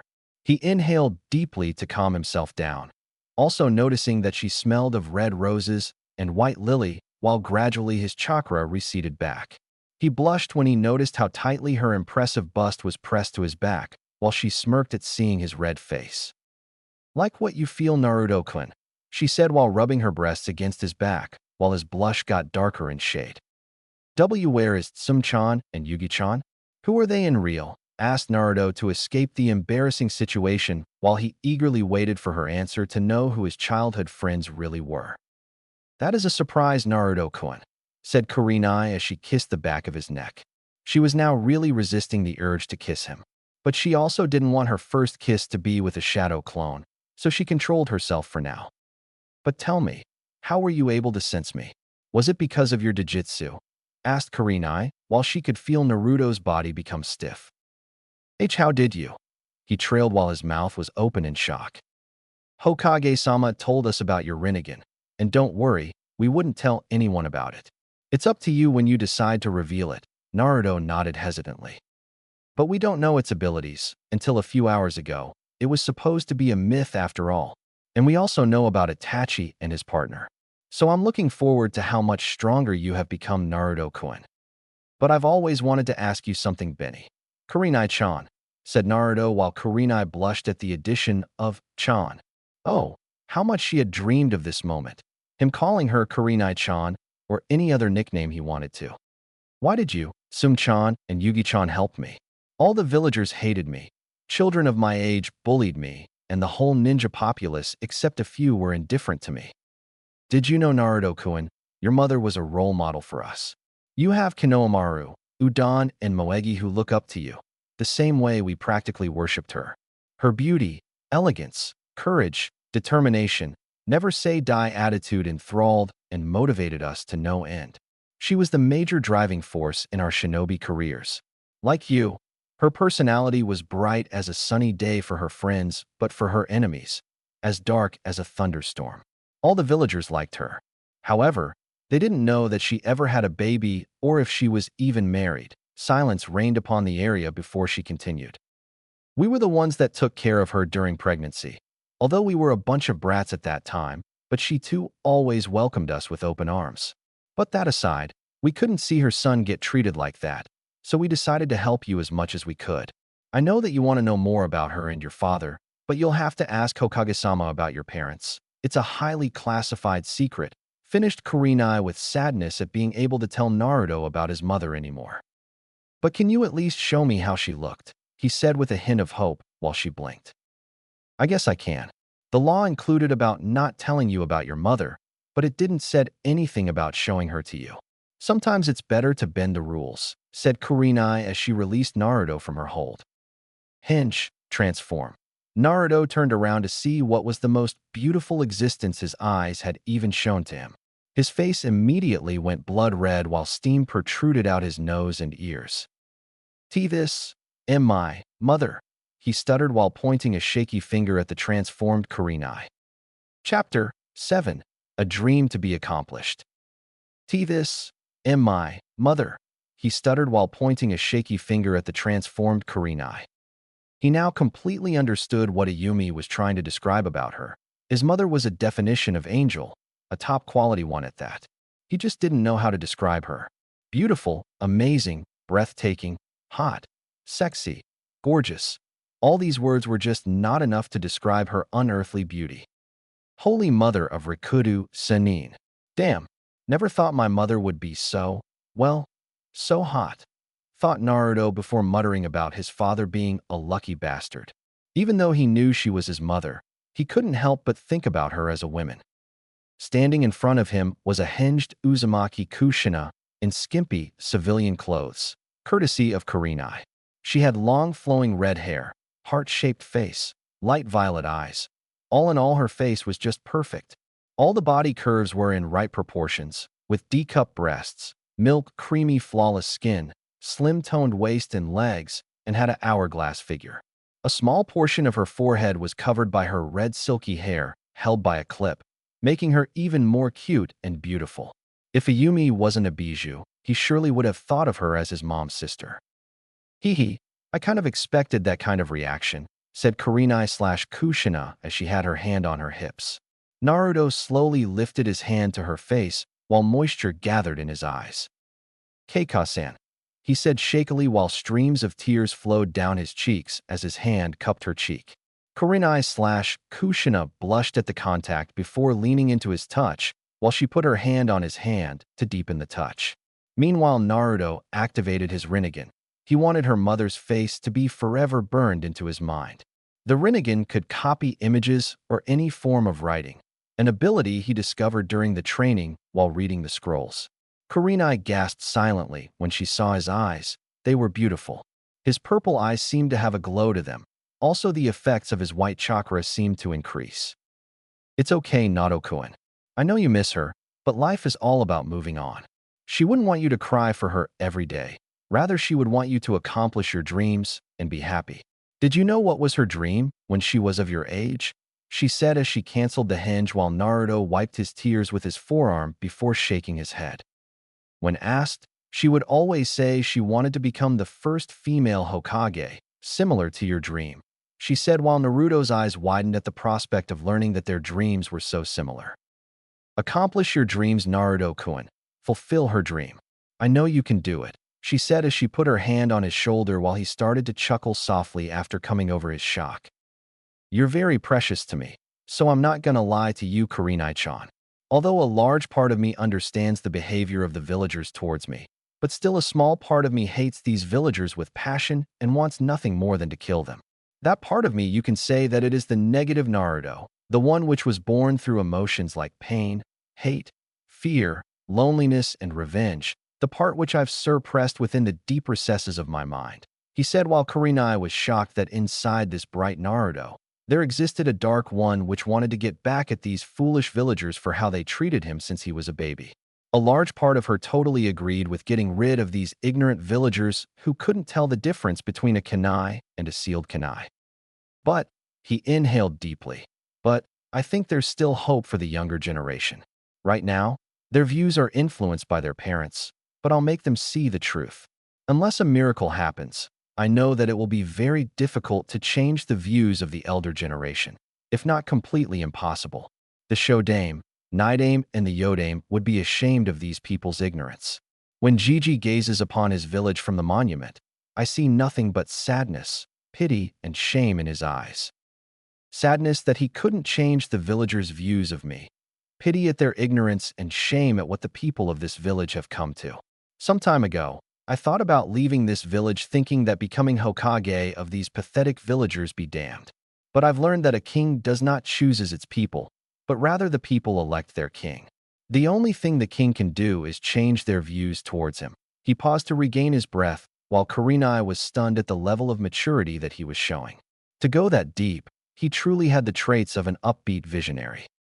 It would have been the absurd height of cowardice to leave my village. Running from my problems, giving up on my dream. That's not the trait of an Uzumaki, and I never backed down from any challenge. He lifted his head to gaze into her eyes. Her breath got caught in her throat when she saw the fire in his eyes. From now on, no more Mr. Nice Guy. If they glare at Uzumaki Naruto, he will not smile back, but return it 1,000 times stronger. If they attack him, he would not hold back to defend himself. Consequences be damned. He pointed his thumb at his chest. I will become the best Hokage of Konoha, and if anybody has a problem with that, well, they can go eat their shit. I'm tired of trying to gain recognition from these stupid villagers.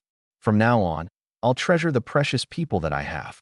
I'll fulfill my dream for my precious people and most importantly my mother, he said, a determined smirk while Kurenai smiled at him lovingly. I guess the Rinnegan did wonders to you, didn't it? She spoke while he raised his eyebrows. Surprisingly, your guess is right. After the awakening of Rinnegan, I have a somewhat changed outlook of life. That's why I refuse to hide under a stupid mask or dress like a clown. I'll bust these villagers straightforward, he said with an evil foxy grin while Kurenai smirked. The villagers better watch themselves from now on, she thought. But I'd better go, Kurenai-chan. The overload of information may cause a headache to boss. He already has a lot on his mind lately, he said while she nodded before walking up to him and kissed him on the cheek. Take care, Naruto-kun, and be safe. In preliminaries, kick some ass for me, said a grinning Kurenai while a blushing Naruto grinned sheepishly. He rubbed his back head before giving her a thumbs up. Sure, Benaheim-chan, he said before dispelling himself while Kurenai smiled at where he was a moment ago. And I promised to you, Naruto-kun, that I would always love you, remain by your side, and help achieve your dream, she whispered to herself before gazing at the sky. You'll be proud of your son, Kushina-chan, she said while a few tears escaped her ruby eyes. She really missed her idol who she had always thought of as an elder sister. I'd better report to Hokage-sama. There's no use in tracking them anymore. They're already about to reach the tower, she thought before sunshining out the area. Iwagakure, Tsuchikage's office. Iwa's current Tsuchikage, Anoki of the Twin Scales, a shinobi renowned for his experience, flying and dust techniques, was currently battling an enemy, probably a common enemy of all the Kages except the Akatsuki, paperwork. Damn, my back is killing me, if it weren't for my old age. ACK, grunted Anoki in pain. If anyone outside the village would have seen him, her thoughts probably would have been on the line. This old shrimp motherfucker is the Earth Shadow Duns? Bet this baldy punk couldn't even bend to see his own scrawny rotten limpin dick, lol. Anoki was interrupted by a knock to his door. Enter, he said without looking up from his paperwork. Tsuchikage-sama. A Chunin walked in with a scroll. What is it this time? That Tsuchikage said in his old gruff voice, looking bored. Generally, these frantic interruptions were all about his granddaughter, Kuratsuchi, wreaking havoc in the village, mainly to test her skills or pass her time, as most of the time, she remained bored anyways. This is serious, Tsuchikage-sama. We have received an urgent top-secret message from the Kazekage, said an anxious Chunin while Anoki raised his eyebrows. What does he want? He pondered while taking the scroll. You can go now, he said. The Chunin bowed before leaving his office. He put the official Tsuchikage stamp on the scroll. The stamp mark glowed for a second, before the scroll opened with a click sound. He then started reading the scroll, his eyes getting wider by the second before an unsettling small smirk formed on his old face. Well, payback's a bitch, isn't it, Konoha? He thought with excitement. Meanwhile, the Forest of Death, the tower. Team 7 along with Kin had reached the tower a while ago. They had just entered the hall before Sakura fell to her knees, all sweaty and was panting heavily. Naruto, you're one ruthless slave driver, she said while panting. Meanwhile, Kin was still asleep while Sasuke hadn't woken up yet. Meanwhile, Naruto was lost in his own thoughts. Ever since the shadow clone had dispelled itself, the information that he gained had shocked him to his very core. He had almost dropped Kin due to the shock, but composed himself, although barely. But his shadow clone couldn't hold his shock, and in the process dropped Sasuke. And he had to hold back himself from rolling in laughter. Sasuke was just waking up when he was dropped, resulting in his head hitting a branch, and he again lost consciousness. Sakura didn't notice anything because she was in front of the shadow clone, already tired up and panting. Even nature didn't want to hear about his rambling about the Uchiha's pride, thought and amused Naruto. But that aside, he was really giddy that he had found his childhood friend after all this time. Although in reality, she was the Jinjutsu mistress, and most of all, he saw his mother's appearance today. Just thinking about her made him blush. What's wrong with me? She's my mother, and besides, it's not like she's going to come back from the dead, thought Naruto sadly while choking up his unshed tears. He would never be able to meet his mother again.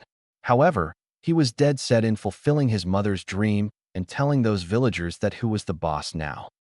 He was brought out his thoughts when he sensed his cheeks being pinched. He focused his vision to see Sakura staring intently at him while pinching his cheeks hard. Ow, what do you think you're doing?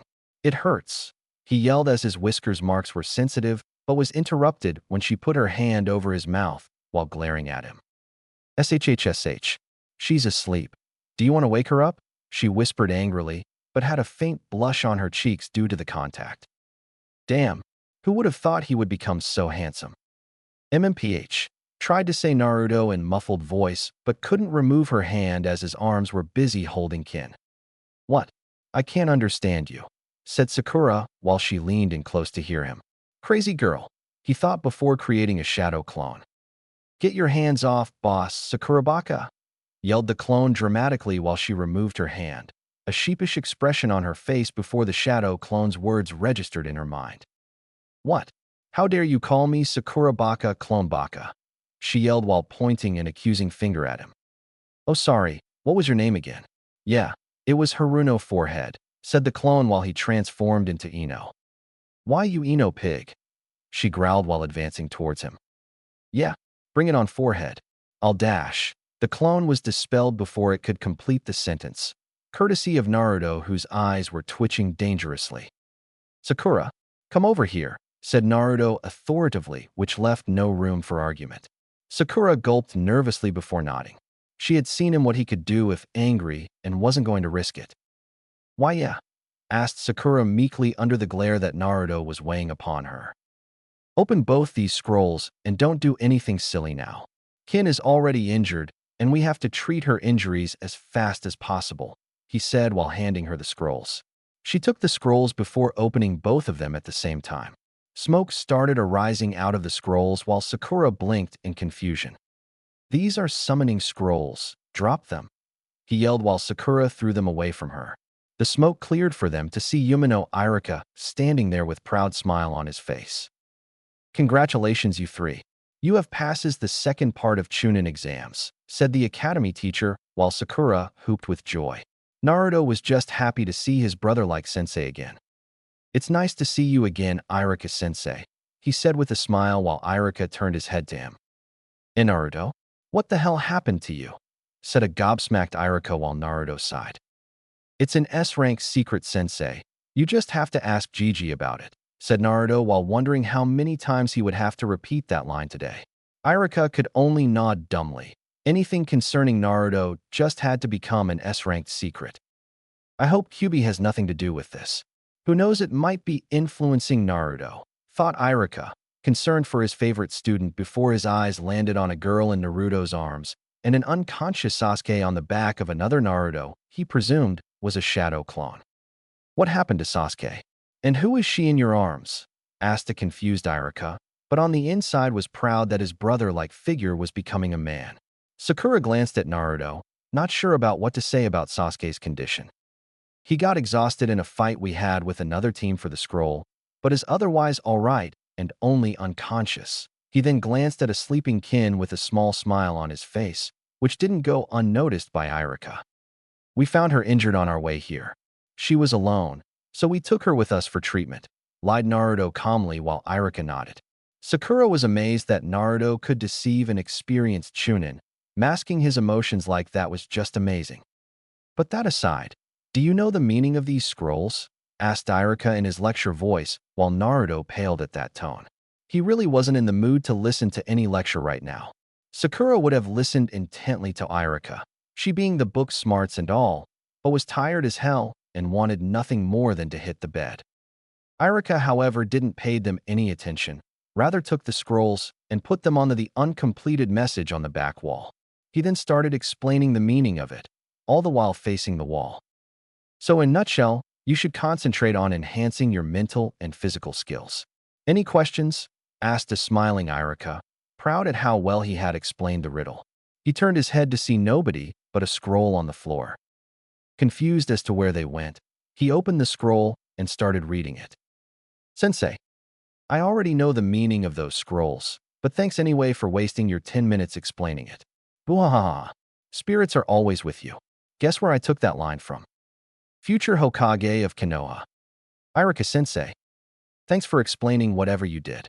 We'll always remember it, although we didn't hear it. Ha ha ha. Shinaro. Naruto. Sasuke is unconscious, but I know him pretty well. So according to me. Servant. HN. You should be honored to be my sensei. I've got my Sharingan to master and a traitor to kill, so I don't have any time to listen to your fucked up lectures.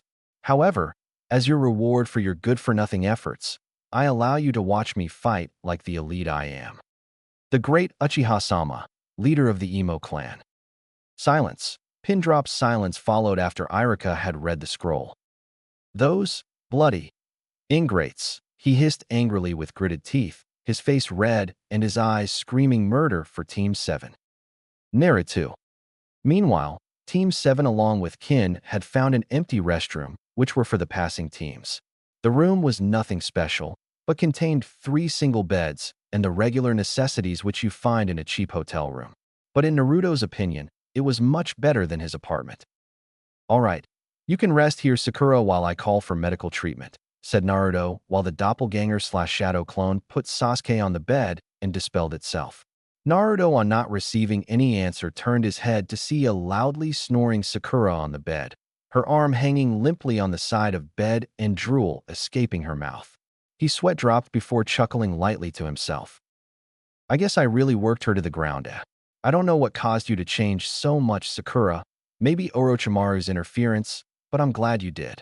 Hopefully, just maybe, we still can be friends, thought Naruto as he reviewed her behavior in the Forest of Death after his training. So far, she had done nothing suspicious, but still. He then turned his gaze to Kin, who was starting to wake up and slowly opened her eyes. The first thing she saw was Naruto's oceanic blue eyes and his warm smile, sending vibrations through her body.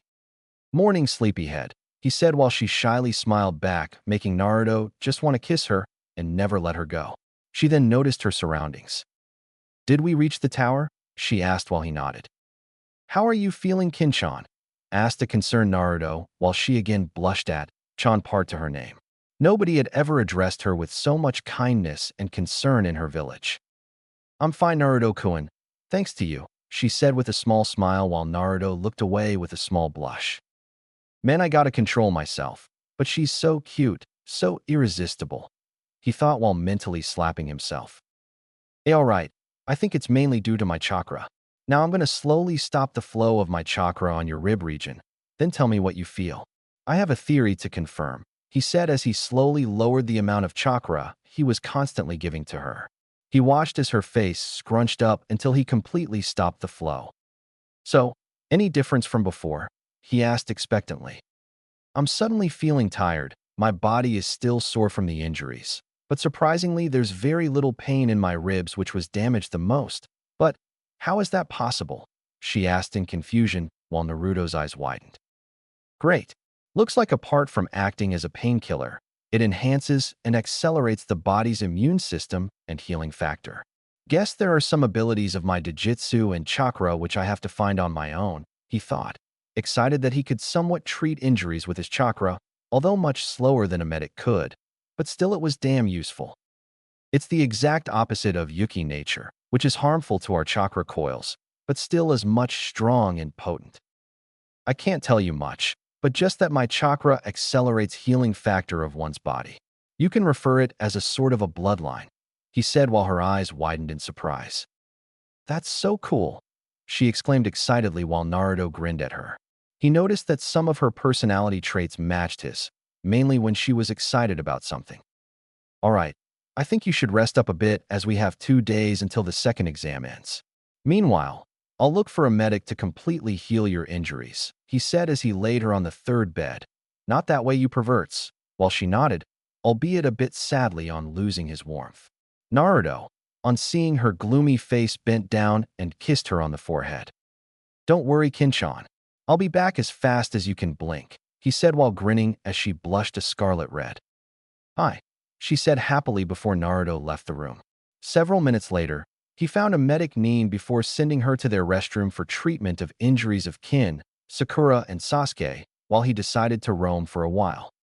Oh man, I forgot my cape with Kinchan. I think I look kinda cool with it, he thought while walking before he bumped into someone round a corner of the corridor. Ouch.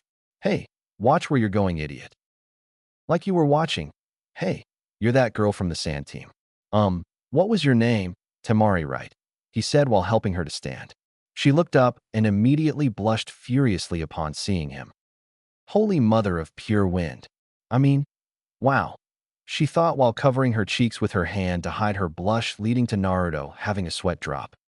Hey, are you all right? He had just offered to help her stand, and she was blushing like he was demanding her virginity. Did he do something wrong? It seems I have a knack for meeting weird people today, he thought dejectedly. Why, yeah, thanks. But, who are you? She asked in confusion while Naruto blinked in surprise. We just met some days ago. I'm Uzumaki Naruto, remember? He asked expectantly while she pondered if she had heard that name before. She did, but where?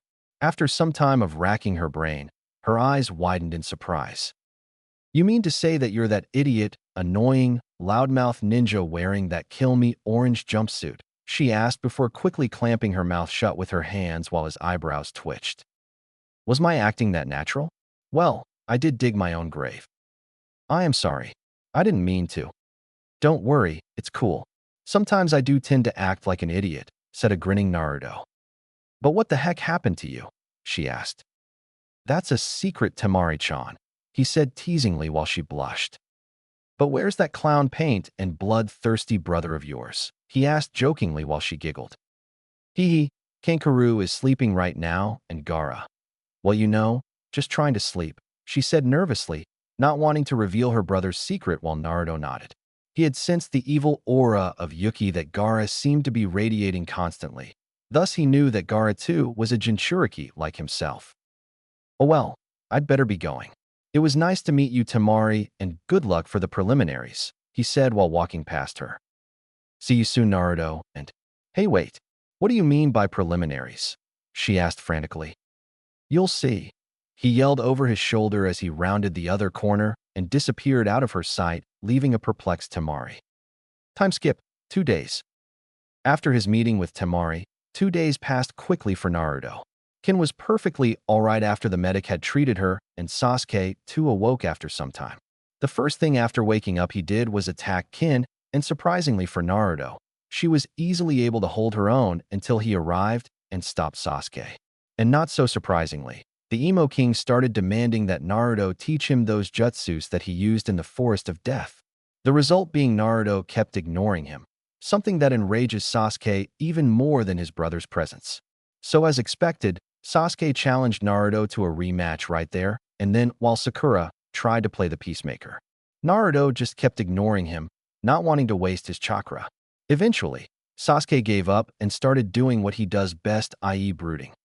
Aside from that, Naruto again went to his mindscape and met Ayumi.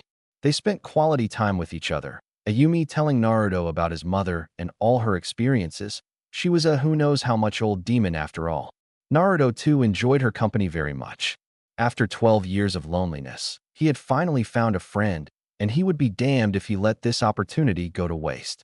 He, too, shared his experiences, jokes, his pain, and she understood him very well, as she had seen his memories. He had finally found a shoulder to cry on, someone to hug when he was lonely, someone to embrace when he was asleep. He also changed his mindscape from that of a sewer to that of a beautiful landscape with lush green grass, dense forests, mountains, and anything in nature that you could relate to peaceful and beautiful. To ensure that she wasn't lonely when he wasn't there, he created several animal species in the forests, especially foxes. She always played with baby kitsune and several other animals. To see her this happy, his heart leaped with joy.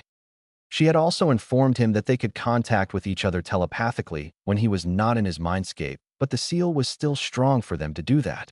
But there was a solution. If he could find the key for the seal and weaken it just a little bit, not only would they be able to talk with each other telepathically, but Naruto could access more of her tales. This led him to take a mental note to ask Gigi about it, but he had to tell him about Ayumi first. However, he wasn't going to forgive the old man so easily for keeping his friends away from him. Oh, he will pay for it. Believe it. He also learned that the time frame was displaced whenever he was in his mindscape, but not on the level of Tsukiyomi. So he had spent more time with her than he expected, and you could say that they were close to each other now. Naruto had also spent time with Kin, getting to know more about her, about how she was treated in her village. He was shocked at how similar their life was up until now, and he too told her about his life, though not about him being a Jinchuriki. She too was surprised at how he was treated, but eventually they became good friends. Kin also told him about her only best friend in her village, Taiya.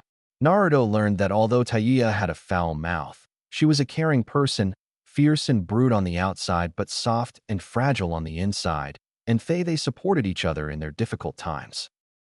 Naruto tried to find Team 8. He was eager to meet Hinata after all. His mask thrown aside, he could finally act normally and at least be friends with her first and get to know each other better. He was also surprised when he heard that Team 10 and Kin's team had passed the test. While he certainly didn't expect a lazy and a crippled team to pass. He also noticed that Ino looked a bit down and sad, but he didn't pay any attention. Maybe she was sad because her Sasuke-kun lost to him in the forest. On the final day, with 2 hours left to complete the test, all the teams were led to a big arena having a huge stone-made ram seal in the middle, while there was an elevated railing platform on either side of the arena. Upon reaching there, Naruto noticed that the teams which had passed were Team 9, Team 10, Kin's team, Kabuto's team, and the Sand team. Except the passing teams, no one else was in the arena right now while he noticed the surprised stares he was getting from Kabuto's team and Kakeru. Apparently Gaara was only interested in giving blood whoever his mother was. Naruto was, however, more watchful of Kabuto. He had a bad feeling about that guy ever since he met Kabuto. He then noticed that there was still no sign of Team 8 and sighed sadly. I guess Hinata-chan's team couldn't pass the test. But still 2 hours are left. There might be some hope, thought Naruto optimistically. 1 hour went by and Naruto began to lose hope when suddenly, he heard some rustle outside of the arena. Come on guys. I knew we'd pass, right Akamaru? Asked an ecstatic Kiba followed by a bark of approval from Akamaru while Naruto smirked as he definitely knew that voice. Looks like they passed the test, he thought, but was brought out of his musings when he heard an all too familiar soft and an angelic voice. Wait for us, Kiba, he heard the muffled yell of Hinata. I'm telling you, Hinata, we are probably the first team to pass the exam, choked Kiba mid-sentence when he saw a total of 6 Chunin squads staring at him in amusement. Meanwhile, Naruto sighed, shaking his head in amusement. What an idiot, he muttered while chuckling lightly to himself. Dobe, what are you laughing about? Demanded the Uchiha with his patented scowl, while Sakura frowned at Sasuke's behavior. She had been constantly observing his behavior for the past 3 days and found that Sasuke was the reason for most of their fights. Sakura's admiration for Sasuke was constantly being degraded as she watched him for the first time with a sane person's perspective. Progressively, she stopped taking Sasuke's side, unlike previously. She still cared for him and thought that maybe the cursed seal was affecting him, but sometimes he just got on her nerves. What? Do I have to ask for your permission, Uchiha-sama? Asked Naruto sarcastically with a roll of his eyes while Sasuke narrowed his eyes in anger. But before he could make his emo remark, Sakura stepped between them. Please, Sasuke-kun, all the teams are watching. This exam is about teamwork, remember? If we're going to have conflicts in our team, then how can we become Chunins? She said using her smart brain as she knew he would stop at the prospect of advancing in ninja ranks and gain more power. While Naruto was satisfied with Sakura's interruption, he didn't want to fight now as they would get disqualified. You better stay out of my way, loser, grunted Sasuke as he went to the wall, leaned against it, and started brooding, probably making devious strategies and plans on how to defeat his brother while Sakura sighed in relief. Thanks, Sakura, whispered Naruto while she nodded with a smile. Meanwhile, all the teams were watching this show in amusement. They couldn't fathom that how a team like that could have passed the second exams, but Team 10 knew all too well. Shikamaru muttered, troublesome, at Sasuke's behavior while Chuji sighed at their antics. How could I ever have felt something for an idiot like him? Thought Ino with a frown as she watched Sasuke. What a bunch of losers, said Kinkuru with a confident smirk while Temari was busy blushing when she saw Naruto again. Mother wants your blood, Uchiha, thought Gaara with a psychotic grin leading to a nervous Kinkuru and Temari stepping away from him. Meanwhile, Zaku was busy glaring at the Uchiha, his eyes seeing only one thing: revenge. Kin had joined her so-called team, while Dosu was constantly glaring at her. Niji had an arrogant smirk on his face. Tintin was busy sharpening her kunai, while Lee was doing one-hand vertical push-ups, all the while yelling about his youth crap. Kabuto was also keeping a close eye on Naruto. He could feel that Naruto's power had somehow increased drastically during the second exam. On the other hand, Hinata and Shino had just reached the entrance where a dumbfounded Kiba was standing. However, Shino and Hinata weren't surprised at all to see the 6 passing teams. They had already predicted this as they did completed the exam just before the time limit. They became scanning the teams, and as expected, Hinata became ecstatic when she spotted Team 7, but was confused when she didn't see any orange. Where is Naruto-kun? She thought when she didn't see him anywhere in the arena. However, she did found someone she hadn't seen before, who was wearing a white cape with his back towards her, who she dismissed as a possible Yamanaka proctor because of his blonde hair. His blonde hair made her suspicious, but she just ignored it. She also noticed that Sakura was talking to Sasuke about something before he went towards the wall. Worried about Naruto, she approached Team 7, Sakura to be specific. She timidly poked Sakura on her shoulder. Sakura-san? Asked Hinata, while Sakura turned towards her. Oh, Hinata.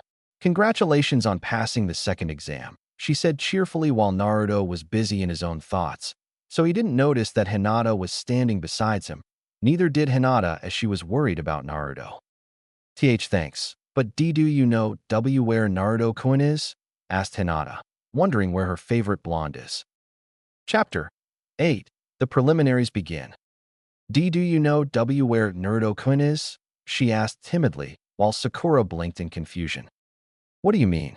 He's standing right. She trailed off when she realized that Hinata hadn't seen the new Naruto before inwardly grinning evilly. Sakura slung her arm over Hinata's shoulder with a grin that would scare even the greatest prankmaster. Say, Hinata, do you know that Naruto told me that he liked you? She said dramatically while Hinata's face went extremely red. Oh, really?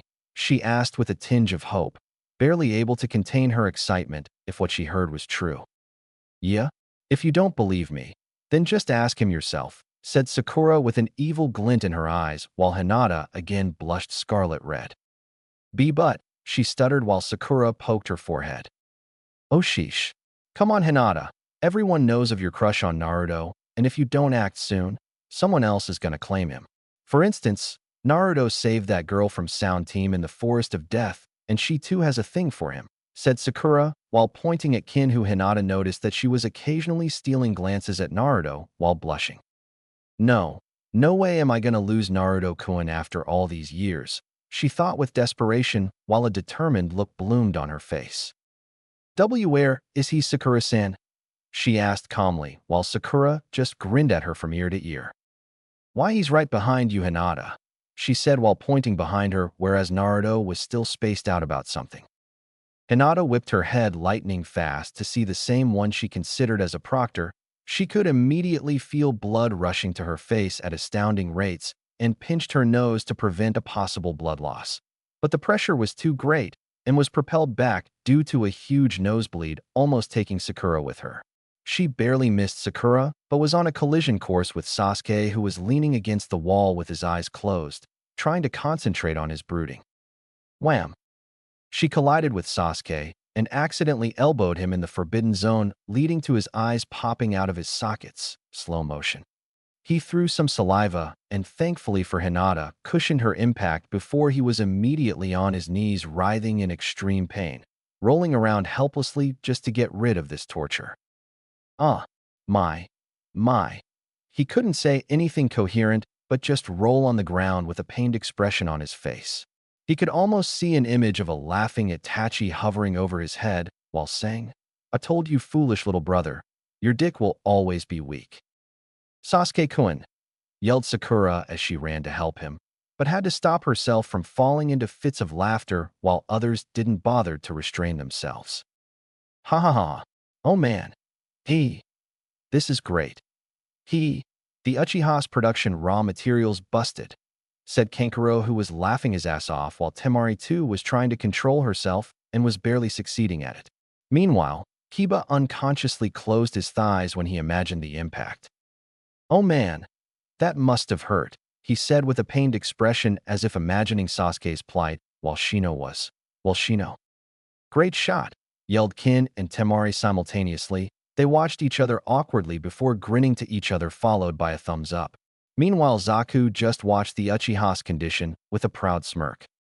"That's what you get for messing with me, Uchiha," he thought, while everyone else, yeah, even Gaara, he too understands the pain of being hit there, could only express their thoughts in one word: ouch. "Mother pities you, Uchiha," thought the future Kazekage. Meanwhile, Naruto just got out of his thoughts to see a starry-eyed Hinata with a huge blush on her face and a rolling Sasuke on the floor with Sakura trying to help him. Seeing Hinata's blush and Sasuke's condition, he immediately understood what happened. "I guess she noticed my changes. Earlier she used to stutter in my presence, but now," he thought with a sigh before walking up to Hinata. But he was extremely happy to see her. Last time he checked, she was being impaled by Itachi's blade. "Oi, Hinata-chan, are you all right?" he asked with a concerned expression while her eyes slowly fluttered open to see Naruto bent in front of her. "In Naruto Kikun," she stuttered before her world began to spin while Naruto too noticed her swaying. He sighed before putting his hand on her forehead and started to apply his chakra on her forehead. Immediately, she stopped swaying and noticed, just like Kin, the strange effects of his chakra. What are you doing in Naruto-kun?" she asked with a blush, but noticed that she was not fainting this close to him, which was a miracle in itself, while Naruto's eyes hardened. "I can't take it anymore. I have to ask her. It's now or never," he thought before nodding to himself inwardly. "Hinata-chan, do you hate me like all the villagers?" he asked with a frown while Hinata's eyes widened. "Of course not," she said frantically. "Then are you afraid of me?" he asked with his piercing gaze while Hinata would have just lost herself in those beautiful blue orbs if not for the seriousness of the situation. "Why are you asking me this in Naruto-kun? There's no way I'll be ever afraid of you," she said with a sad expression while all others watched this strange scene curiously. "Then why do you stutter in front of me? Why faint? Why avoid me? If that's not fear, then what it is? What makes you different from the rest of villagers and shinobi populace then? If you like me, then why never approach me?" he asked while her eyes widened in surprise. "In Naruto-kun," she trailed while avoiding his gaze. "I contact Hinata," he said firmly while she immediately jerked her head to look into his eyes. Eyes which were usually bright were filled with loneliness and pain. "I know you like me right from the start. I know you followed me. I am not an idiot, Hinata. I know you secretly cheered for me in the academy, secretly prayed for me. But why? Why didn't you ever approach me? Why didn't you try to at least be my friends when I was lonely, when I sat lonely by the swing? If I'm the one you like, shouldn't I be a source of comfort for you? Shouldn't you be comfortable around me? Shouldn't you be just yourself around me and forget all of your problems in the world? He said with an emotionless face. He refused to cry in front of everyone, but he had to know the answer. He was fed up of this game of cat and mouse while tears started to well up in Hinata's eyes at hearing the pain in his eyes. Meanwhile, Kin, Sakura, Temari, and Ino were also sad at hearing him, but Ino was hit the hardest among them by his pained confession. If only I wouldn't have behaved like an ass back then. For what it's worth, I'm sorry, Naruto, but I promise that I'll make it up for you, thought Ino while Shikamaru put a comforting hand on her. He too was a bit sad that he didn't approach Naruto again, although they were friends early in the academy, but eventually only him and Chuji remained friends. Naruto looked up when he felt a hand on his shoulder to see Kiba standing there with a frown on his face. Naruto, I don't know what happened to you, buddy, he said while gesturing to Naruto's appearance, but you shouldn't create a scene here, before Naruto glared at him. Kiba, you don't have any idea what has happened in the past few days of my godforsaken life, but I'm in a foul mood and I want some now, he growled while Shino just remained passive, standing by the side of Kiba, ready to defend Hinata if something happens. Naruto, I understand that you were lonely. I at least had Akamaru by my side in times of trouble, but you have to understand that life for Hinata too was not easy. Her father, he trailed, not wanting to reveal anything more in front of the contestants while Naruto just sighed frustratingly. Hayutan, Hayu Kekai, Hire Demu, Ice Release, Ice Barrier, Ice Dome Prison, whispered Naruto after going through a couple of hand seals, both hands, and slammed them on the floor, the effects of which were an ice dome getting created around him and Team 8. Just as the dome was about to complete, he created a shadow clone outside it, and signaled him to keep watch while the clone nodded at him. Team 8's eyes widened after seeing something which should be impossible for a Chunin. What did you? Trailed Kiba in amazement as he saw that they were completely surrounded by this igloo-like structure while Shino's eyebrows could be seen above his glasses. Hinata didn't say anything, but she was just as gobsmacked. However, a large part of her was still saddened by Naruto's claims. She knew what he said was true, but she too had her own reasons. Don't worry, this is completely harmless and also acts as a soundproof barrier. Now we can talk without caring about anyone, said Naruto before he again touched Hinata's forehead and started applying his chakra. Meanwhile, all the Genins were astounded at what they had just witnessed except Gaara, who was grinning like a psychomaniac, and Sakura, who had already saw Naruto using ice manipulation. Sasuke too had an amazed look on his face, although he was still in pain from the blow. This power, why don't I have this much strength? No matter how hard I train. Why? Why can't I get stronger? I feel like I'm getting nowhere. Naruto, how can you be so strong? You were supposed to be the dead last, and I was the rookie of the year. I will get this power no matter what I have to do, he thought while clenching his fists and gritting his teeth. Sakura was looking at him with worry. She knew he would be overwhelmed at the display of Naruto's skill and was worried about Sasuke's reaction ever since the Forest of Death, and now her fears were coming true. Naruto, how strong are you really are? Just what the heck happened in the forest? Thought Team 10 while Neji had a frown on his face. Meanwhile, Tenten and Lee had somewhat akin to admiration in their eyes. YSH, Naruto-kun's flames of youth shine brightly. Lee yelled before pumping his fist in air while all the Genins except Team 9 flinched at his loud volume, Kabuto having a deep frown on his face. He could be a problem later in our plans. I have to report to Orochimaru-sama about this unexpected development, he thought while adjusting his glasses. That was so cool, exclaimed Kin with shining stars in her eyes while Zaku and Dosu wanted to, but couldn't refuse her claim. It was indeed cool, they thought begrudgingly. No one touches this dome or disturbs boss right now, said the clone authoritatively while glaring especially at Sasuke. The others wanted to say something, but sensing his foul mood didn't bother to. Ice Dome. All right, about your father, I know everything as to how he treated you, he said to Hinata, whose eyes widened in shock. But how? She asked. It doesn't matter right now. You still haven't answered my questions, Hinata.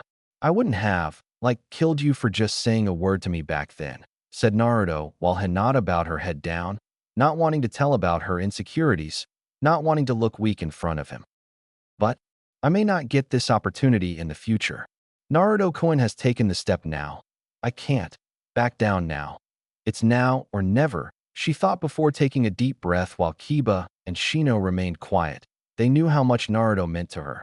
They were constantly trying to persuade her to talk to him. And now they dare not interrupt them. One F failure after another. Every time I tried to S stand, an even heavier weight was put on my shoulders, keeping me to the S surface, she said while her bangs covered her eyes.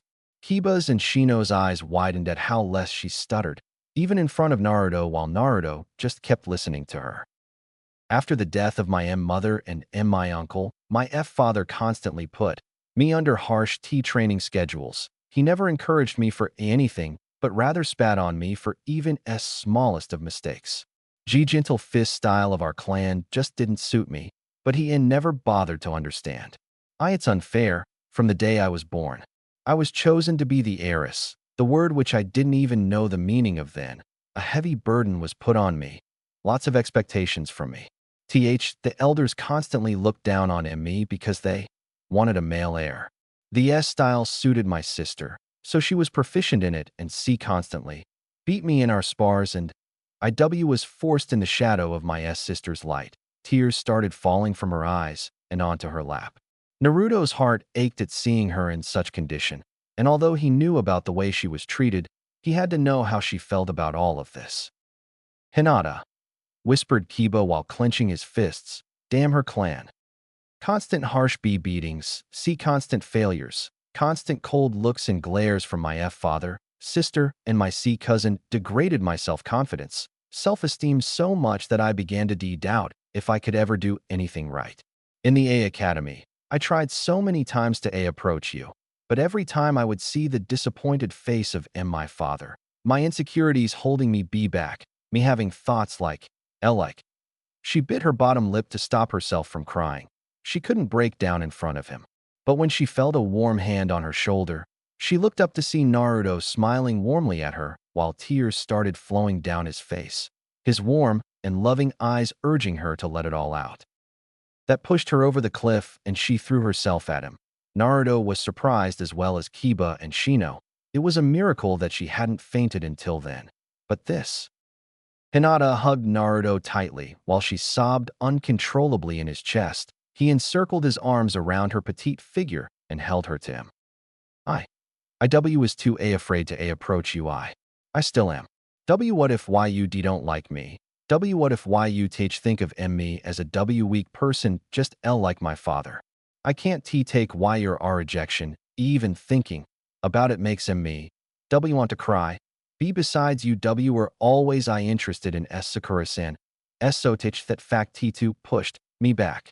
I am sorry Naruto-kun, but I am just not confident like you. She stuttered in his chest while sobbing loudly, whereas Naruto just rubbed her silky hair delicately.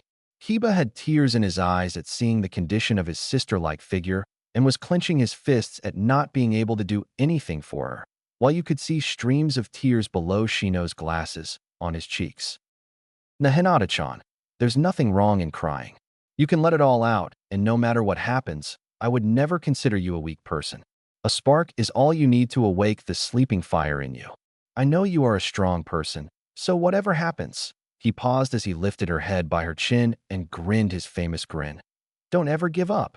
And remember that I would never leave you," he said while Hinata gave a small teary-eyed smile.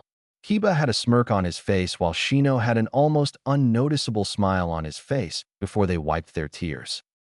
Hinata wiped her tears and determination took birth in her eyes before she stood up and pointed her thumb at her Hitayate. "And I promise on my leaf Hitayate that IW would never leave your side Naruto-kun," she said while Naruto could see that she was desperately trying to stop her stuttering. He knew that her father had severely damaged her self-esteem, but he also knew that with time, her stuttering would stop. Don't worry Hinata, we too are with you. After all, what are teammates for, right Shino?" said Kiba before patting Shino's back. "Indeed," said the bug user with conviction.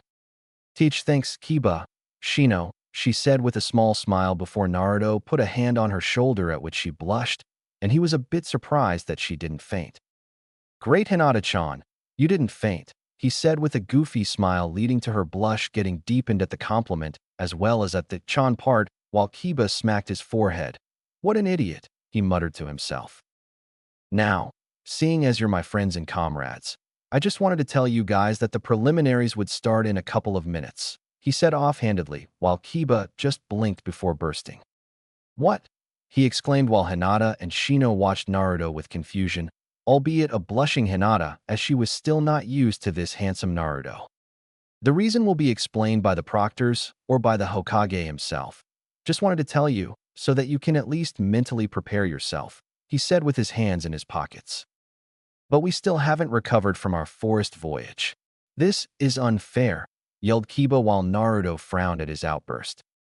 Tell me, did Kurenai-sensei ever told you that life of a shinobi is fair? Was it fair for Hinata-chan when her father made her fight her sister even when she was tired from your team missions and practice sessions?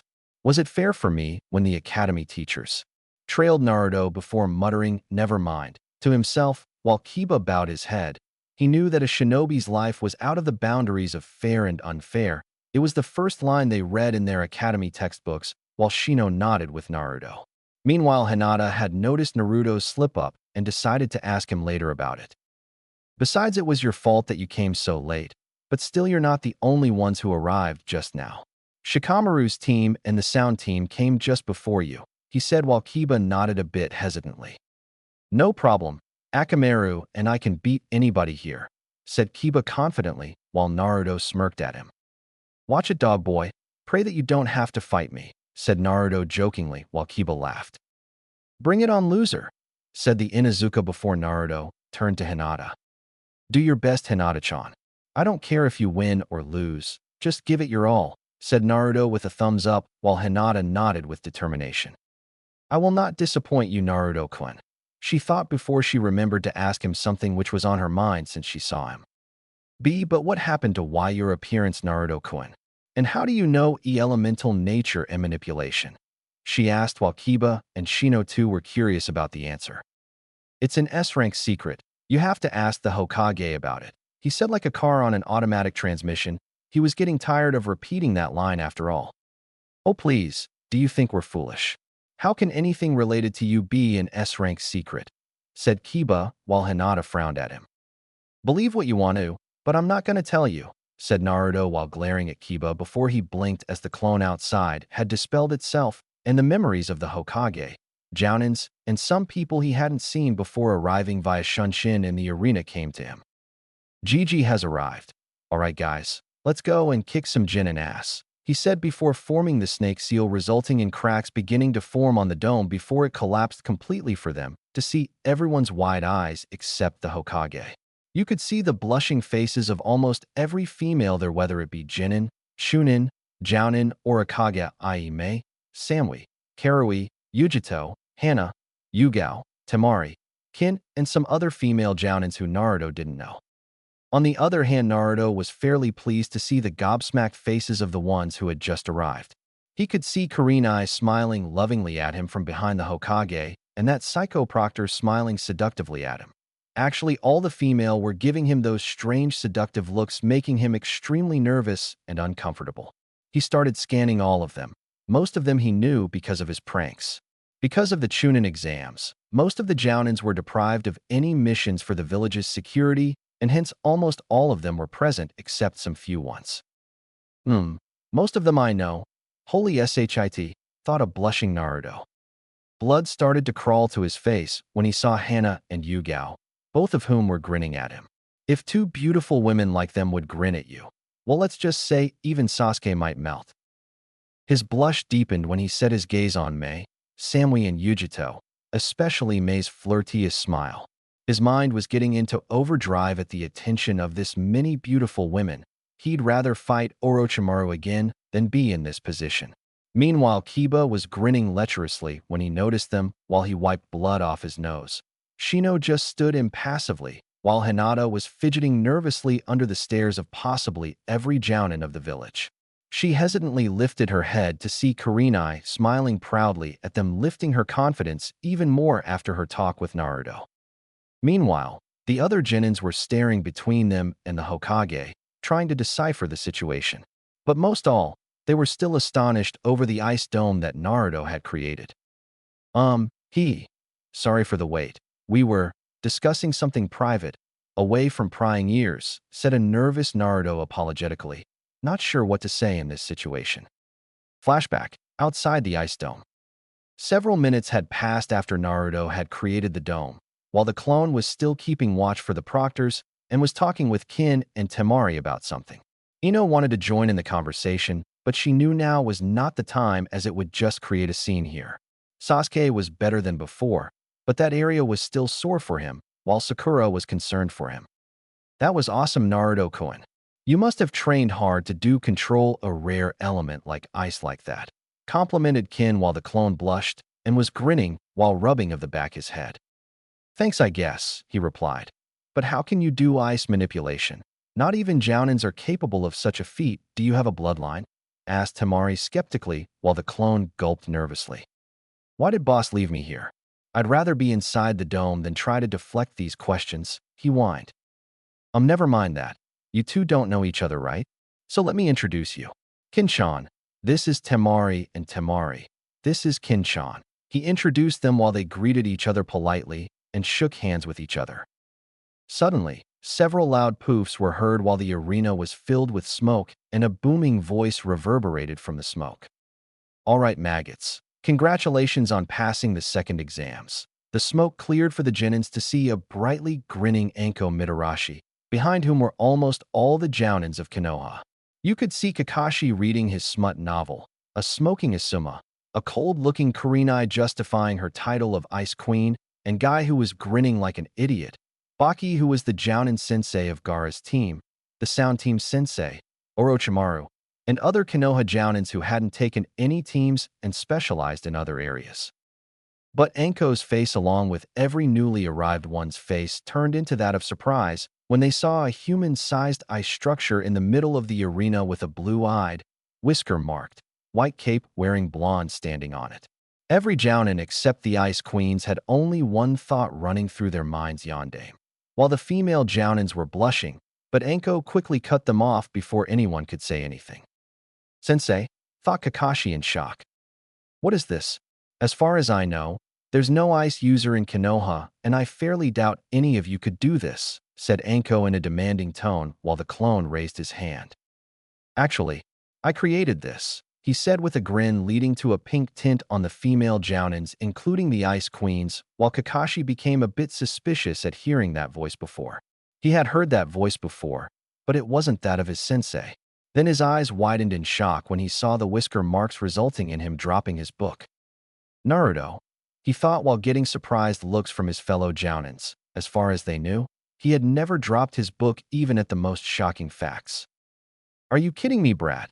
There's no way in hell you could know chakra nature manipulation, let alone creating an element as rare as ice, said a Jounin. What exactly did Rinnegan do for him? Thought the Ice Queen simultaneously with wide-eyed looks on their faces. They were already thrown for the loop when Kurenai told them that he knew nature manipulation for water and lightning element. But this was absolutely absurd. Even Sharingan didn't grant you that much. Hokage-sama will explain when he gets here, said the clone as he awkwardly used the term sama. He was not used to this formality crap, but in front of so many Jounins he had to be careful.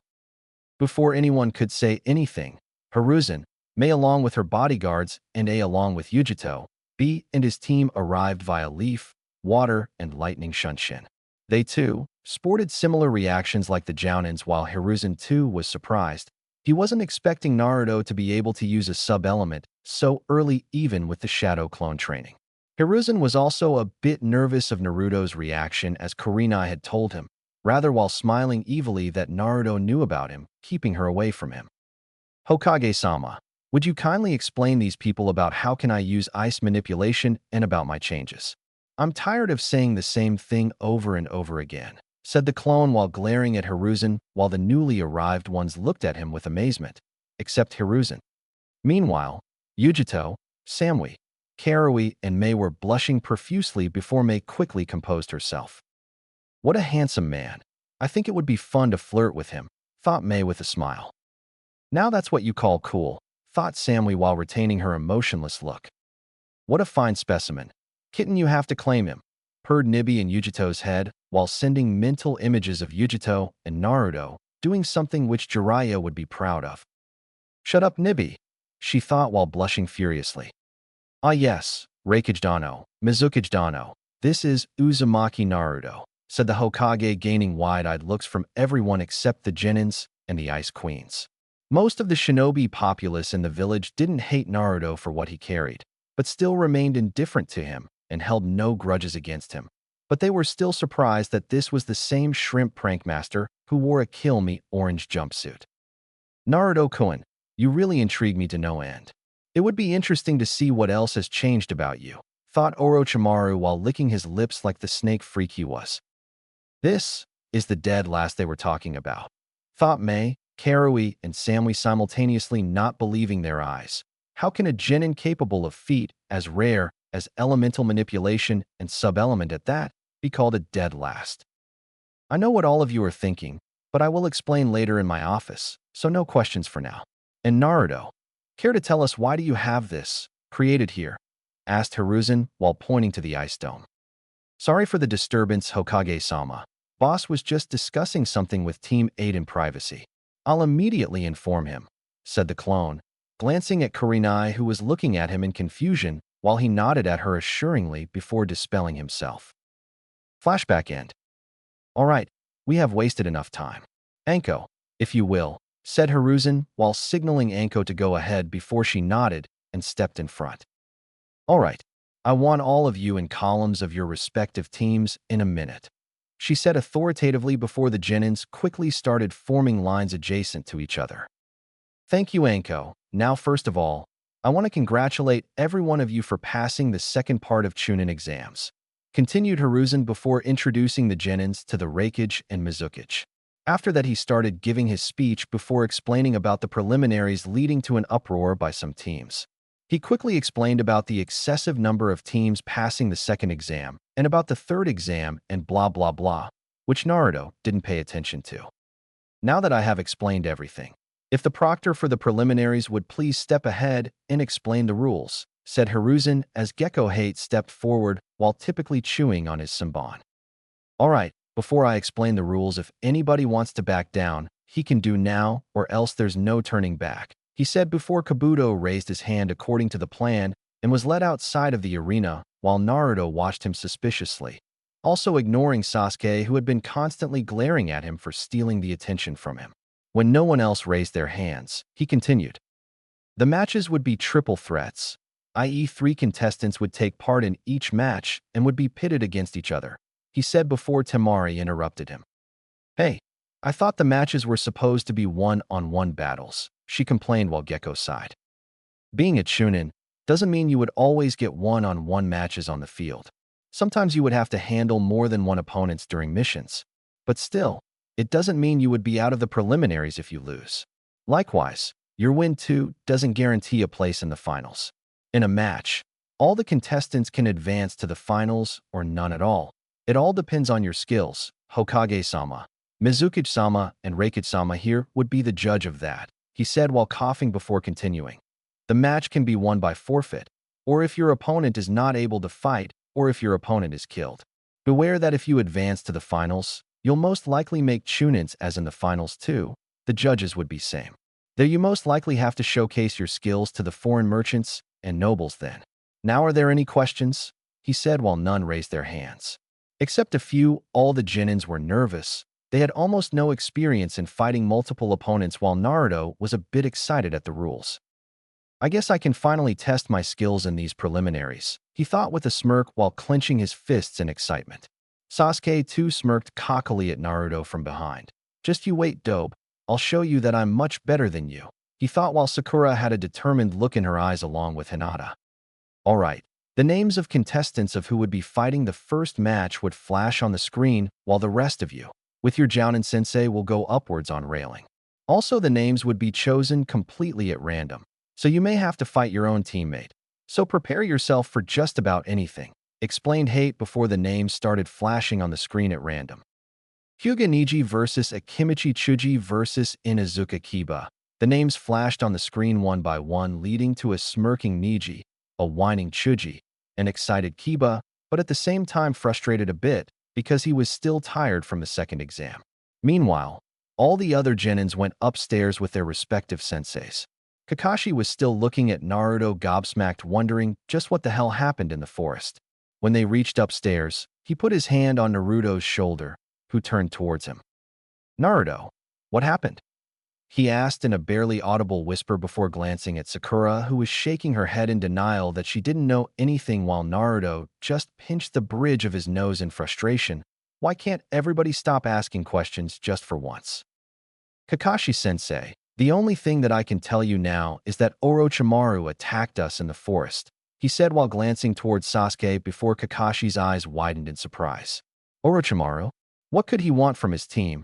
Then he followed Naruto's gaze towards Sasuke and sighed. Of course, he should have known, the Sharingan. "I have no idea how you guys survived, but I'm glad you did. Also, I suppose Sasuke has a curse mark," whispered Kakashi while Naruto nodded at him. "Listen, Sensei, I know you have a lot of questions, but I'm tired and want nothing more than for this day to end. I know you helped me a lot in my Yuki control training, but please understand me.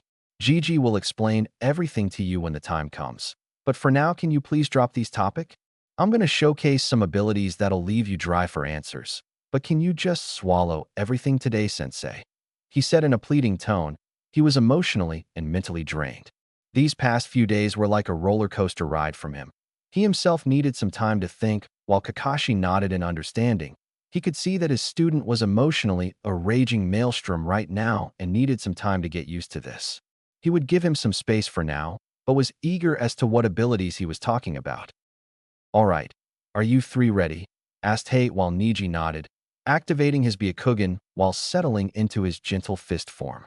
Chuji too nodded, albeit a lot hesitantly, while Kiba immediately ate a food pill to restore his chakra. Meanwhile, Reikage grinned in anticipation of the battle.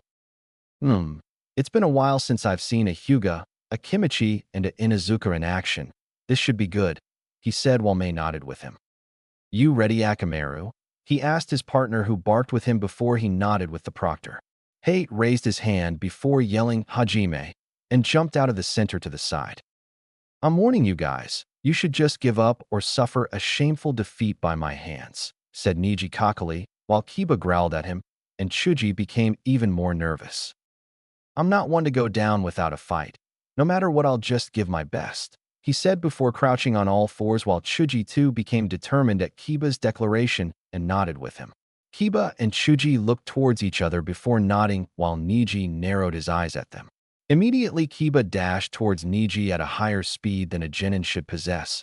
Neji was startled by his speed and agility, but that was to be expected of an Inuzuka, and besides, he was used to sparring with Lee, who possessed much greater speed than Kiba. Kiba went for a midsection palm thrust as Neji avoided it with grace before going for a palm strike towards Kiba's shoulder, but became unsettled by his smirk. "He's planning something," thought Neji before his eyes widened when he heard Chuji yell. "Buban Baika no Jutsu, partial multi-size technique. Shit, I forgot the fat one. That ingrate." He hid himself behind the Inuzuka deliberately, so his chakra network was hidden from me behind the Inuzukas. "These losers just might be a bit of challenge for me after all," he thought before using a chakra-enhanced jump to dodge the rolling Chuji, who was now like an air balloon and was coming at him at high speeds. Upon missing him, Chuji just collided with the wall, his enlarged body getting stuck in the crater. Neji, using his chakra on his feet, was standing on the ceiling right now before he saw the Inuzuka and his dog coming at him with his Byakugan, rotating at high speeds. "Gutsuga, dual piercing fong," yelled Kiba, having creating the man-beast clone before initiating his attack when Neji was in midair. "They're both targeting me. I have to get rid of one of them quickly," thought Neji while barely avoiding Kiba's attack before rushing towards Chuji, who was still dazed from the impact and was now in his normal size to escape the crater. Upon reaching him, Neji unleashed a flurry of palm strikes, not targeting any vital organs, but doing enough damage that he would be out of the match. Chuji grunted in pain. He felt like 1,000 needles had pierced his body and that he didn't have any chakra left before falling to his knees and fell face first on the floor. Kiba and his clone, Akamaru, skidded to a halt from their attack before glaring at Niji, who was smirking at him. That bastard.